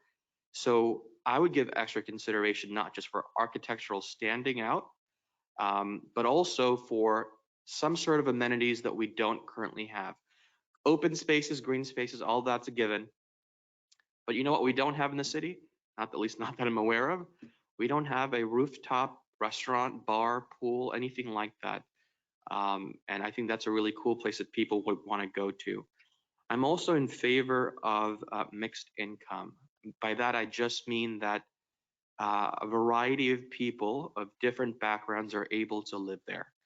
I just don't want it to be the situation where, you know, the waiters who work and whatever, the managers who work in the restaurants and stores at the bottom cannot afford to live in the very building in which they work. So I want to keep them close by. I want that diversity of incomes. Also, extra consideration to parking, of course. I think that's not too out of the box. But if there is a parking structure, I think it's safe to say that people don't want to stare at a parking structure. People need to know where it is, but you know, unless you do something creative, it might look ugly and it's not the best view that we could have had. So I know in other cities they do wraparounds or they hide it in one way or another. So I mean, those are all good things that I'm hoping for. But everything else I think has been mentioned. Garage, but a little bit hidden or wrapped around. Architectural design, mixed income, and amenities. We don't have anything rooftop. How fun would that be? Of course, the transportation hub, but that's a given as well, given its location. So when you say transportation hub, what transportation are you talking about? Trains, buses? You're right. All the things that we previously mentioned. There may be, right, some sort of train link, who knows? So I want that developer to be aware of that and to plan ahead for that. So it's somewhat configurable should the time come. And that's part of their proposal. Okay. So I don't know what the use would be in the meantime. Is it just more parking and then they reshuffle? Should a train opportunity come? Who knows? And since you asked earlier about incentives, I don't think incentives are off the table from my standpoint, only because it's not that I don't agree with what Board Member Romulus has said. We are now the highlight. People are coming to us. And it's also, correct me if I'm wrong, this is within the opportunity zone, which is itself a major incentive. Is that right? But I think this is still within the opportunity zone. But we don't know what's going to happen down the road. Could be another, catastrophe. Who knows? I hope not. However, incentives must go to the project, which is what I've alluded to in the past. If they want to build a parking garage and they're short by 25%, that I can be okay with. That's the kind of incentive I'm okay with. We can't track it. We don't know where it goes, and it's not actually related to the redevelopment, then I'm not okay with that. We should also consider that if our restaurants that already exist, our businesses has to move, that we protect them in some way. As you know, from my experiences and from some businesses I've spoken to, construction can be a major hindrance on their current business. So there's got to be some consideration for them as well. And I'll end my comments there. I mean, many of the things that have already been said have covered all the points. Thank Well, you. you guys really, Board Chair, Yes. you guys basically have said it all. But I would just, as I looked at the survey, a few things that really surprised me, like pay for parking, that kind of stuff. But I would think, and I would think that one of the things I get a lot when I'm traveling is when, especially when the economy gets back to where it should be, hopefully very soon. When there are events around here, even like the tennis court down in Delray, there's never enough hotels, and I that may not be the spot. I think one of you say that, but we definitely with I-95 being as close as it is, any it's right there. They wouldn't mind driving from here to Delray, Boca, even West Palm, if we had some more nice up-ended restaurants. So I not restaurants, hotel. But I and restaurants. I think that's one of our hallmarks. If you would, it's a signature for Boynton Beach. I have a lot of my friends say, "Hey, I'm going to Boynton Beach." When when we can eat. I think we have, comparatively to our size, we have more restaurants than most cities. So I think that's a good thing. We can take a look at that. I won't go into details now because of the lateness of the hour, but I do support mass transit. You know, just like Conservative just talked about. You know, the bus. You know, all those kinds of things. Um, I don't like the idea of putting residential units downtown, because that's our downtown that we're developing, and we have enough areas for residential that we could take a look at. Of course, public parking would be you can never get enough of that.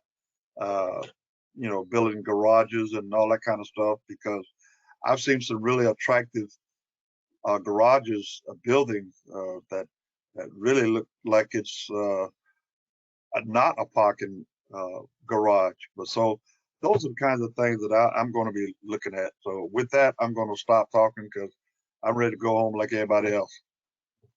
All right. Thank you, Board Member Hay. You know, to echo what you just said, yeah, I'm okay with not having the residential and more of the economic development of restaurant, office, and retail. We did see the majority of the people saying that they want a grocery store, corporate headquarters, or a big commercial location at that location, besides the hotel. You know, the problem with having bigger than required open spaces means there's less construction. And so we're all in favor of understanding that if we're having bigger open spaces, there's going to be less building there. And that's kind of why you would want to lead to getting more of the adjacent property owners involved. And so I think, you know, this is kind of where we need to direct staff to start negotiating with the adjacent property owners to find out what's the appraised value, what is their offer, and that you come back to us as the board to make the decision. As you kind of know, we don't have much funding left, and if what's it called? The Palm Beach County Housing Authority has their auction. You know, we have money set aside for that to help bid with that and help construction with that. So it's kind of like we're going to have to wait until October 1st before we really have access to funds to buy anything. And I think, was it 2023, we have the option to buy the post office. So, you know, that's also another sums of money that's going to be gone. You know, the fact is that parking spaces is a big component of it. You know, the other component that we really haven't discussed is the alternative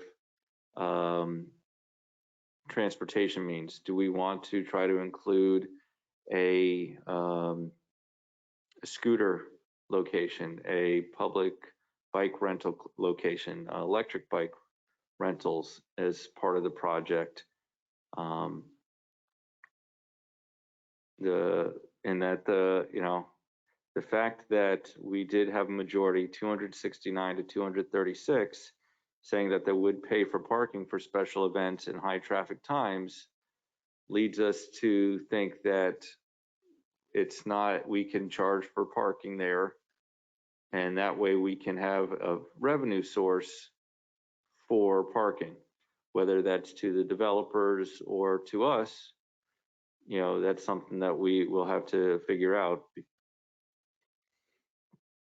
And the mass transit, you know, I don't know if it's easy for us to talk to Brightline as they're trying to figure out how to get from Orlando to Tampa, and they've already made discussions with Boca Raton, and now they're currently talking with Miami-Dade for their commuter rail. You know, anything to deal with a train station is going to be much further off, where bus capability of a bus rapid transit system is something that I think is very viable especially because we'll have access to the Boca Station and the West Palm Beach Station for public transport, for mass transit.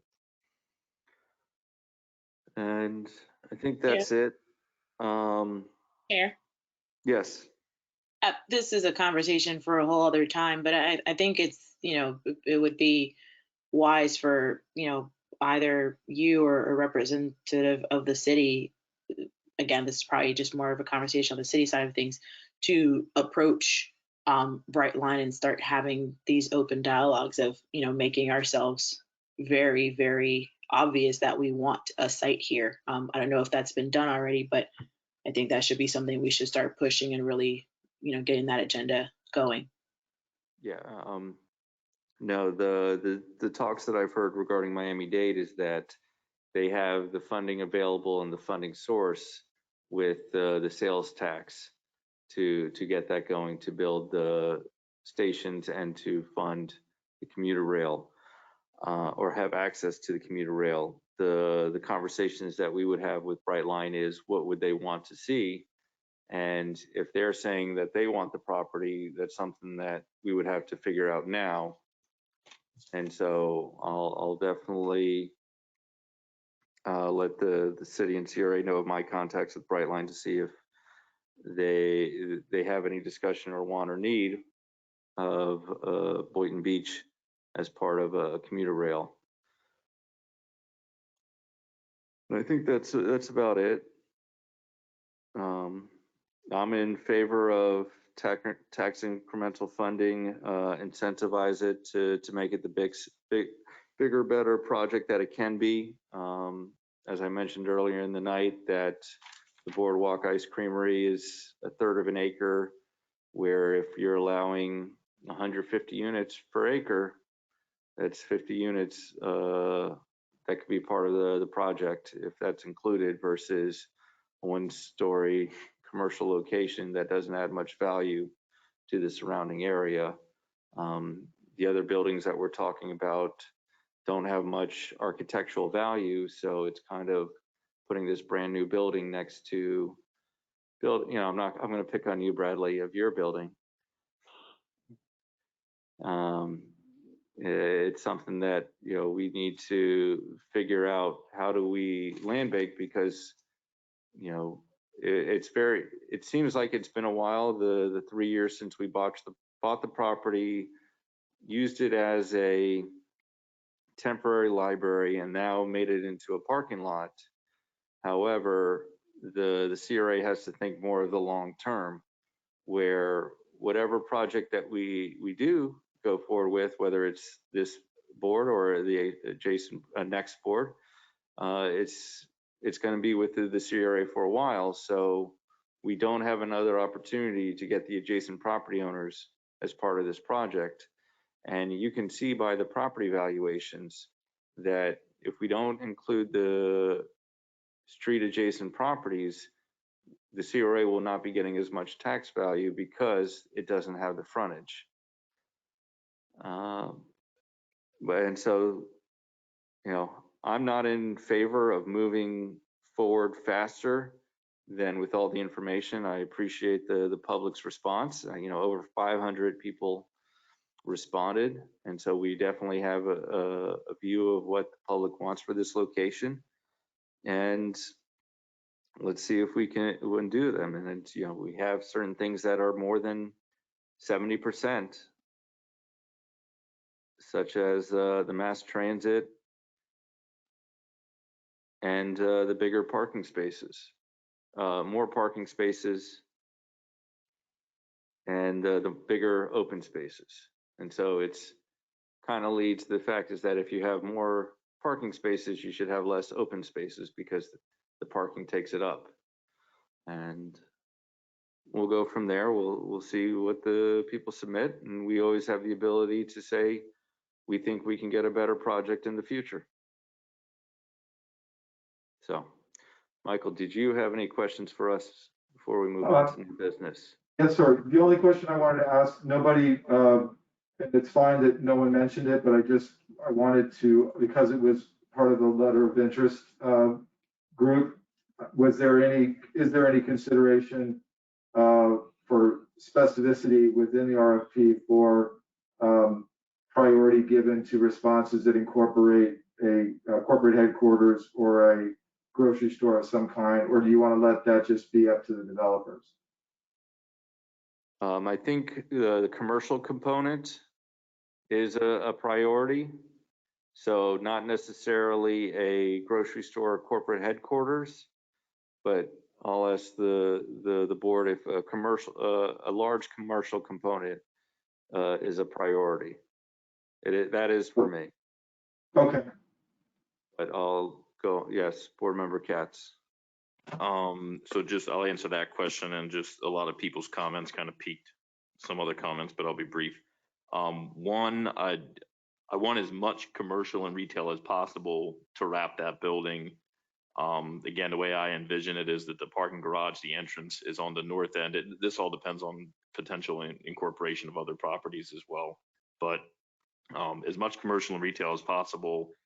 I don't support a hotel here because I think that of all the things that might happen across the street, that my confidence hasn't been shaken in. A hotel on either the Boynton Beach corner or the Ocean corner seems like the most likely thing that could still happen. So I don't like a hotel here. I don't like a supermarket here only because we were using the word food desert, but if this is part of the food desert, this is like the edge of the food desert next to where it's not a food desert. Whereas if you go to Boynton Beach and Seacrest, and certainly further north on Seacrest, that is like, the heart of the food desert. So I wouldn't want to, if we're going to incentivize a supermarket in the CRA district, I don't think this is the best spot, because realistically, if you're on Ocean and Federal, you're like a 10-minute walk to a Publix or like a 5-minute bike ride. Whereas if you're on Seacrest and MLK, or even Seacrest and Boynton Beach Boulevard, you're a little further out. So I think that if we're going to do a supermarket over there, not so much smack dab in our downtown. Ty hit on a point that I wanted to hit on, and I'm glad he did. That please, just like I said with my vision of what the open space, the plaza area would be in between the Oyer property and the south side of whatever this property develops into, where I said it, whatever a developer would want to do, it needs to be bigger than they would want. That's what I'm envisioning. The same theory is how I'm approaching the architecture and design. Please, for the love of God, do not submit another orange or Mediterranean style project. I like the Floridian, Caribbean type stuff, but even that has been done to a degree that I would like the same thing for a developer. Whatever you think you want it to look like, it needs to be better or different or more distinctive, so that it is, I want to go to downtown Boynton Beach, not just to eat here or eat there, but to look at that building, architecture, and it is public art, to have a building that is distinctive and appealing for people to look at. I'm open to TIF, I'm open to land value being used, but as Ty said, or board member Pensurga said, not just to defray cost for what would be existing obligatory expenses for a developer, but to get the things we need that might not otherwise exist that would benefit the community, such as some additional public parking, such as the larger plaza space. I also would be in favor of smaller units than would otherwise be built, because I think you could fit a couple more units in there. People who live downtown, rental or otherwise, I think they're not necessarily looking for like giant units. They're looking for comfortable spaces, but not a micro unit, but not a full-fledged, condo size. I think something in between creates more space for units and therefore more occupants, which would be good for the downtown. So I like a lot of what I'm hearing from everybody. The mass transit, I just need to understand more about how those connections could be made. We talk about the train, and we know that that's kind of that's like a Hail Mary that we're hoping that we could pull off.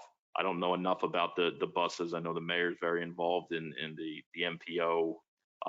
So I look forward to becoming more educated on what type of transit, cross-section of transportation activity could occur there.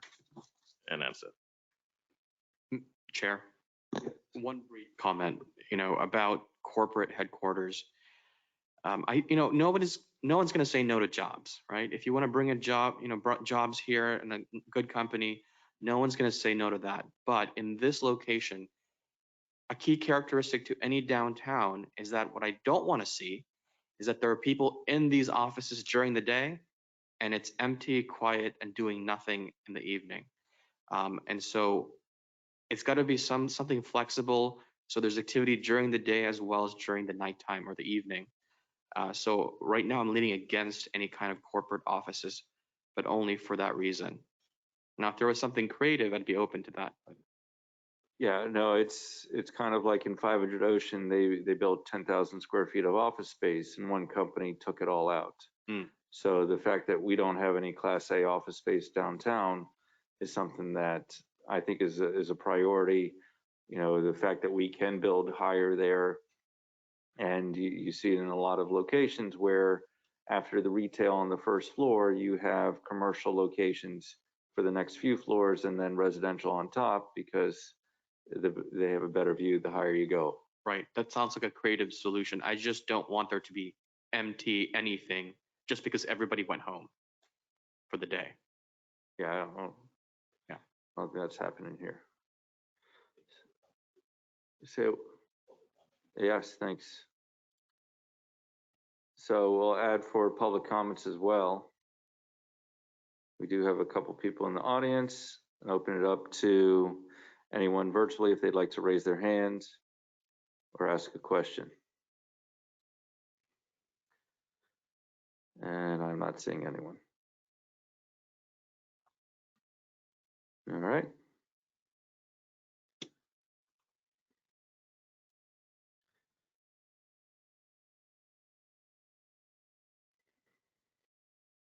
And so I'll ask the board, is it okay if I speak to Palm Tran regarding their bus rapid transit or any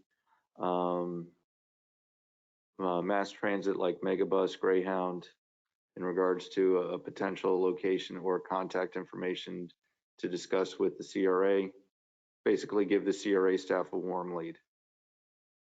I don't have a problem with exploring Okay by options me. that are feasible. Okay, thank you.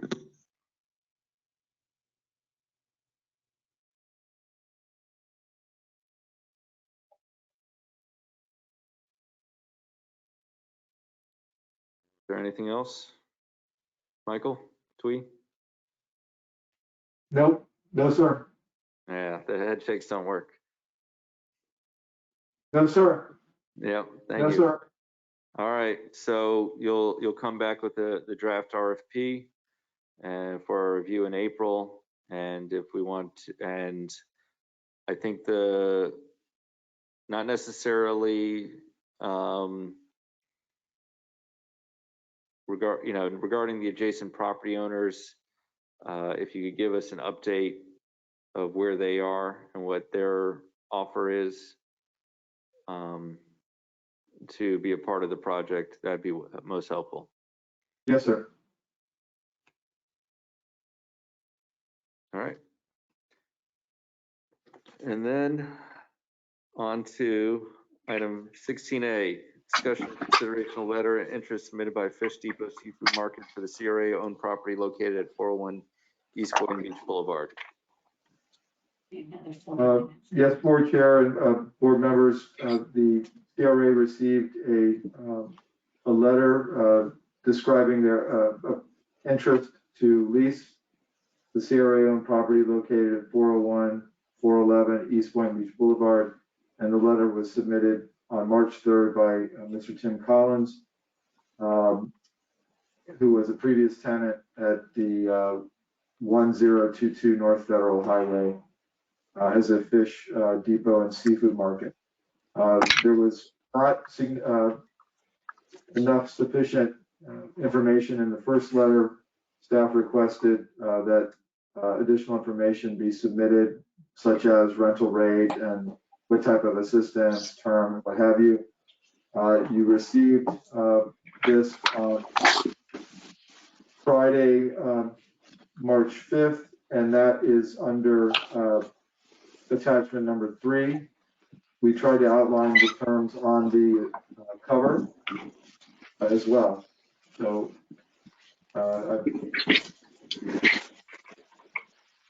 You have the ability to entertain letters of interest to purchase or to lease. If you entertain those, we'll need to do a public notice to dispose, and that would be done at your vote and direction, and then 30 days from there, like this is going to be provided to you with analysis. Or you could do an RFP or what have you. All right, thank you. Tara, I just muted you. You were making some background noise. So hold on. You're unmuted now. It's okay. I'll stay muted. I'm having some connection issues, so I'll stay muted unless you have questions. All right, thank you. So we have the applicant here. Thank you for waiting the 4+ hours. Almost 5. I was got here at 5 o'clock. Okay. And then I believe that in order to move forward with disposition of the property, we would need a motion for that.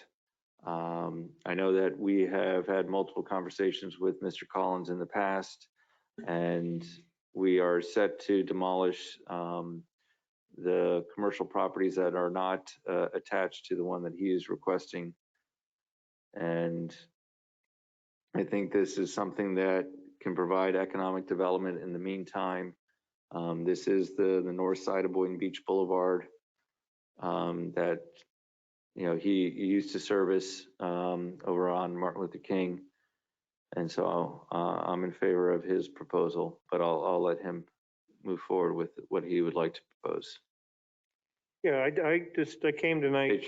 Your name and address Oh, for the yeah, record. Tim Collins, Fish Depot Seafood Market, and also the Fish Depot Bar and Grill for 511 Northeast 4th Street. I came tonight because I understand through enough of these meetings that there was a 30-day window that you had to put it up for, other competing LOIs and things of that nature. I just wanted to be here to answer any questions that you might have, and just to be here again, once again, to listen to everything that goes on in your meeting. And that's I understand that that wasn't probably going to be voted on tonight. I knew that coming in the door, but I just wanted to be here in case there was any questions.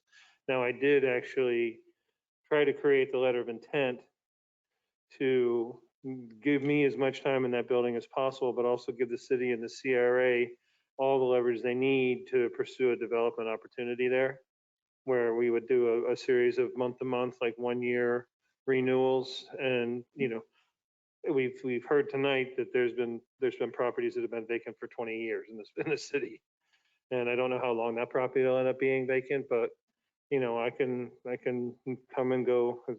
I'm prepared to be as flexible as I can to make the decision as easy as possible for the city to work together with me and get something back open as soon as possible and continue to serve the customer client base that we have, which has been very strong. And that's why I'm here.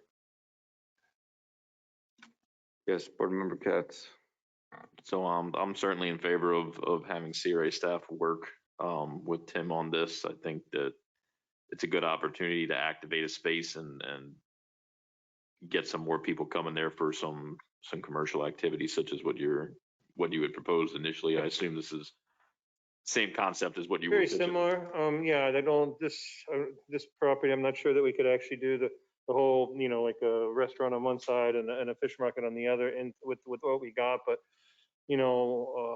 at some point in time, Mr. Hall is going to build a kitchen in the other building. I have the food trailer. I don't know if that could be incorporated somehow, but it's mostly going to be a much neater, cleaner product than what we had up to 1022 because that building was so terrible.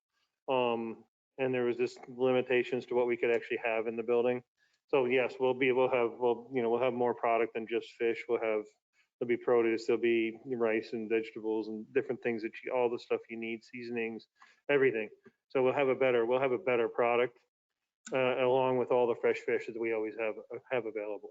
Awesome. Yeah, so I definitely support staff working with you, and I appreciate your persistence. Yeah. In making sure that you stayed at the forefront of the opportunities as they evolved, and So I'm excited for the opportunity for the staff to work with you on this. Awesome.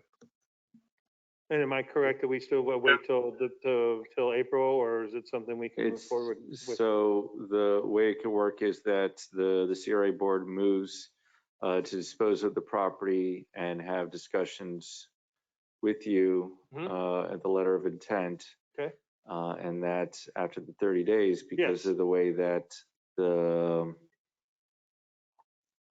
months are, because we're going to hopefully put it out before this Friday, we can have the 30 days occur, and that on the April 2021 meeting, we can discuss finalize the contract, if any, or discuss further terms to be finalized in May. Yeah, because I guess Friday's the 12th, and the next CRA meeting's the 13th of April, so that pretty much almost gives us the 30 days there. So correct? yeah, we do have the 30 days, and so if the CRA staff says, I want to say that the amount of the 2,500, the use of the economic development grants and the rent reimbursement, I think I'm okay with. So if the board is okay with that, we give directions to the staff, and that way we can hopefully have an agreement to be signed in April. Okay. Board Chair, Yes. Board I member. just want to throw my hat in the ring and support what Mr. Collins has come up with. I think, Tim, you've done an outstanding job and sticking to it, and you come up with a good proposal. I supported 110%. So I'm looking forward to you getting that accomplished as we go down the road. Appreciate the vote of confidence and support. I appreciate that very much. Thank you. Chair, Yes. I just have a question for Mr. Collins, and as you know, I already support you. No need to go in circles. So we have 10 renewal options, Right, so month it to could month. be So as many as we want. It could be however, it could be less, it could be more. I was just, in case you don't have a development thing there. and- right. So my question is, what happens after that time is up? I mean, my understanding is this is a I'll temporary. by then I'll have either, look, I'm Another 59. I'm 59 years old, so I'd be almost 70. And, 10 years from now, the plan is to have had, we're already opening a second unit in Boca right now. We're building out, we just got a lease completed, so there'll be more of what we're doing. And, in 10 years, I hope I'm retired by 10 years from now, but my son is 30, who's taking over a lot of operations for me as well. But your long-term goal is to stay in Boynton. Oh, yeah. Yeah. We're not going anywhere. We have a great clientele base here. Our shop was very, very busy. All right. And we plan to stay that way. All right. Yeah, we're not going anywhere. I'm actually probably going to move up more this way. I live in Deerfield, and it's a 30-minute drive to and from work every night. I still have to stop by the restaurant before I go home. I won't be in bed till midnight. So yeah, I'm planning to stay here and keep a business in Boynton or Boynton Beach.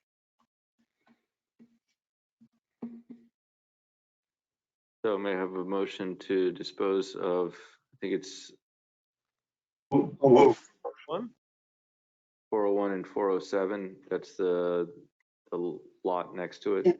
Yeah. Is that correct, Michael? Yes, sir, it is. I just wanted to, it's okay. It's fine. And so that it's not to interfere with the demolition of, I think it's 409 or 411 East Boynton Beach Boulevard.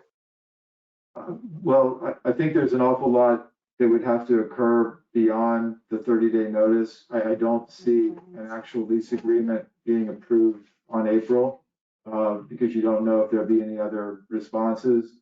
I'm not sure if someone might not submit a letter of interest to purchase. I don't know if you've discussed this amongst yourselves as a board, if somebody wanted to redevelop the property in some way.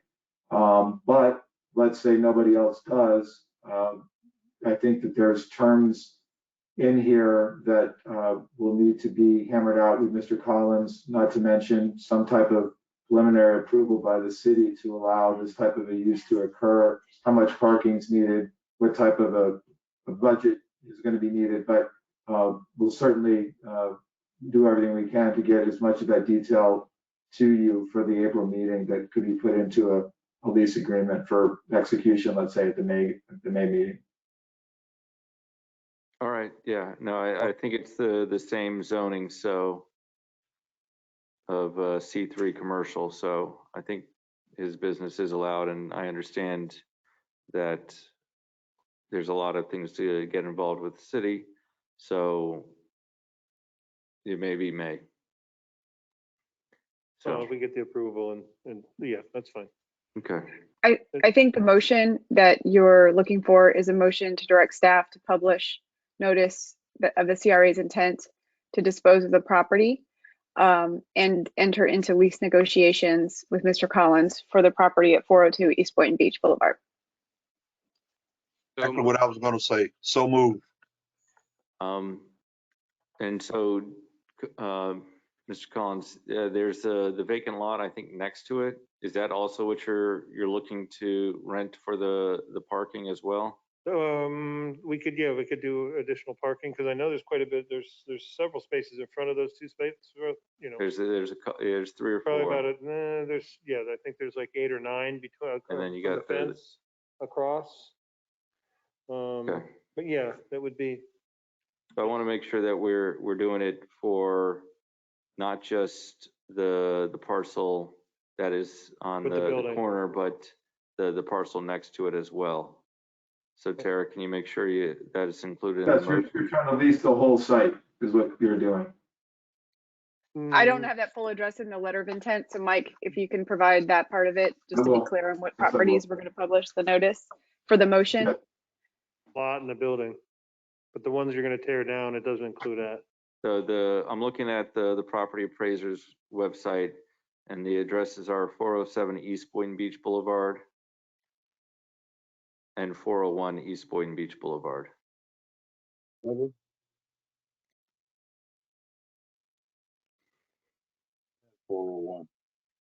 They're actually Okay. thinking of possibly making a green space on that empty lot as well. I apologize. The letter of intent in the title has 402, and then in there's 401, but Okay. Yeah, 402 would be across the street, which we, Yeah. Thank you. Do you need that amended?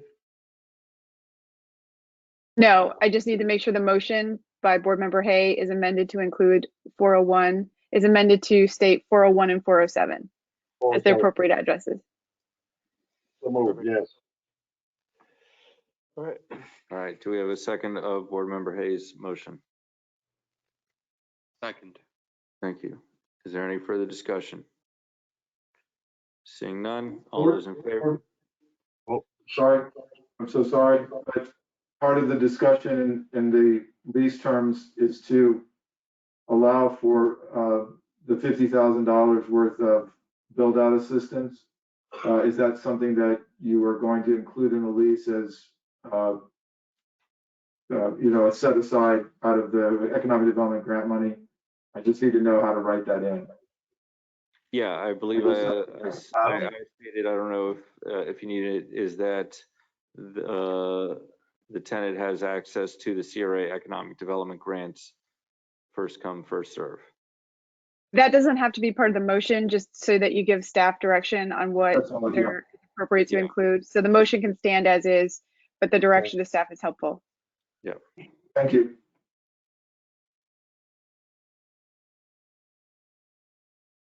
Okay, so we have a first and a second for 401 East Boynton Beach Boulevard, 407 East Boynton Beach Boulevard for the CRA to dispose.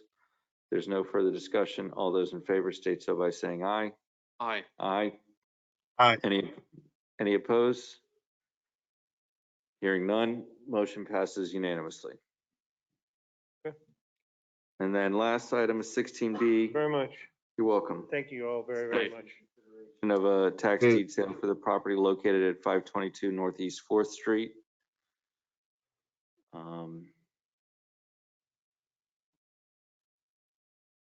Yes, Board, this is a property that's been on the tax deed sale list before, prior to this evening. It is, let's see if I can get IT to pull up a map for you. It's attachment 1.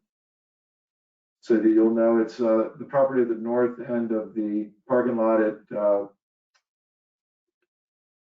north there of the Fish Depot. It is one of the properties that is owned by the same owner of the Fish Depot site and other scattered properties within this block. They have been coming up on the tax deed notice, and then they are generally renewed, but we brought it to your attention in case it's something that you wanted us to go after, you know, as part of the, at least attempt to. We need your approval this evening if you wanted to bid on it. The property appraiser has it valued at $150,724. We'll just need your direction if you want us to, like I said, if you want us to submit a bid in the morning of the auction, then we'll need to have your approval this evening.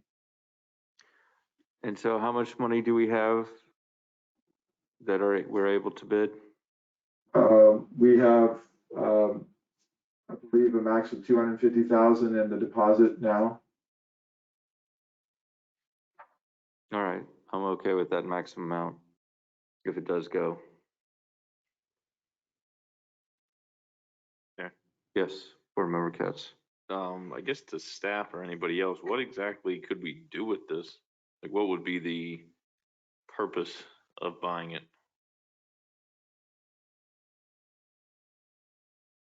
Not something that it's, I mean, I personally wouldn't necessarily want to go aggressively for it because it doesn't have any parking. It's not, it's just its own small site.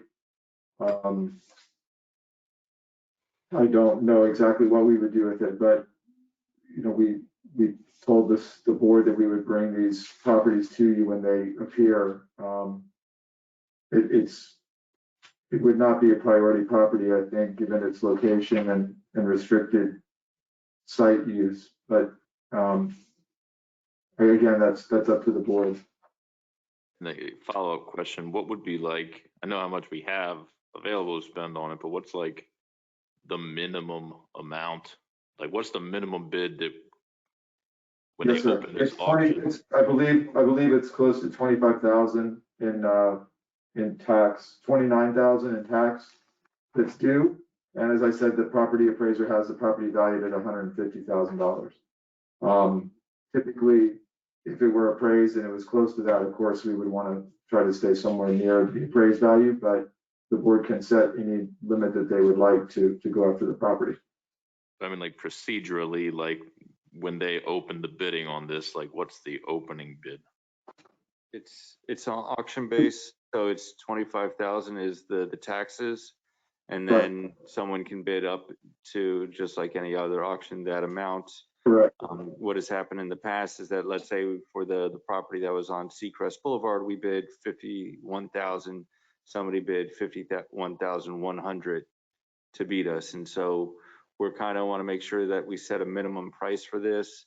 The fact is that this is kind of a piece of a larger parcel that the trust owns, and so, you know, if it goes to a third party, it may be more difficult to assemble that parcel for some mixed-use redevelopment, as we saw with Martin Luther King Jr. Boulevard and Boynton Beach. It is very hard. It is, you know, we spent hundreds of thousands of dollars for, you know, a sixth of an acre with nothing on it. And so that's kind of where we want to make sure that no one gets to steal this property, where I don't feel it's going to go to auction. I think someone's going to, Do we own adjacent properties to it? No.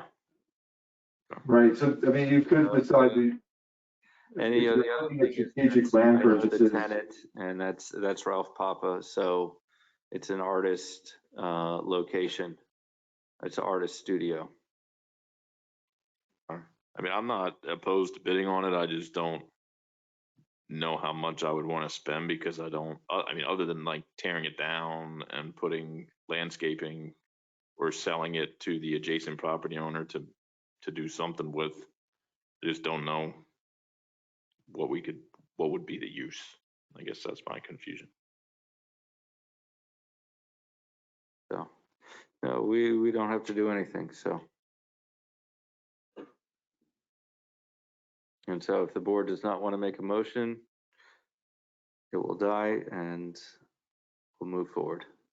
I mean, I'd make a motion to spend up to $35,000 on it. I feel like if we get it for $35,000 and tear it down, at least we removed slum and blight, and maybe could add some parking. I wouldn't want to spend 100 or 200 grand on it or anything crazy. All right. That's great.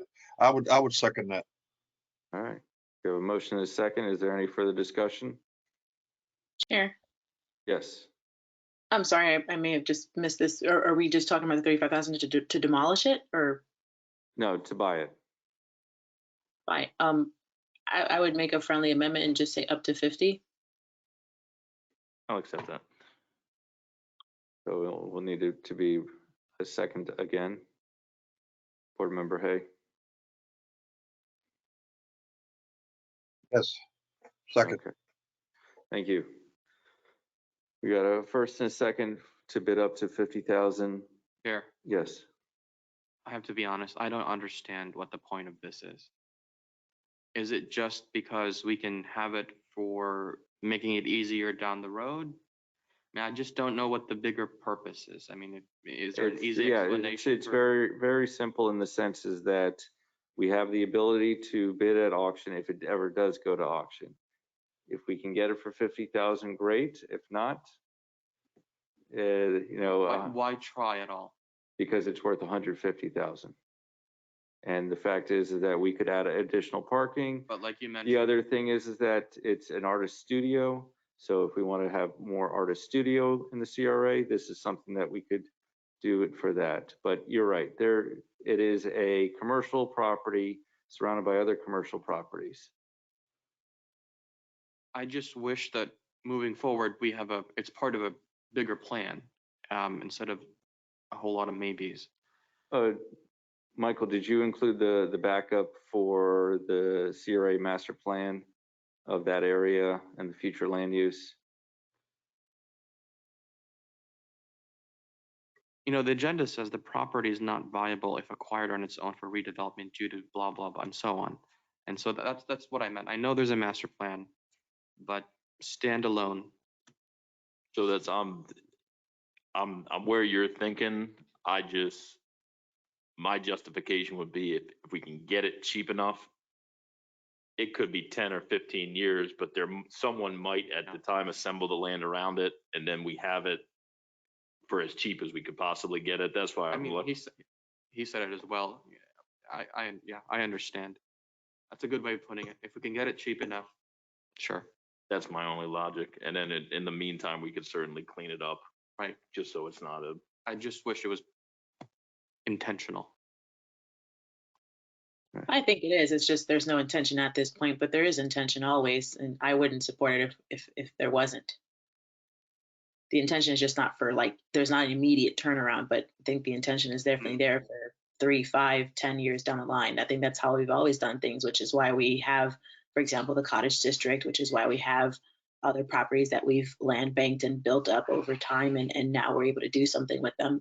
But it wasn't for lack of when there was no hope or no foresight of what was going to happen that somebody took the shot anyway, Mm-hmm. Yeah. I agree, board. Is there any further comments from the board? Is there any from the public? Seeing none, all those in favor state so by saying aye. Aye. Any opposed? Aye. Hearing none, motion passes. Chair? Yes, Board Member Romulus. Just on this vein, I know everybody's tired. I want to go to bed too. I was just going to say before I forget this thought, do we have a policy of how we go forward on properties like this where we have like a set amount, or, you know, like I know we have policies on other, do we have a policy on things like this?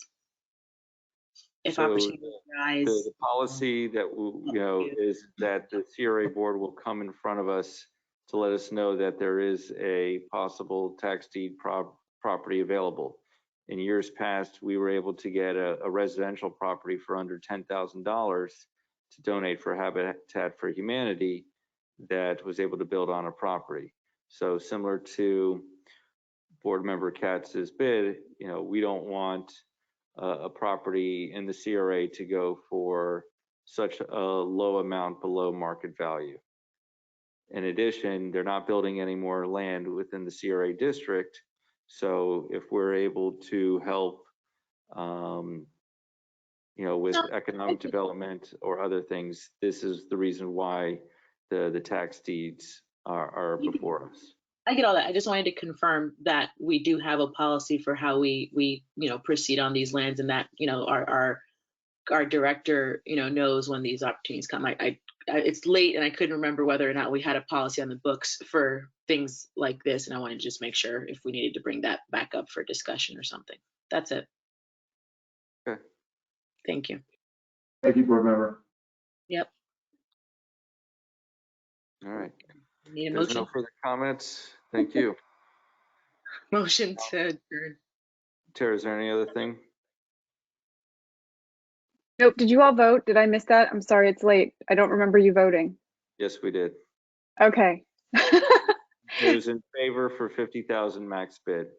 No, So- I got the motion. I just didn't remember the actual vote. I apologize and wanted to make sure I was not the only person. So.